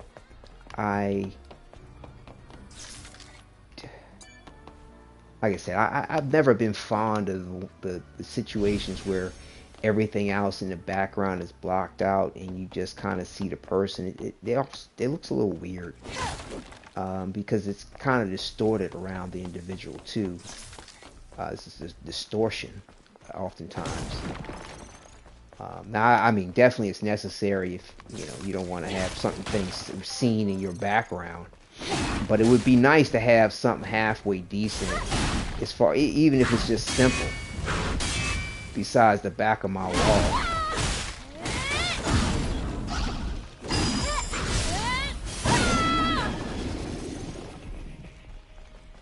Yeah, I'm gonna look into whether or not, because I still have my PlayStation 4 stuff, and I know I had that camera somewhere. But I got a feeling it's not compatible. I'm sure it won't be too much of an issue to get another camera. But again, like I said, I'd like to have whatever setup I have in my background at least partially okay. I'm not even going to give it the credit of being able to have it looking legit, but just partially okay besides just a blank wall. And actually, the way I sit in my room gaming, it's the corner. You'd be seeing a corner.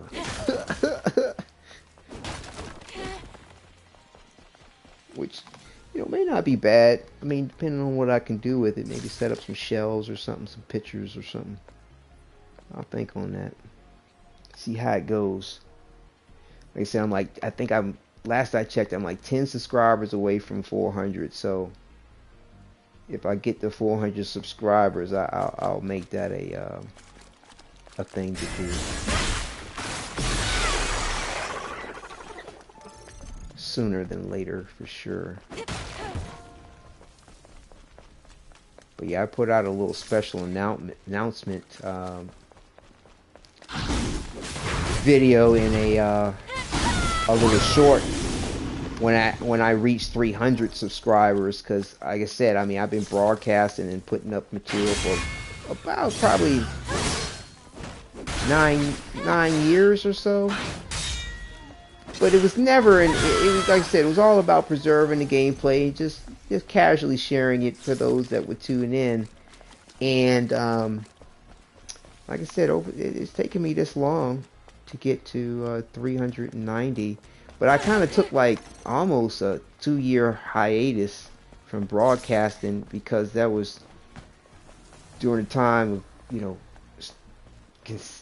my son, conceiving him, and it's a long story in regard to all that. Where going? I need to reset, don't I? Yes.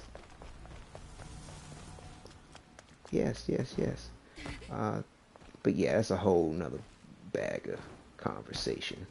But I needed time to dedicate to that circumstance. But the way things are being set up now, and me being a stay-at-home dad and taking care of him, and now with him being a little bit older and having, keeping him on routine, I can kind of have a little bit of dedicated time for the broadcasting and the production of various different videos. But that's all, at least until something changes with my circumstance, which might possibly happen if a particular job comes through. But yeah, or heck, I get enough subscribers and watch this hours to get monetized. I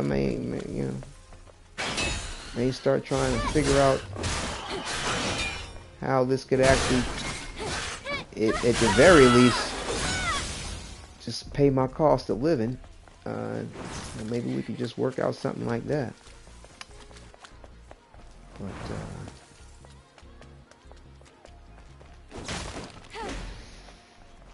we'll see.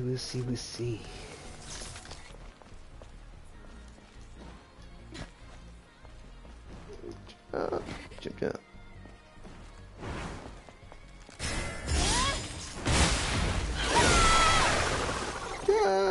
There it is, third skill point. We good. All right, two more to go. Run on up and do a boss challenge.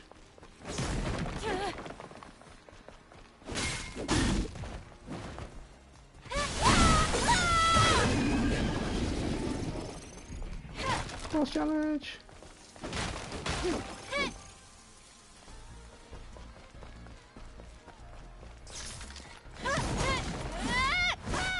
Extreme polymer material, that's the other rare thing. Super rare. In fact, when it comes to the drops.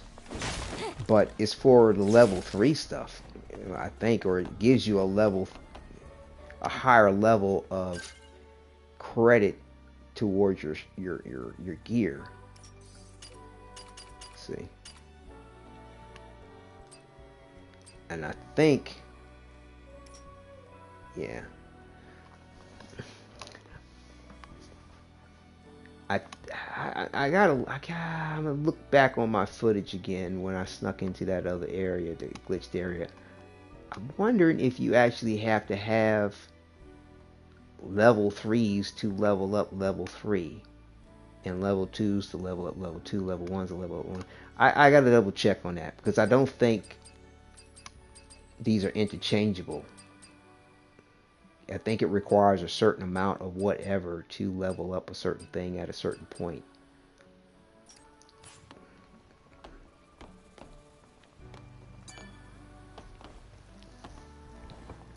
Let's look back on that footage. But yeah, I wasn't too worried about trying to remember that particular point because, like I said, I still want to have certain elements of the game to be a surprise, as well as a challenge to to accomplish. Let's see, so we did Rachel side, so we back to Wasteland adventure.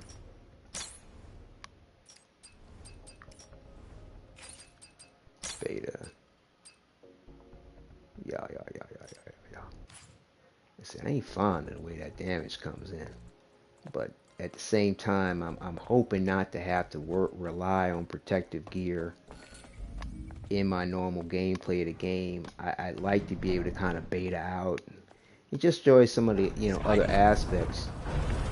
So I'm not sure just how much I want to get used to the protective gear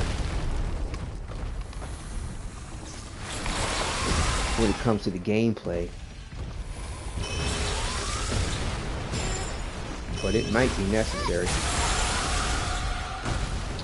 Woo, I was on it that time. Oh, come on.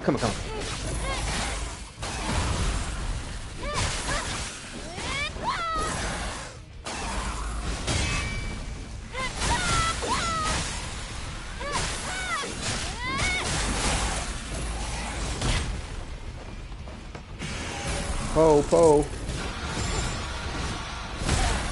What? Wow. I really upset him, didn't I? Water.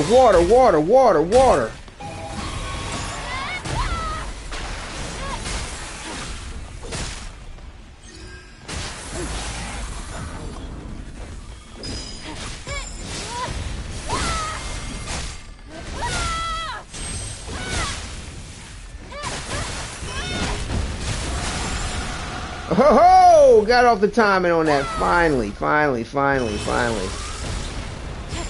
Can I do it some more?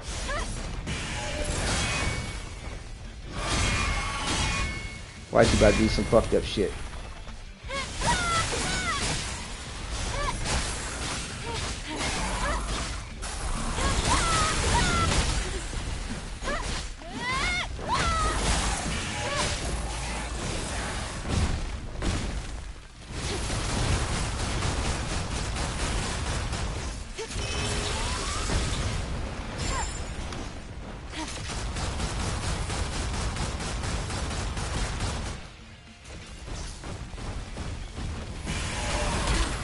Ouch.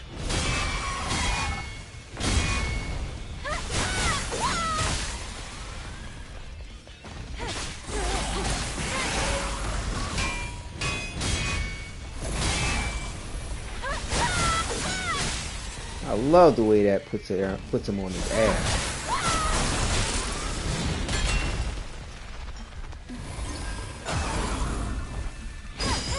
This might be it. Oh, I thought that was gonna be the finisher. Oh, you ain't gonna catch me like that. Woo! He tried that. That's the one. He tried it from a distance.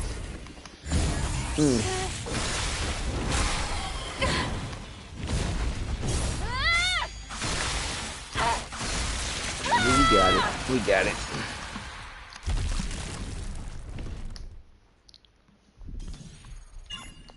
Fantastic finish. All right.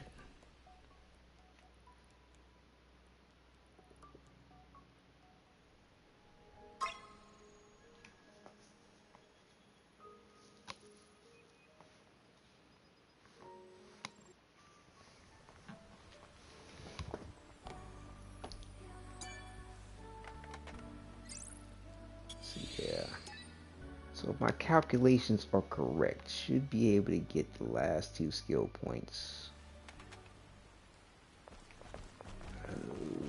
I mean, like, if it was just a straight grind run and I wasn't doing boss challenges in between, probably like 30 minutes. So roughly next 40, 50 minutes maybe, adding in the boss challenges.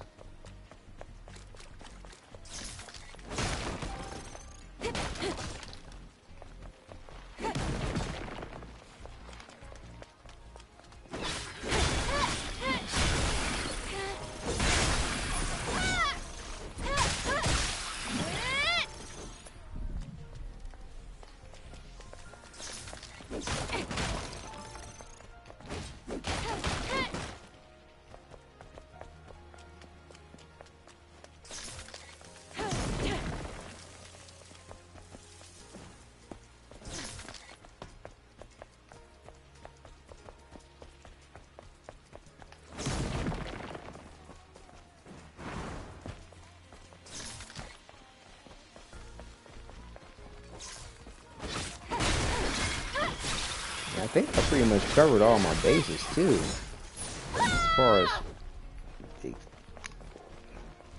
main points of what I'm excited about in regard to Stellar Blade. Like I said, I'm just definitely looking forward to it. 2 days can't happen fast enough, but then again, I need time to be able to get the rest of the skill points I'm looking to get.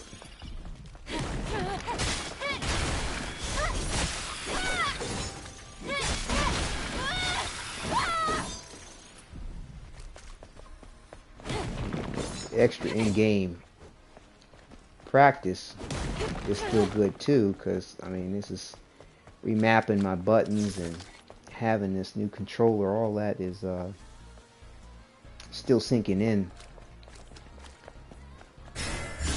muscle memory, and having it to be second nature rather than what's that button? What's that button need to do?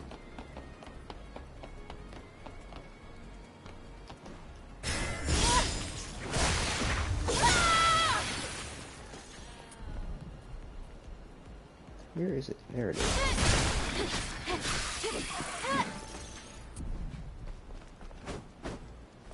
Did I get the crate? Yeah, I got the crate.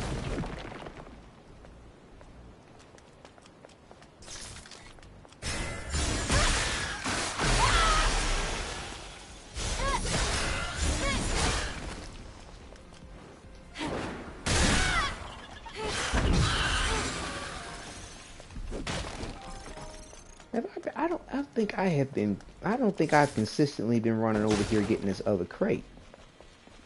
Yeah, I have. I've been doing it. I think I have.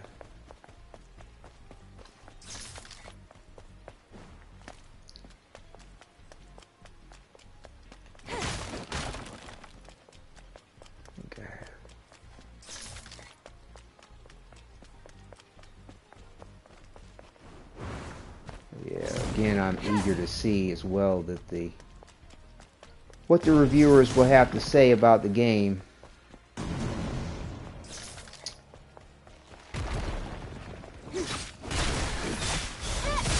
I mean, obviously it's not going to change what I'm going to do as far as playing it, but would like to get a little inside scoop about as much information as I can. And it'd be really curious to know whether or not anybody that has these early copies for their review copies, like, are they going to utilize the Gamma game save data? That would be very helpful if any of the individuals who are blessed to get a review copy of the game and play it, and man, they're just super lucky, especially if you're a content creator. Like, you get to be way ahead of everybody that is creating content for the game, and if they're trying to grow a channel, or they're, want to, they're aspiring to be a broadcaster and actually do something in regard to being successful with it. Like, having a brute review copy of something, like it's just crazy how far in advance and what you can do as far as creating material. Like, you know, you're ahead of everybody in regard to that. And what's interesting is I've only noticed people who are already successful at broadcasting having those opportunities, which like it's like the rich getting richer, basically, you know. With that, like, you know, the little guy out there like myself, or those, you know, just, you know, who are definitely trying to grow. Like I'm not so confident at the moment that I could find that kind of success to even be monetized, let alone have the success for it where this is, I can earn some type of living, not be rich, just earn a living off of it.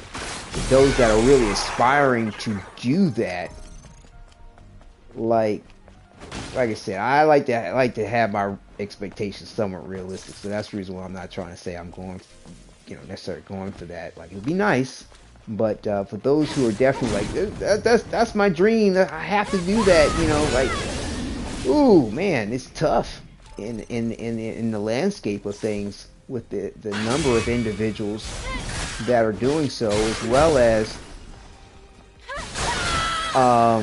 the individuals who are just that gain even more success hand over foot, that are already successful, getting, you know, advanced copies of the game, of various different game releases, and being able to produce content before the game's even being released, because they have the review copy to play and, you know, have recordings from, and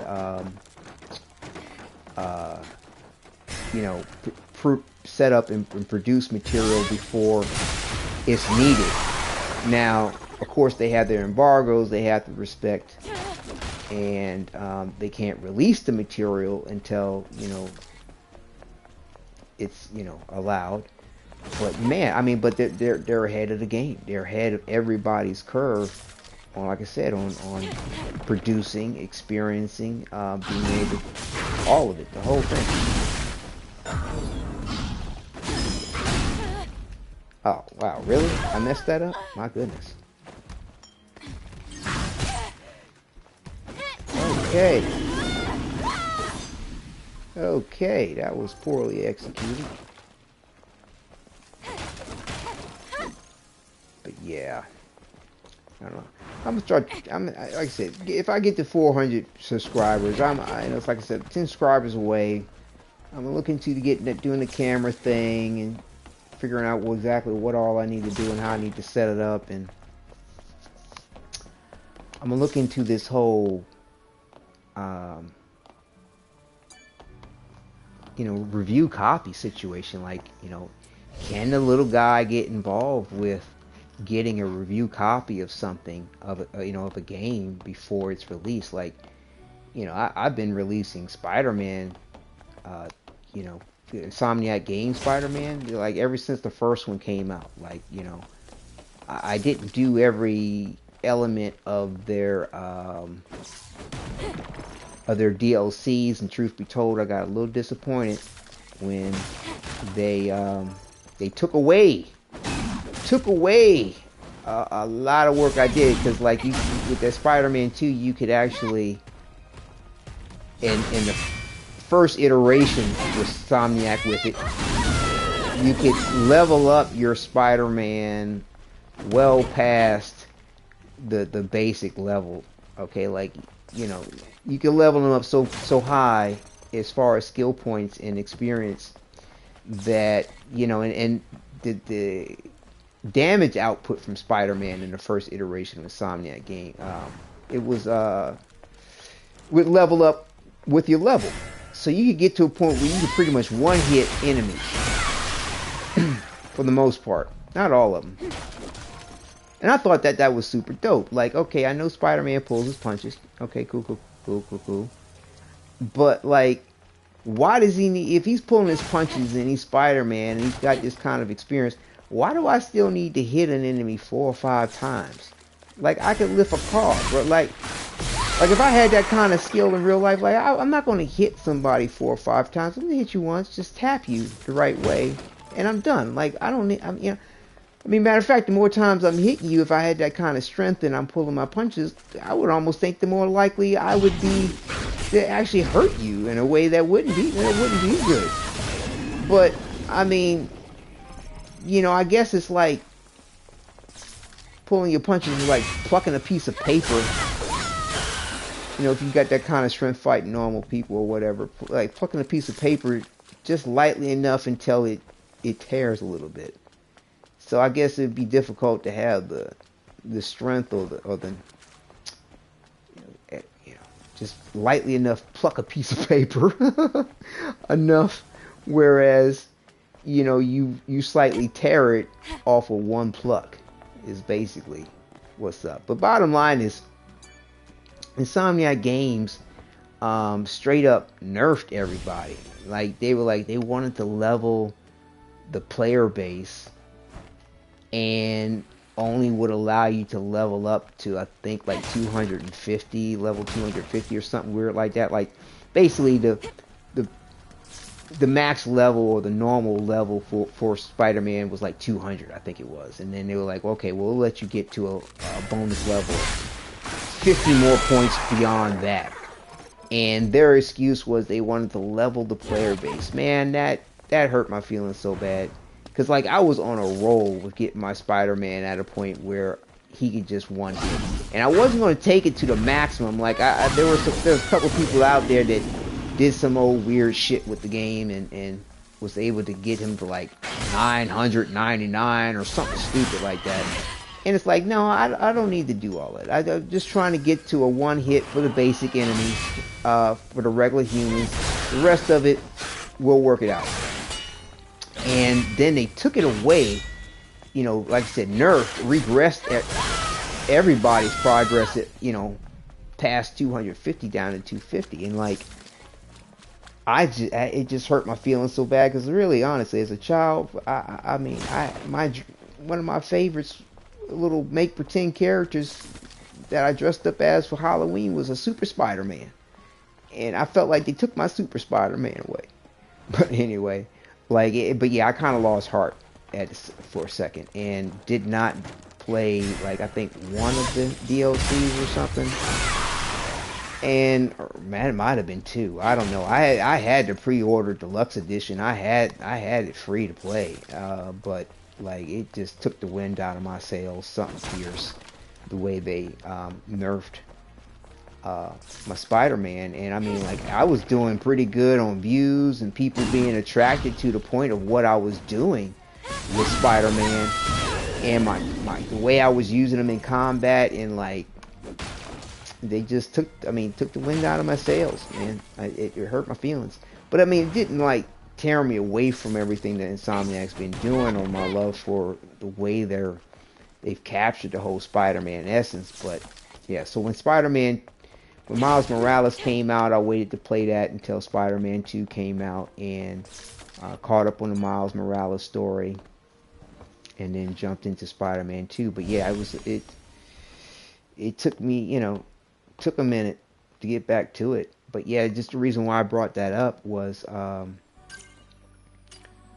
because it games like Stellar Blade and Spider-Man 2, like it probably be a while before there's another Stellar Blade new game release to kind of inquire with ShiftUp as to whether or not I could get hold of a pre-release copy of I keep forgetting to go in the boss challenge.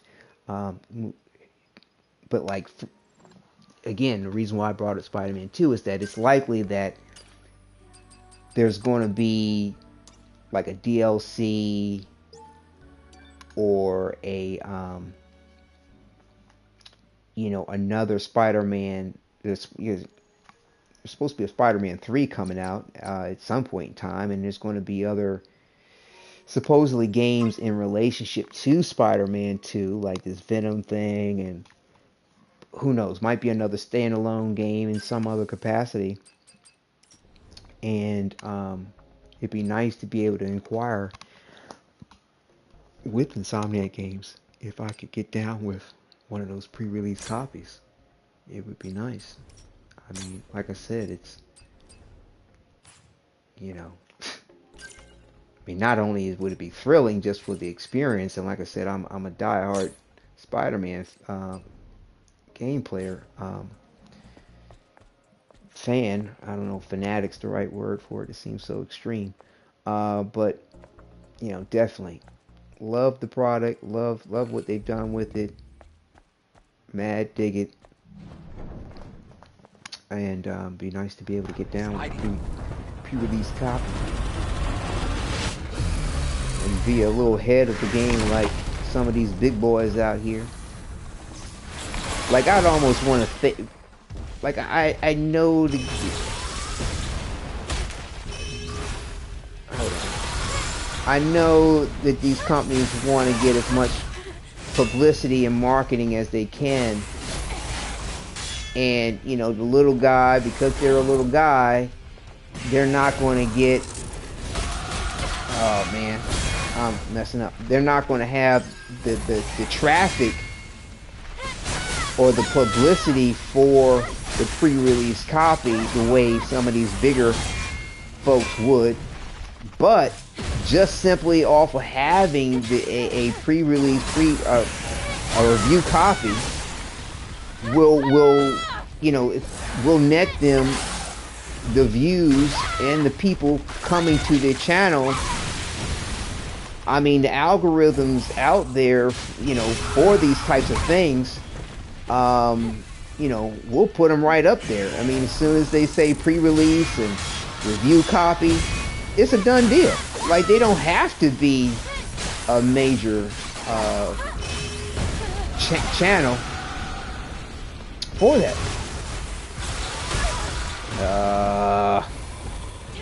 Get up. But yeah, so I don't know if they even consider it like that,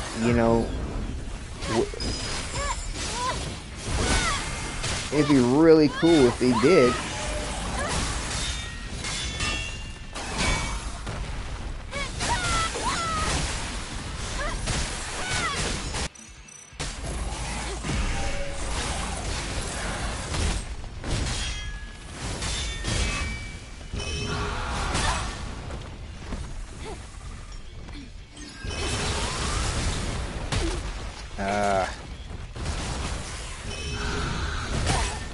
Damn. Really want to get better at the timing for that.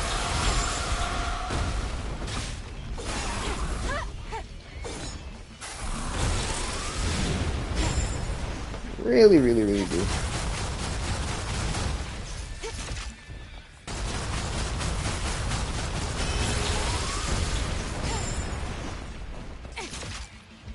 On my books.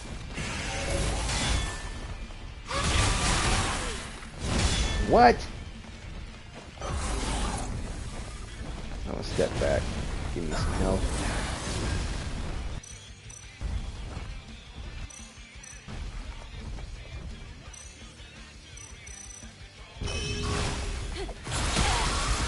Fucking A. Bad timing for that. Bad timing for that too. Fuck. Fucking up.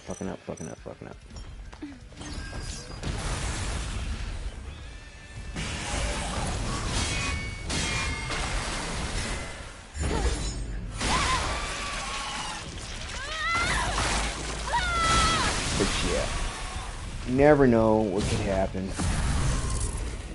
Yeah, definitely want to look into that whole access to review copies and like. I don't think I've ever heard of or seen the little guy, so to speak, or the up and coming individual get access to that sort of thing. Not to say it doesn't happen. Like I said, I need to look into it, but just I haven't heard of it.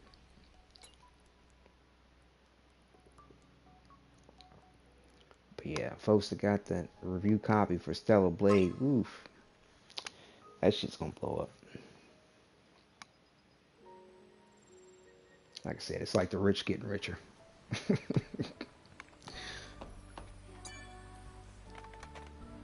But that is the way of things. But yeah, that's what I'm trying to do with getting these resources. For Eve. Why did I think there was something back there? Nope. But when it comes to the full game, 2 days. Yeah, I wonder if I should put the yeah, I was like, maybe I should put the image of my pre-release countdown clock for when I finish playing tonight, or should I put it up for when I started playing? I think I might do it for when I started playing, because yeah, I'll do it that way, because I think that's what I titled it from. Not like I can't change my title, but, and I'll save the other lower times when I do another broadcast, because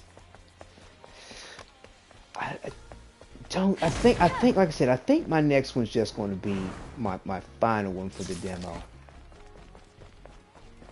because I don't know, I kind of beat the point. I've gone through the point quite enough, and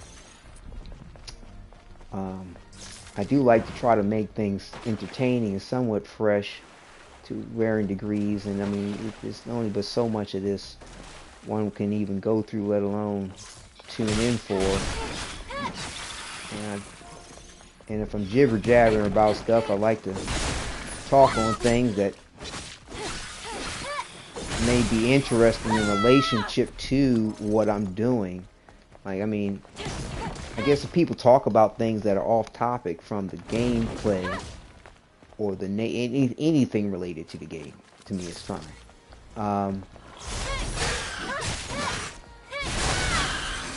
To me, anything related to the game or what's being broadcast to me is a-okay. And it's fine to veer off point or subject. It's every so often. It's not a problem. But like, to me, it kind of irritates me. And I don't like to do it. This reason why I don't like to do it when I'm watching other broadcasters, and like I'm there to watch or enjoy the nature of gameplay for what they're doing, and it ain't got nothing to do with what's happening. They're talking about everything else, or they're using the point of the gameplay of what they have to I don't know, go into a diatribe about just whatever. I don't know. I get clueless sometimes as to I don't know. Maybe people are tuning into him just to hear him talk. I don't know. I mean, I've had some people tune in to me kind of for that reason. I don't know. They're little fetishist voices. I don't know. Whatever. Like I said, whatever floats your boat is all good. I'm not gonna knock it, but they would relentlessly comment on my voice, and I'm like, okay, I appreciate that. Thank you. Not used to that, but thank you nonetheless. So, I don't know, maybe some of these broadcasters, when it comes to going off topic constantly and relentlessly, maybe that's just a thing, their way of staying entertaining. Not sure, but yeah, like I said, we'll probably do with extra skill points beyond what's unlockable in Stellar Blade, the demo, off camera, and save, the last episode for the demo for defeating Abaddon for final time to lock in our game save data for the main release of Stellar Blade. And yeah, do it that way. I like the idea of that. Oh man, I'm not being patient for this thing.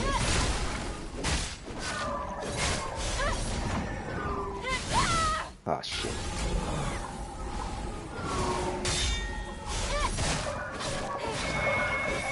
If I remembered my scan, that could have been ended. All back. And plus, too, if I do this off camera, I could definitely probably hit my maximum, or my, how you look at it, minimum or maximum. Watch out for the fence. Watch out for the fence. But basically, I can get my grind runs done a lot faster. You better not see me. Oh man, I messed that up. Wow. The bush is in my way.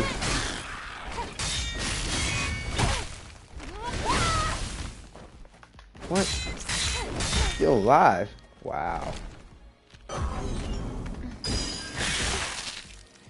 Oh, and he caught me on the heel. Wow. Wow. Just needed the love tapping. That's all I needed. Okay, 4 skill points. Yay! We just got one more skill point to go.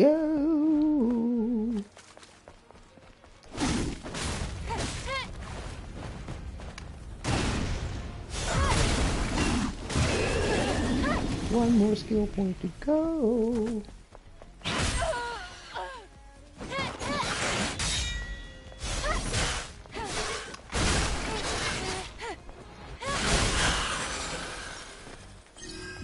She can definitely sound like she is being hurt for sure.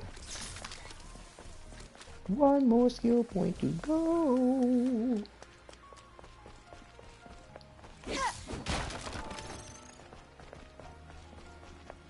Yeah.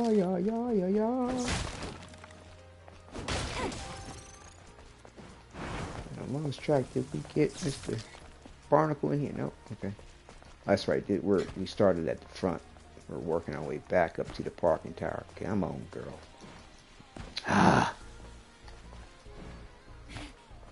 Sometimes this jump.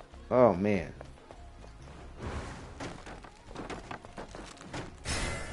Because it's not one of the highlighted environment areas for you to actually climb on. It's kind of like a makeshift. Yeah, you can jump up it type thing, and it's like if I hit the scan, there's nothing up. There's nothing highlighted for me to grab, or for Eve to grab on.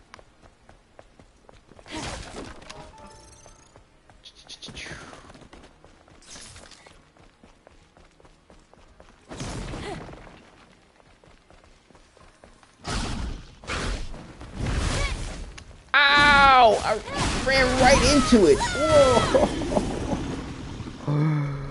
Oh, that was funny and silly and stupid at the same time.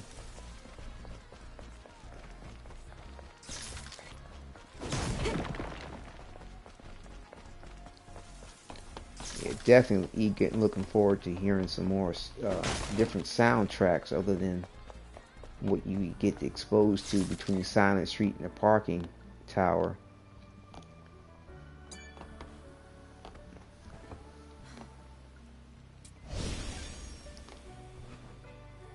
Alright. Run down and do one more, do the, like I said, do this short and tiny and then come back up, do another boss challenge.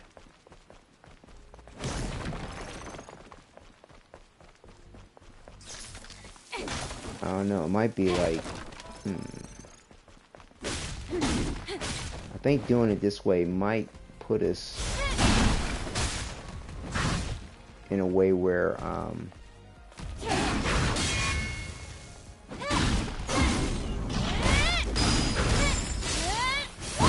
might put his body hit the wall in a position where we just maybe need 1 or 2 more runs the way I'm doing now to get us that last skill point. So essentially we do maybe like, might wind up doing like 2 more Stalker boss battles, I think, by the end, before we end the broadcast. Like I said, I want to try to close out on the skin suit. Hopefully I can make it through it like I've done before. Like I said, I've only done it once. And that was in my trophy talk video, but I'm so glad I preserved the video outside of the broadcast. Like I was able to save that information. said I want to, because I want to do a little separate video for that.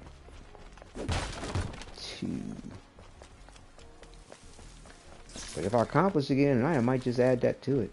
I don't know. We'll see. Oosh.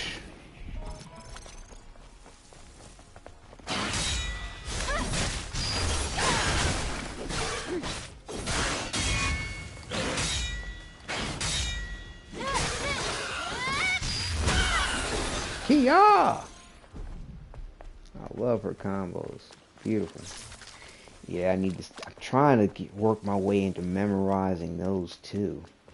Because, I mean, there's so many different advantages to the manner of her combos. Because sometimes the manner of the combo can actually clear an enemy's attack. So you're not trading off in the process. As well as they just look good. As well as being effective.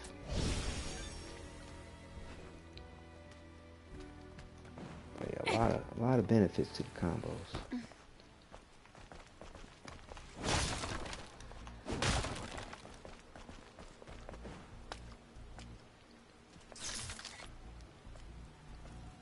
Just slow walk it.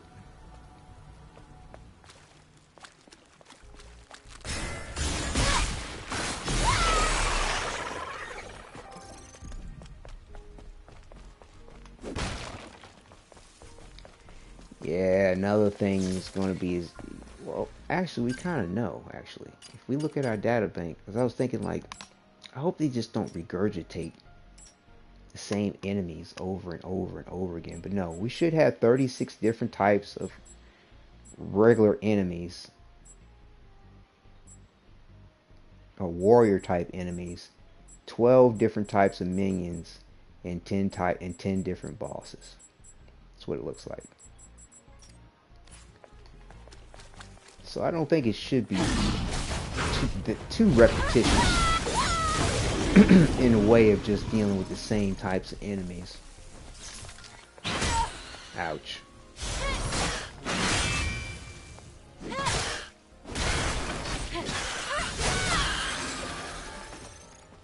Yeah. Wait a minute. What are these slashers considered? Because I tell you, yeah, they're considered a warrior type. Okay, because I was about to say, man, they put out some damage. They put out some damage, and there's other versions of them too.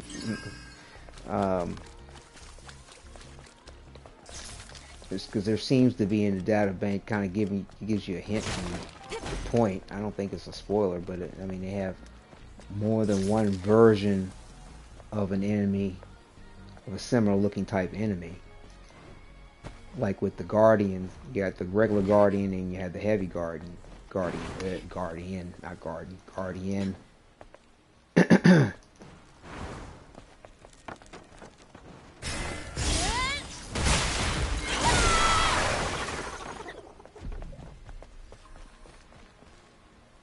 Yeah, pick it up. Yeah, we got it.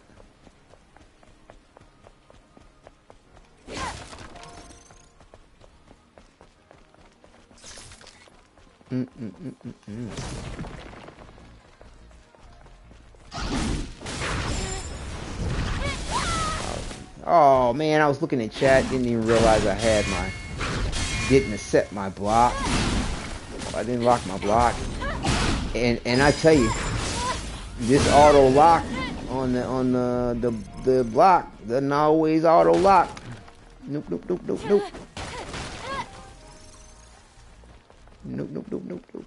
You sure don't. But we dispatched him without much of an issue. Boss challenge. See where we're at. Skills. Good. Almost 50% there. Great. Gonna get her done. Oops, save.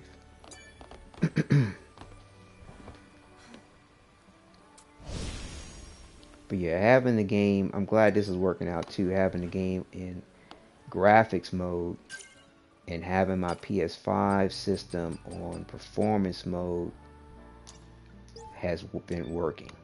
Like, for me, I don't notice a lot of stuttering at 30 frames per second or missing my timing, on any kind of a latency thing. But then, like I said, I'm doing the direct cable of my controller. I've got my TV set on gaming mode and PlayStation system set on performance, and it seems to be working out. It seems to be working out. Okay, where were we at?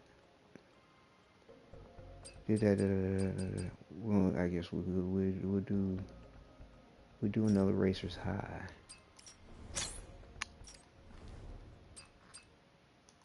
Cause I like the Planet Dive in 7th generation suit, but like, you get it in the training thing. It's the first outfit you get when you load up the game, and like I think there's going to be 2 other versions, if not more, of it.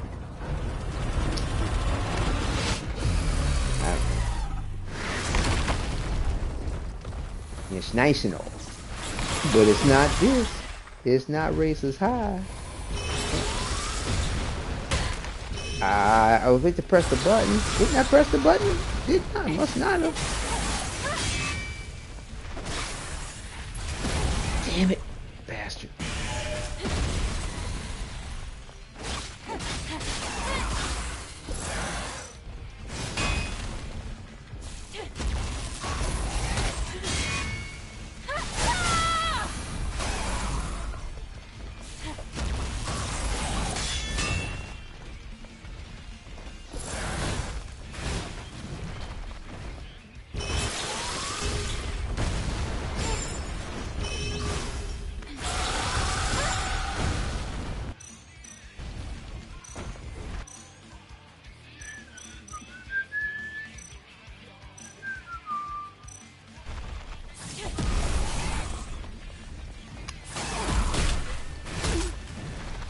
Oh man, really?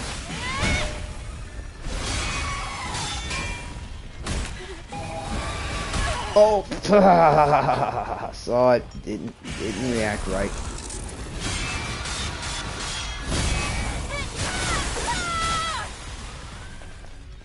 Come on, run, girl.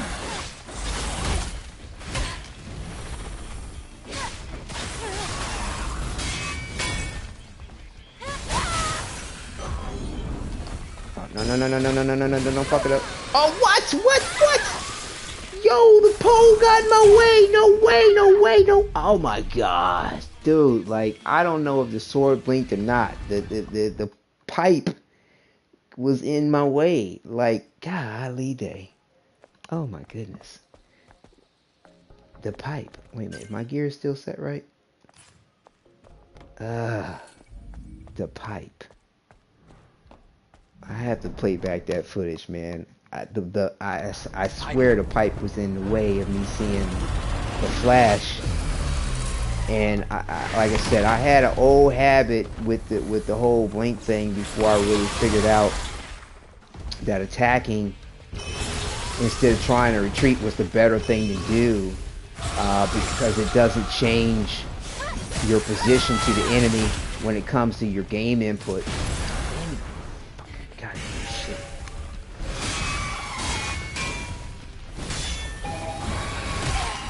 Man, see. I know I did that right. But it sure shit didn't act like I did it right.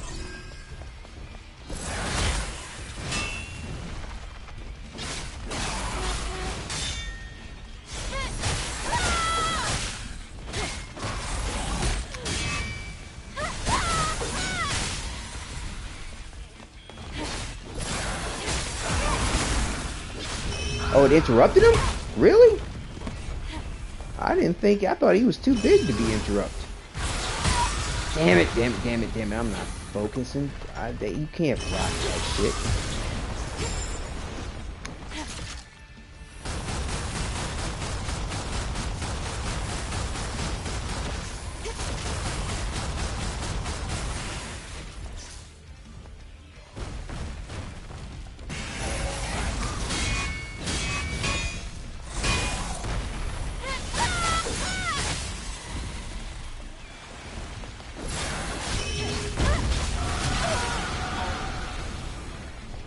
It's interesting, that move doesn't take off as much energy as you would think it does.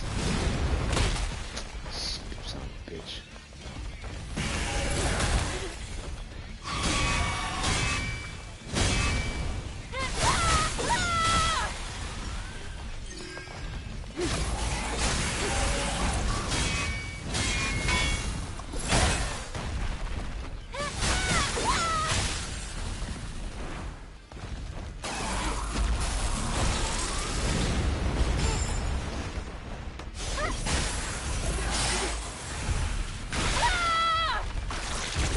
Trying to focus.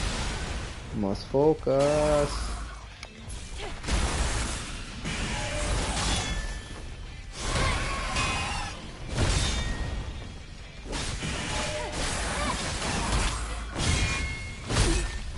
Whoa, really?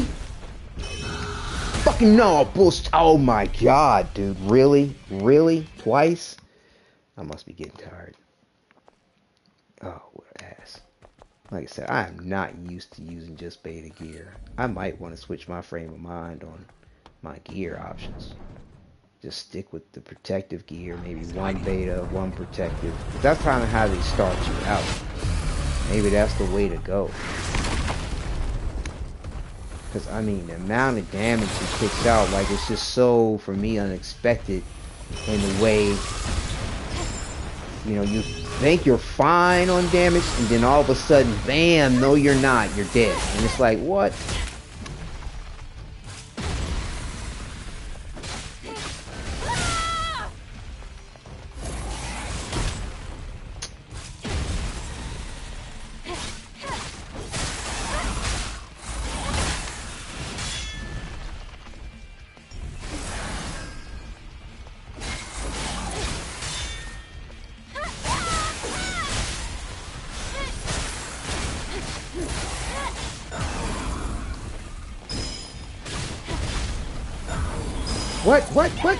What? Dude, I'm standing there. Oh my god, what is going on? What is going on? What is going on?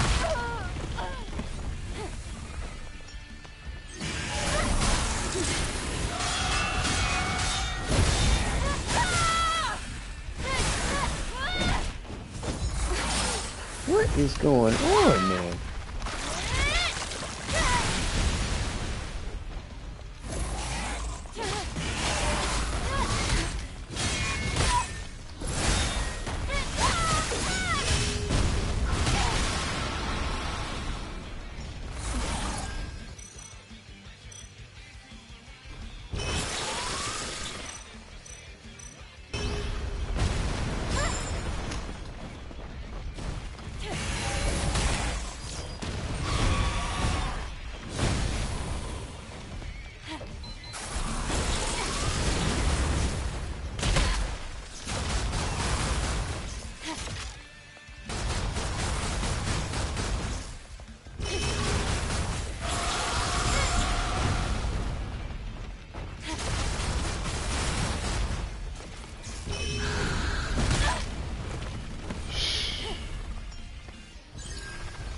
I don't know why it's so hard for me to figure out the timing on that, man.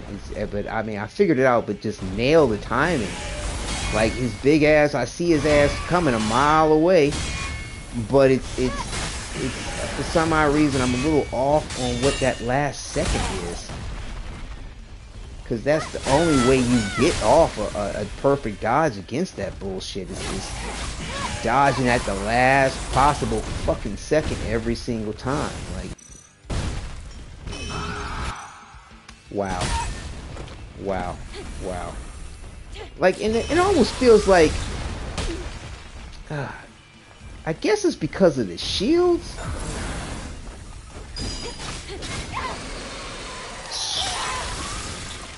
I missed the first opportunity to dodge. For some odd reason, I thought it was going to give me a second blink. And you can't count on that second blink. You see that second blink a lot. But you cannot count on the second blink happening.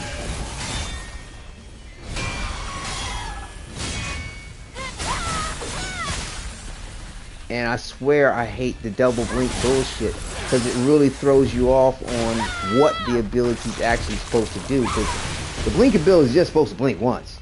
You know, you see the enemy telegraph their move with their little blue thing, shit, and see how like I said, the blink flashed once on the sword. That's how it's supposed to be, in my opinion, all the time. But it's not like that all the time, because they give you these rhythm adjustments to what the enemy's going to do. I'm out of health.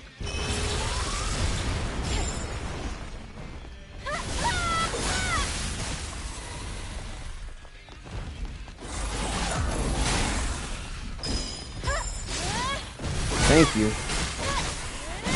Thank you. It gives you these like timing adjustments, and you know, as well as rhythm adjustments to the enemy's attacks. I mean, the situational aspects and varying the position to the enemy and what the enemy's doing. And then all, you know, so you'll see these two flashes on the sword for the blink ability, and that's another thing nobody ever talks about in their little instructional videos, and their, you know, being Mr. Popular with telling people what to do. And I mean, like I said, that's the reason why I came out with my how to do and what not to, you know, what to do. Because like I said, my experience with it, yo, for real, there's just these subtle points with that shit that you just need to mention and let people know so that they're aware of, so they can start really practicing and knowing how to really deal with blinking against these enemies. Because, man, like more often than not, fighting a stalker, I'll see the sword blink twice. But in training, they don't show you no sword blinking twice. And you're sitting there going, why is the sword blinking twice? What do I need to do? And I'm telling you, you need to always do whatever button commands for blink, which is forward and circle. You need to make that execution of those movements every single time you see the sword blink. Because you never know truly if you're going to get a second blink on the sword. And like one of those times dealing with the Stalker just now, I honestly thought that he was just going to give me a second blink because I'm just so used to it. And I didn't react the way I advised, nor, you know, have been doing previously. I was kind of lazy at that point, and he nailed me off the first blink of the sword. And I mean, notoriously, man, I mean, like, you can play back the footage. I mean, probably 90 some odd %. I'm getting 2 blinks of the sword off of the way he's starting to execute the move in which a blink can be performed against. What do they call it? Fatal damage in the description. So, yeah.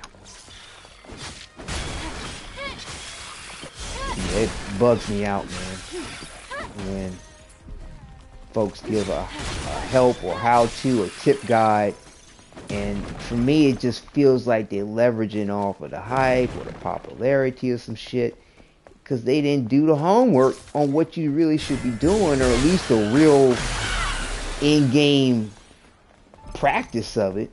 You know, it bugs me out. Like, are you really playing the game? Or do you really want to try to help some people? Or you just want to act like you're the one that knows all the golden secrets and you want to pretend like you're helping people? Like, I just don't understand the motive.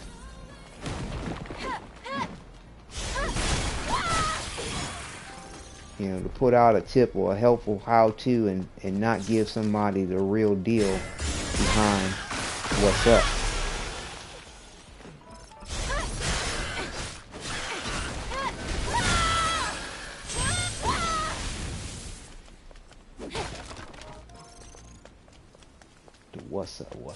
What's up? So yeah, like, you know, even though I put out the how-to and what not to do, you know, what to do and not do as far as the blink ability, like, I'm still making sure that I do everything correctly too, because though I figured out the points of what to do and not do, like, I still have some bad muscle memory and habits that I would perform using blink in the way that I would, try to execute Blink, or before realizing and knowing everything and the ins and outs to Blink. And like I said, it's like, I was watching everybody else's videos about the shit, and they not telling you what's up. And so I had to figure the shit out.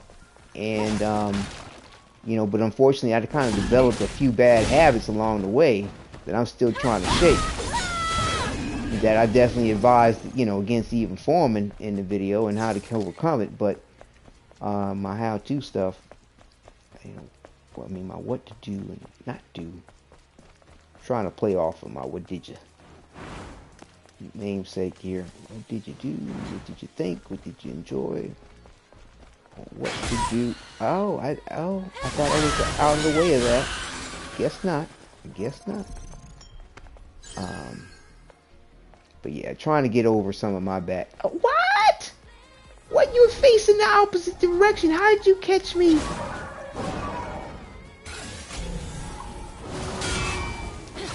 Man, I swear, it's Hydra.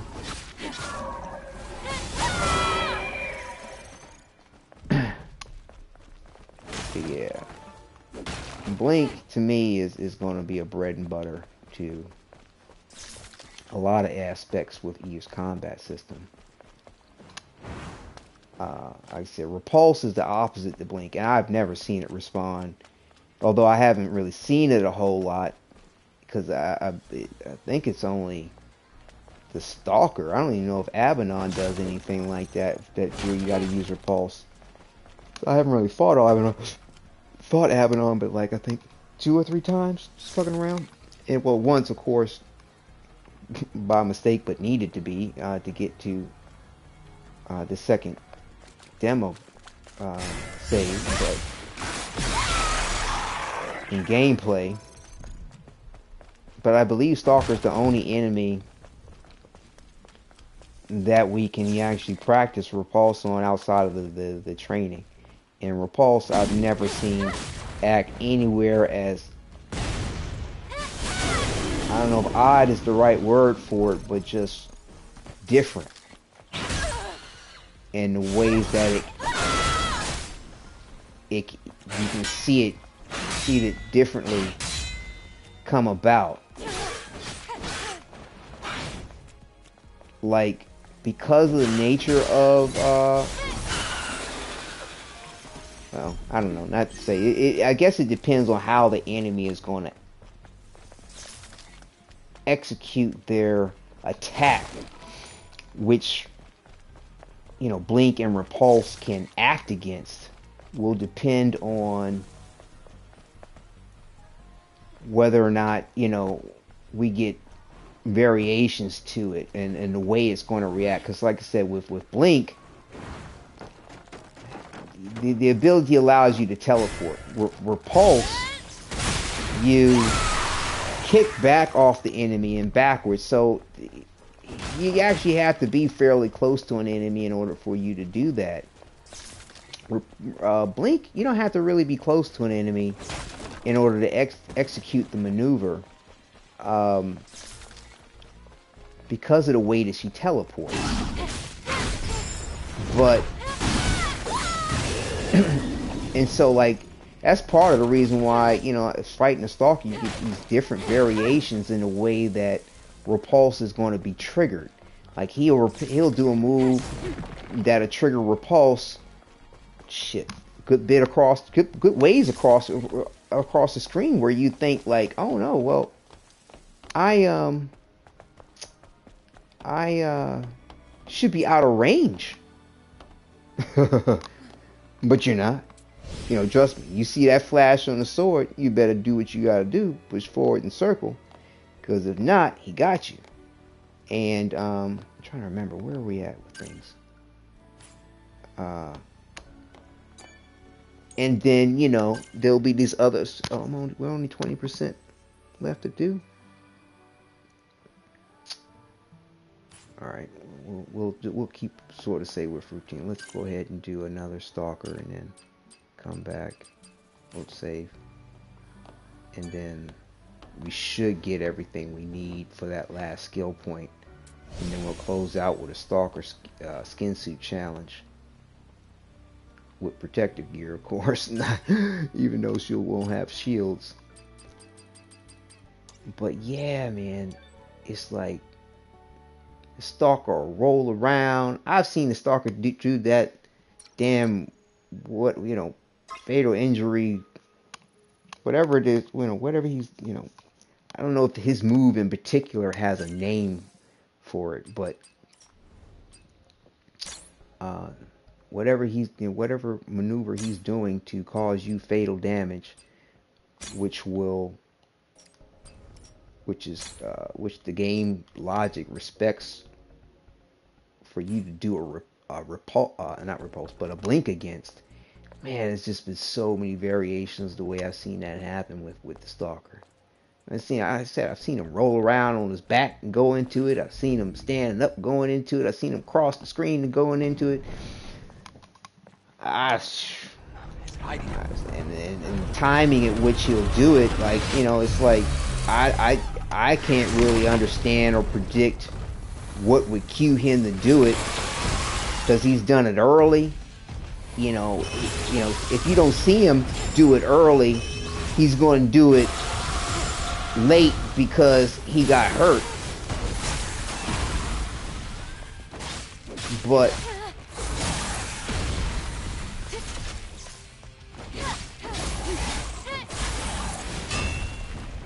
it's different.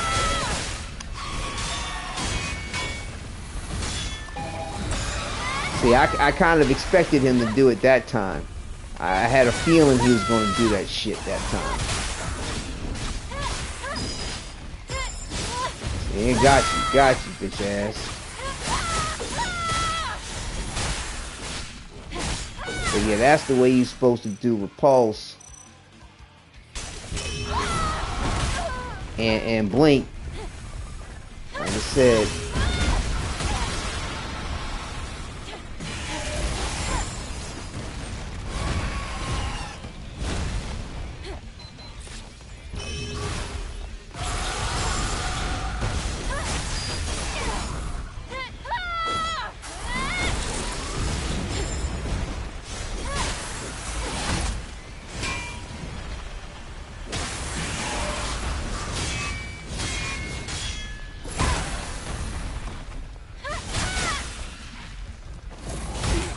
Shit. I'm paying attention.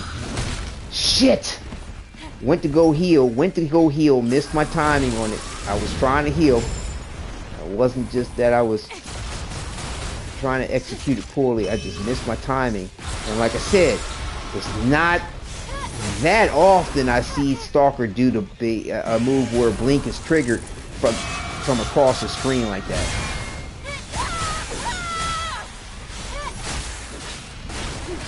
But there is a range to the blink in the way that if an enemy, hold on. See, there was 2 flashes that time. And what's funny is I did miss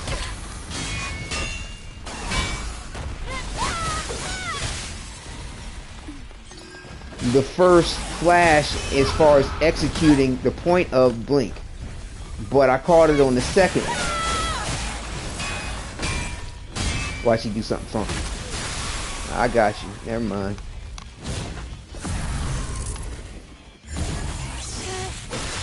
Yeah. I heard somebody talk about feeling sorry for the Stalker. And I feel sorry for the Stalker because when it comes to the main game, everybody gonna be beating up on him. I'm like, I don't feel sorry for the Stalker. Stalker is an perfect ass, bro. He is no joke. And who knows if there's going to be a different iteration to the Stalker or some amped up version. Let alone other enemies around. You ain't feeling sorry for the Stalker for damn sight. Nope, not one little bit. I think the individual who said that in his little video just liked the way it sounded. I feel sorry for the Stalker. For what? playing.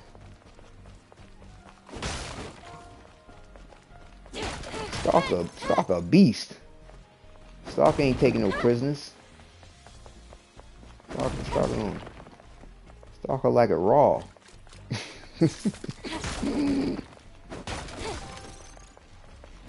it raw. But yeah, I think this should make the last grind run to complete my skill point desires and complete what's unlockable for us in the skill tree for the demo,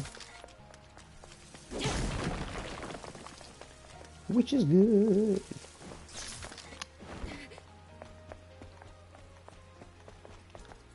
And I highly doubt that I'm going to get 20 extra skill points to complete the survival tree when those nodes open up for us. So, you know, I'll do what I can between that and the next 2 days before giving my final broadcast for the before the game is available to play. Eve, what are you doing? What are you doing? What are you doing? Thank you. And because like I said, if it's going to be like 7 o'clock in the evening for me, that's after my wife takes over with, you know, having time with my son in the evening before he goes to bed. And prior to that, I'll be with him all day. So most likely, my last broadcast of the demo gameplay will probably be the night before.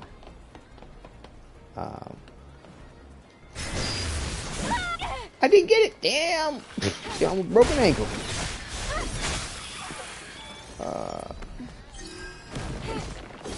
And so like,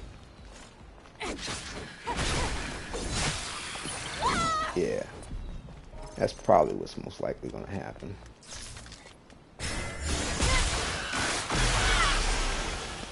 So it's not like I can play the demo up until the last moment of the game release, essentially, is what I'm saying.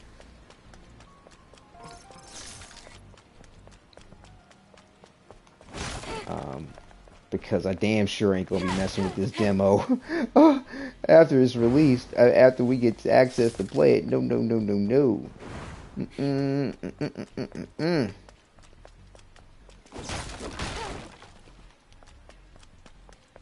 But yeah, depending on that release time, I don't know if my wife is gonna have the. Did I get that? I got that other crate down there, didn't I? It's really silly to even run back here to check. Being greedy. Yeah, I got it.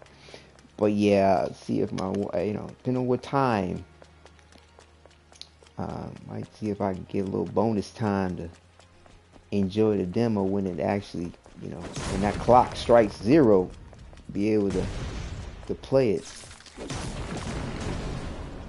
But yeah, if she's dealing with work or what have you, it's it's no worries. It's a game. It'll be here,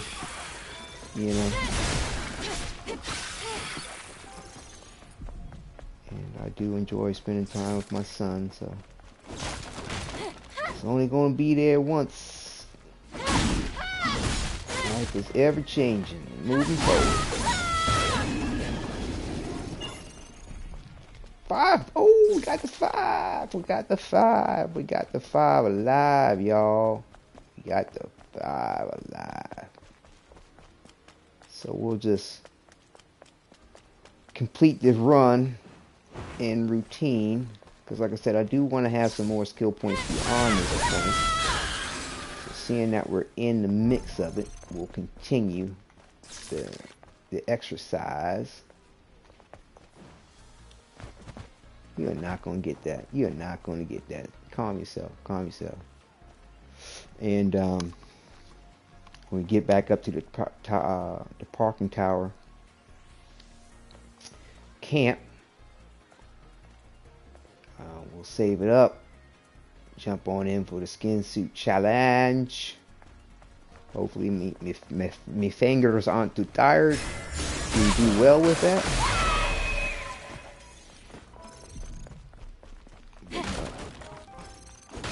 I'd like to hope we can accomplish it again.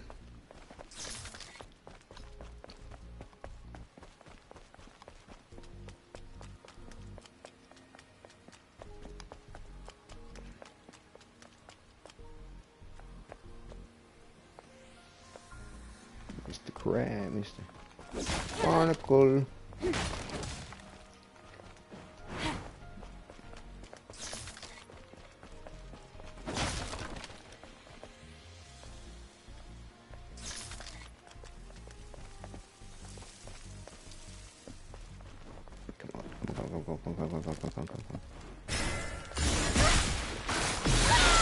I might as well just waited for him to get back around to this point instead of doing all that. Whatever.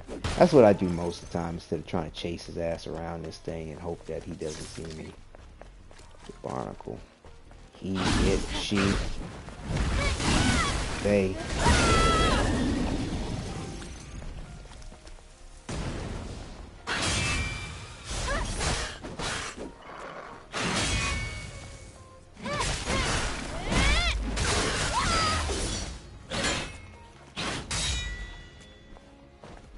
Kind of being a little lax on this. There it is, the counter to that. When you get a perfect parry off, it's a counter that you can follow up, the free follow-up counter that you can institute, and been a little lax on getting that off.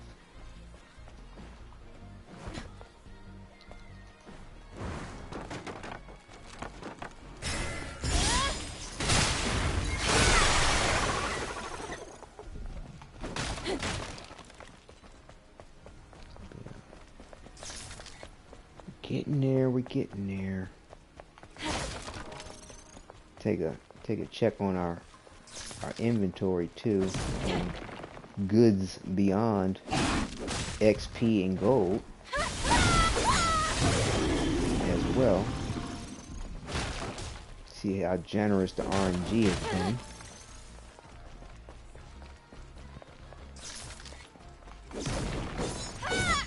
That random number generator. For what you decide to get me.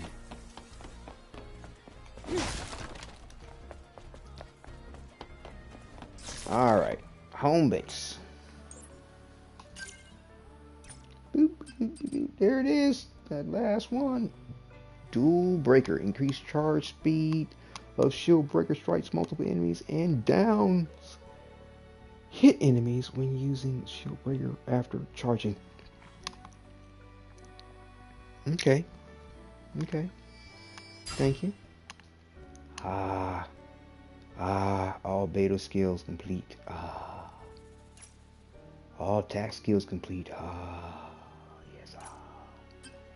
So yeah, we'll burst energy recharge 1 and 2 chain reflection.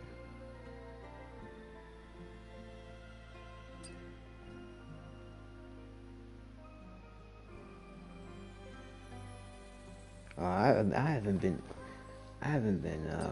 on this one either, but I do remember it, like getting this. Base the counter after you do the perfect dodge, and so this is a combo with that. Another one, and the daggone double jump. Looking forward to double jump. Another counter. That's off the perfect parry. Perfect dodge. Right. So you get these 2 counters after that. 1 and 2. Okay. It'll be interesting to see how they decide to implement these and when in the main game.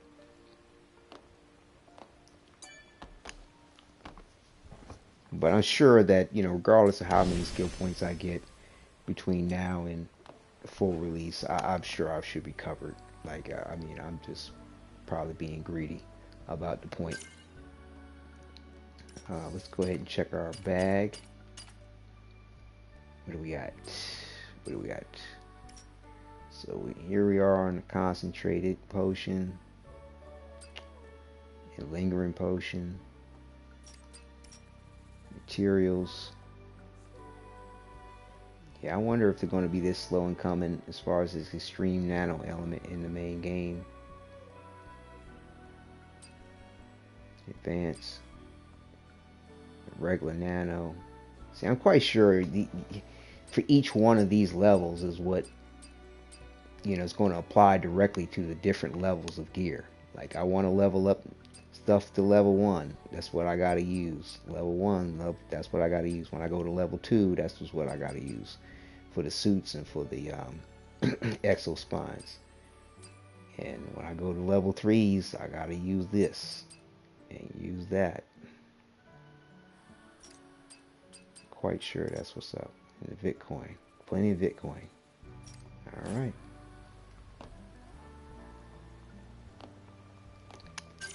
Okay, Eve, let's take it to the skin challenge.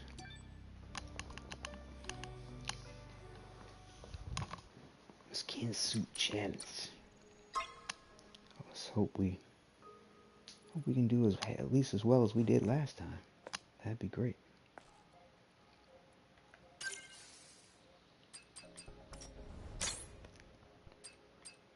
There it is.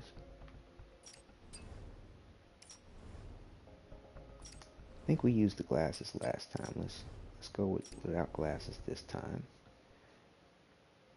And I think we'll even take the earrings off because they're gold and we're wearing silver accents.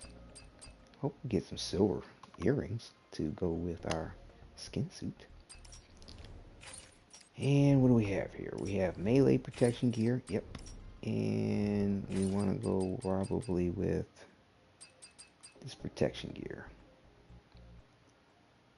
which doesn't seem to be limited to just melee damage.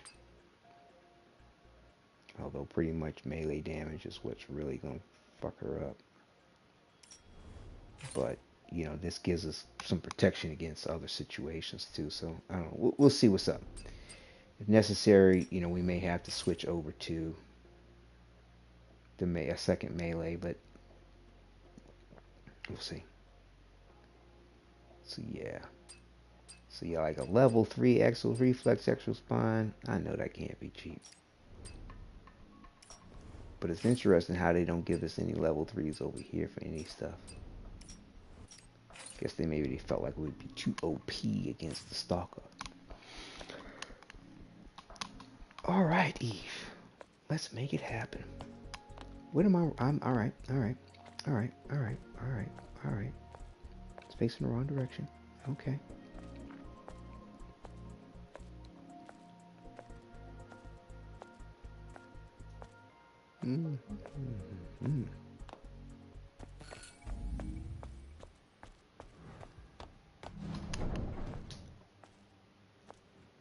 He's hiding.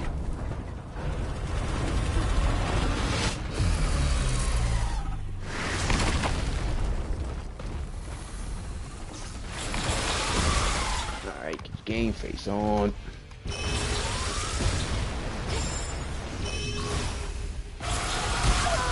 Shit. Can't take too much of that.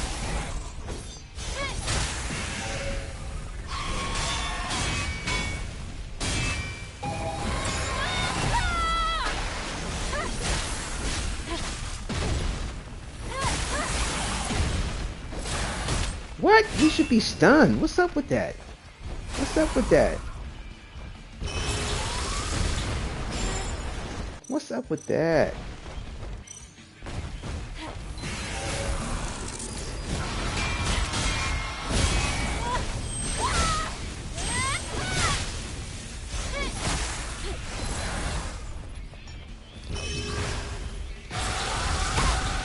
Fuck, really? You supposed to be able to dodge that, boy. Shit. Fucking up.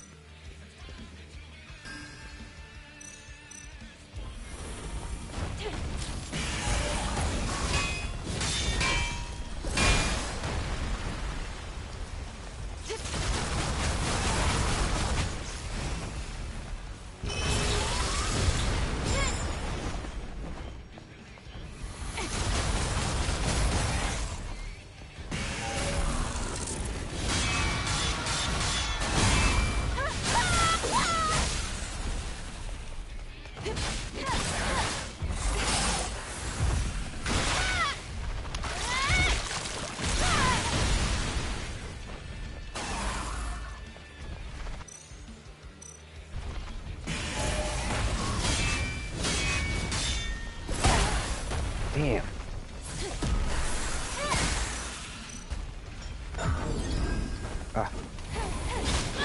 What?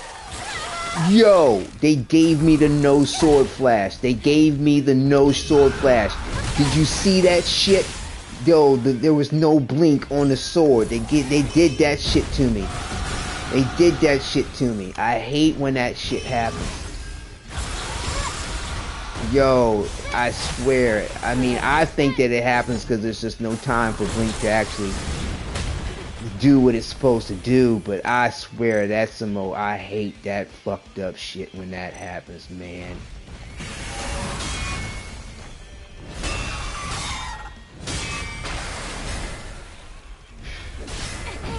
I hate that shit. Because I was waiting for it and I did not see the sword blink. Not one bit. And she got fucked up.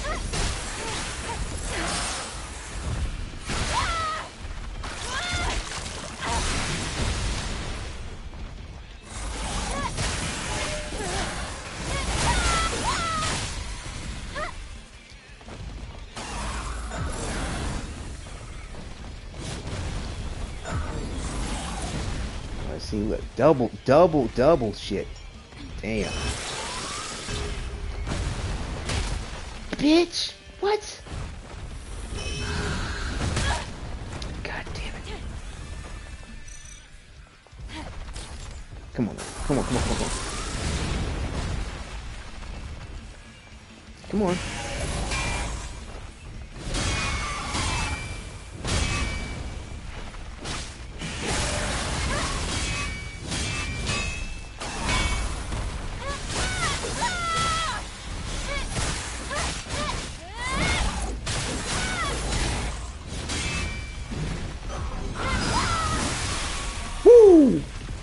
He was trying to end me. He was trying to end me. With an across the board fatal attack requiring blink. Oh. We got it a second time. Skin suit challenge. Complete number 2. Fantastic finish. Ooh, I did it. I did it. I did it. Alright. Well, viewers, we're going to end it on that high note. It's been a pleasure. Thank you for those that have stuck through. It was really good. Kensu coming through, spending the time. Finesse, it's good to talk to you as well.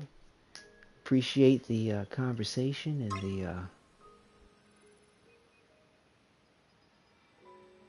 sharing the excitement and hype about Stellar Blade and its release. And yeah, it's been a pleasure, definitely. A little bit longer broadcast than I expected it to be this time around, but without a doubt an enjoyable one. And looking forward to getting a few more pieces of XP, and looking forward to being back again for the final episode where we will complete Abaddon for our final time. Like I said, I think what I'm going to do is I'm going to do some play testing, but we should be able to fight Abaddon a couple of times as long as I back out before defeating him. And do Stalker challenges in between, and bid the demo a fond farewell as we go into that last day, most likely for the demo. All right. Thank you again, everyone. Much appreciated. Take care and enjoy.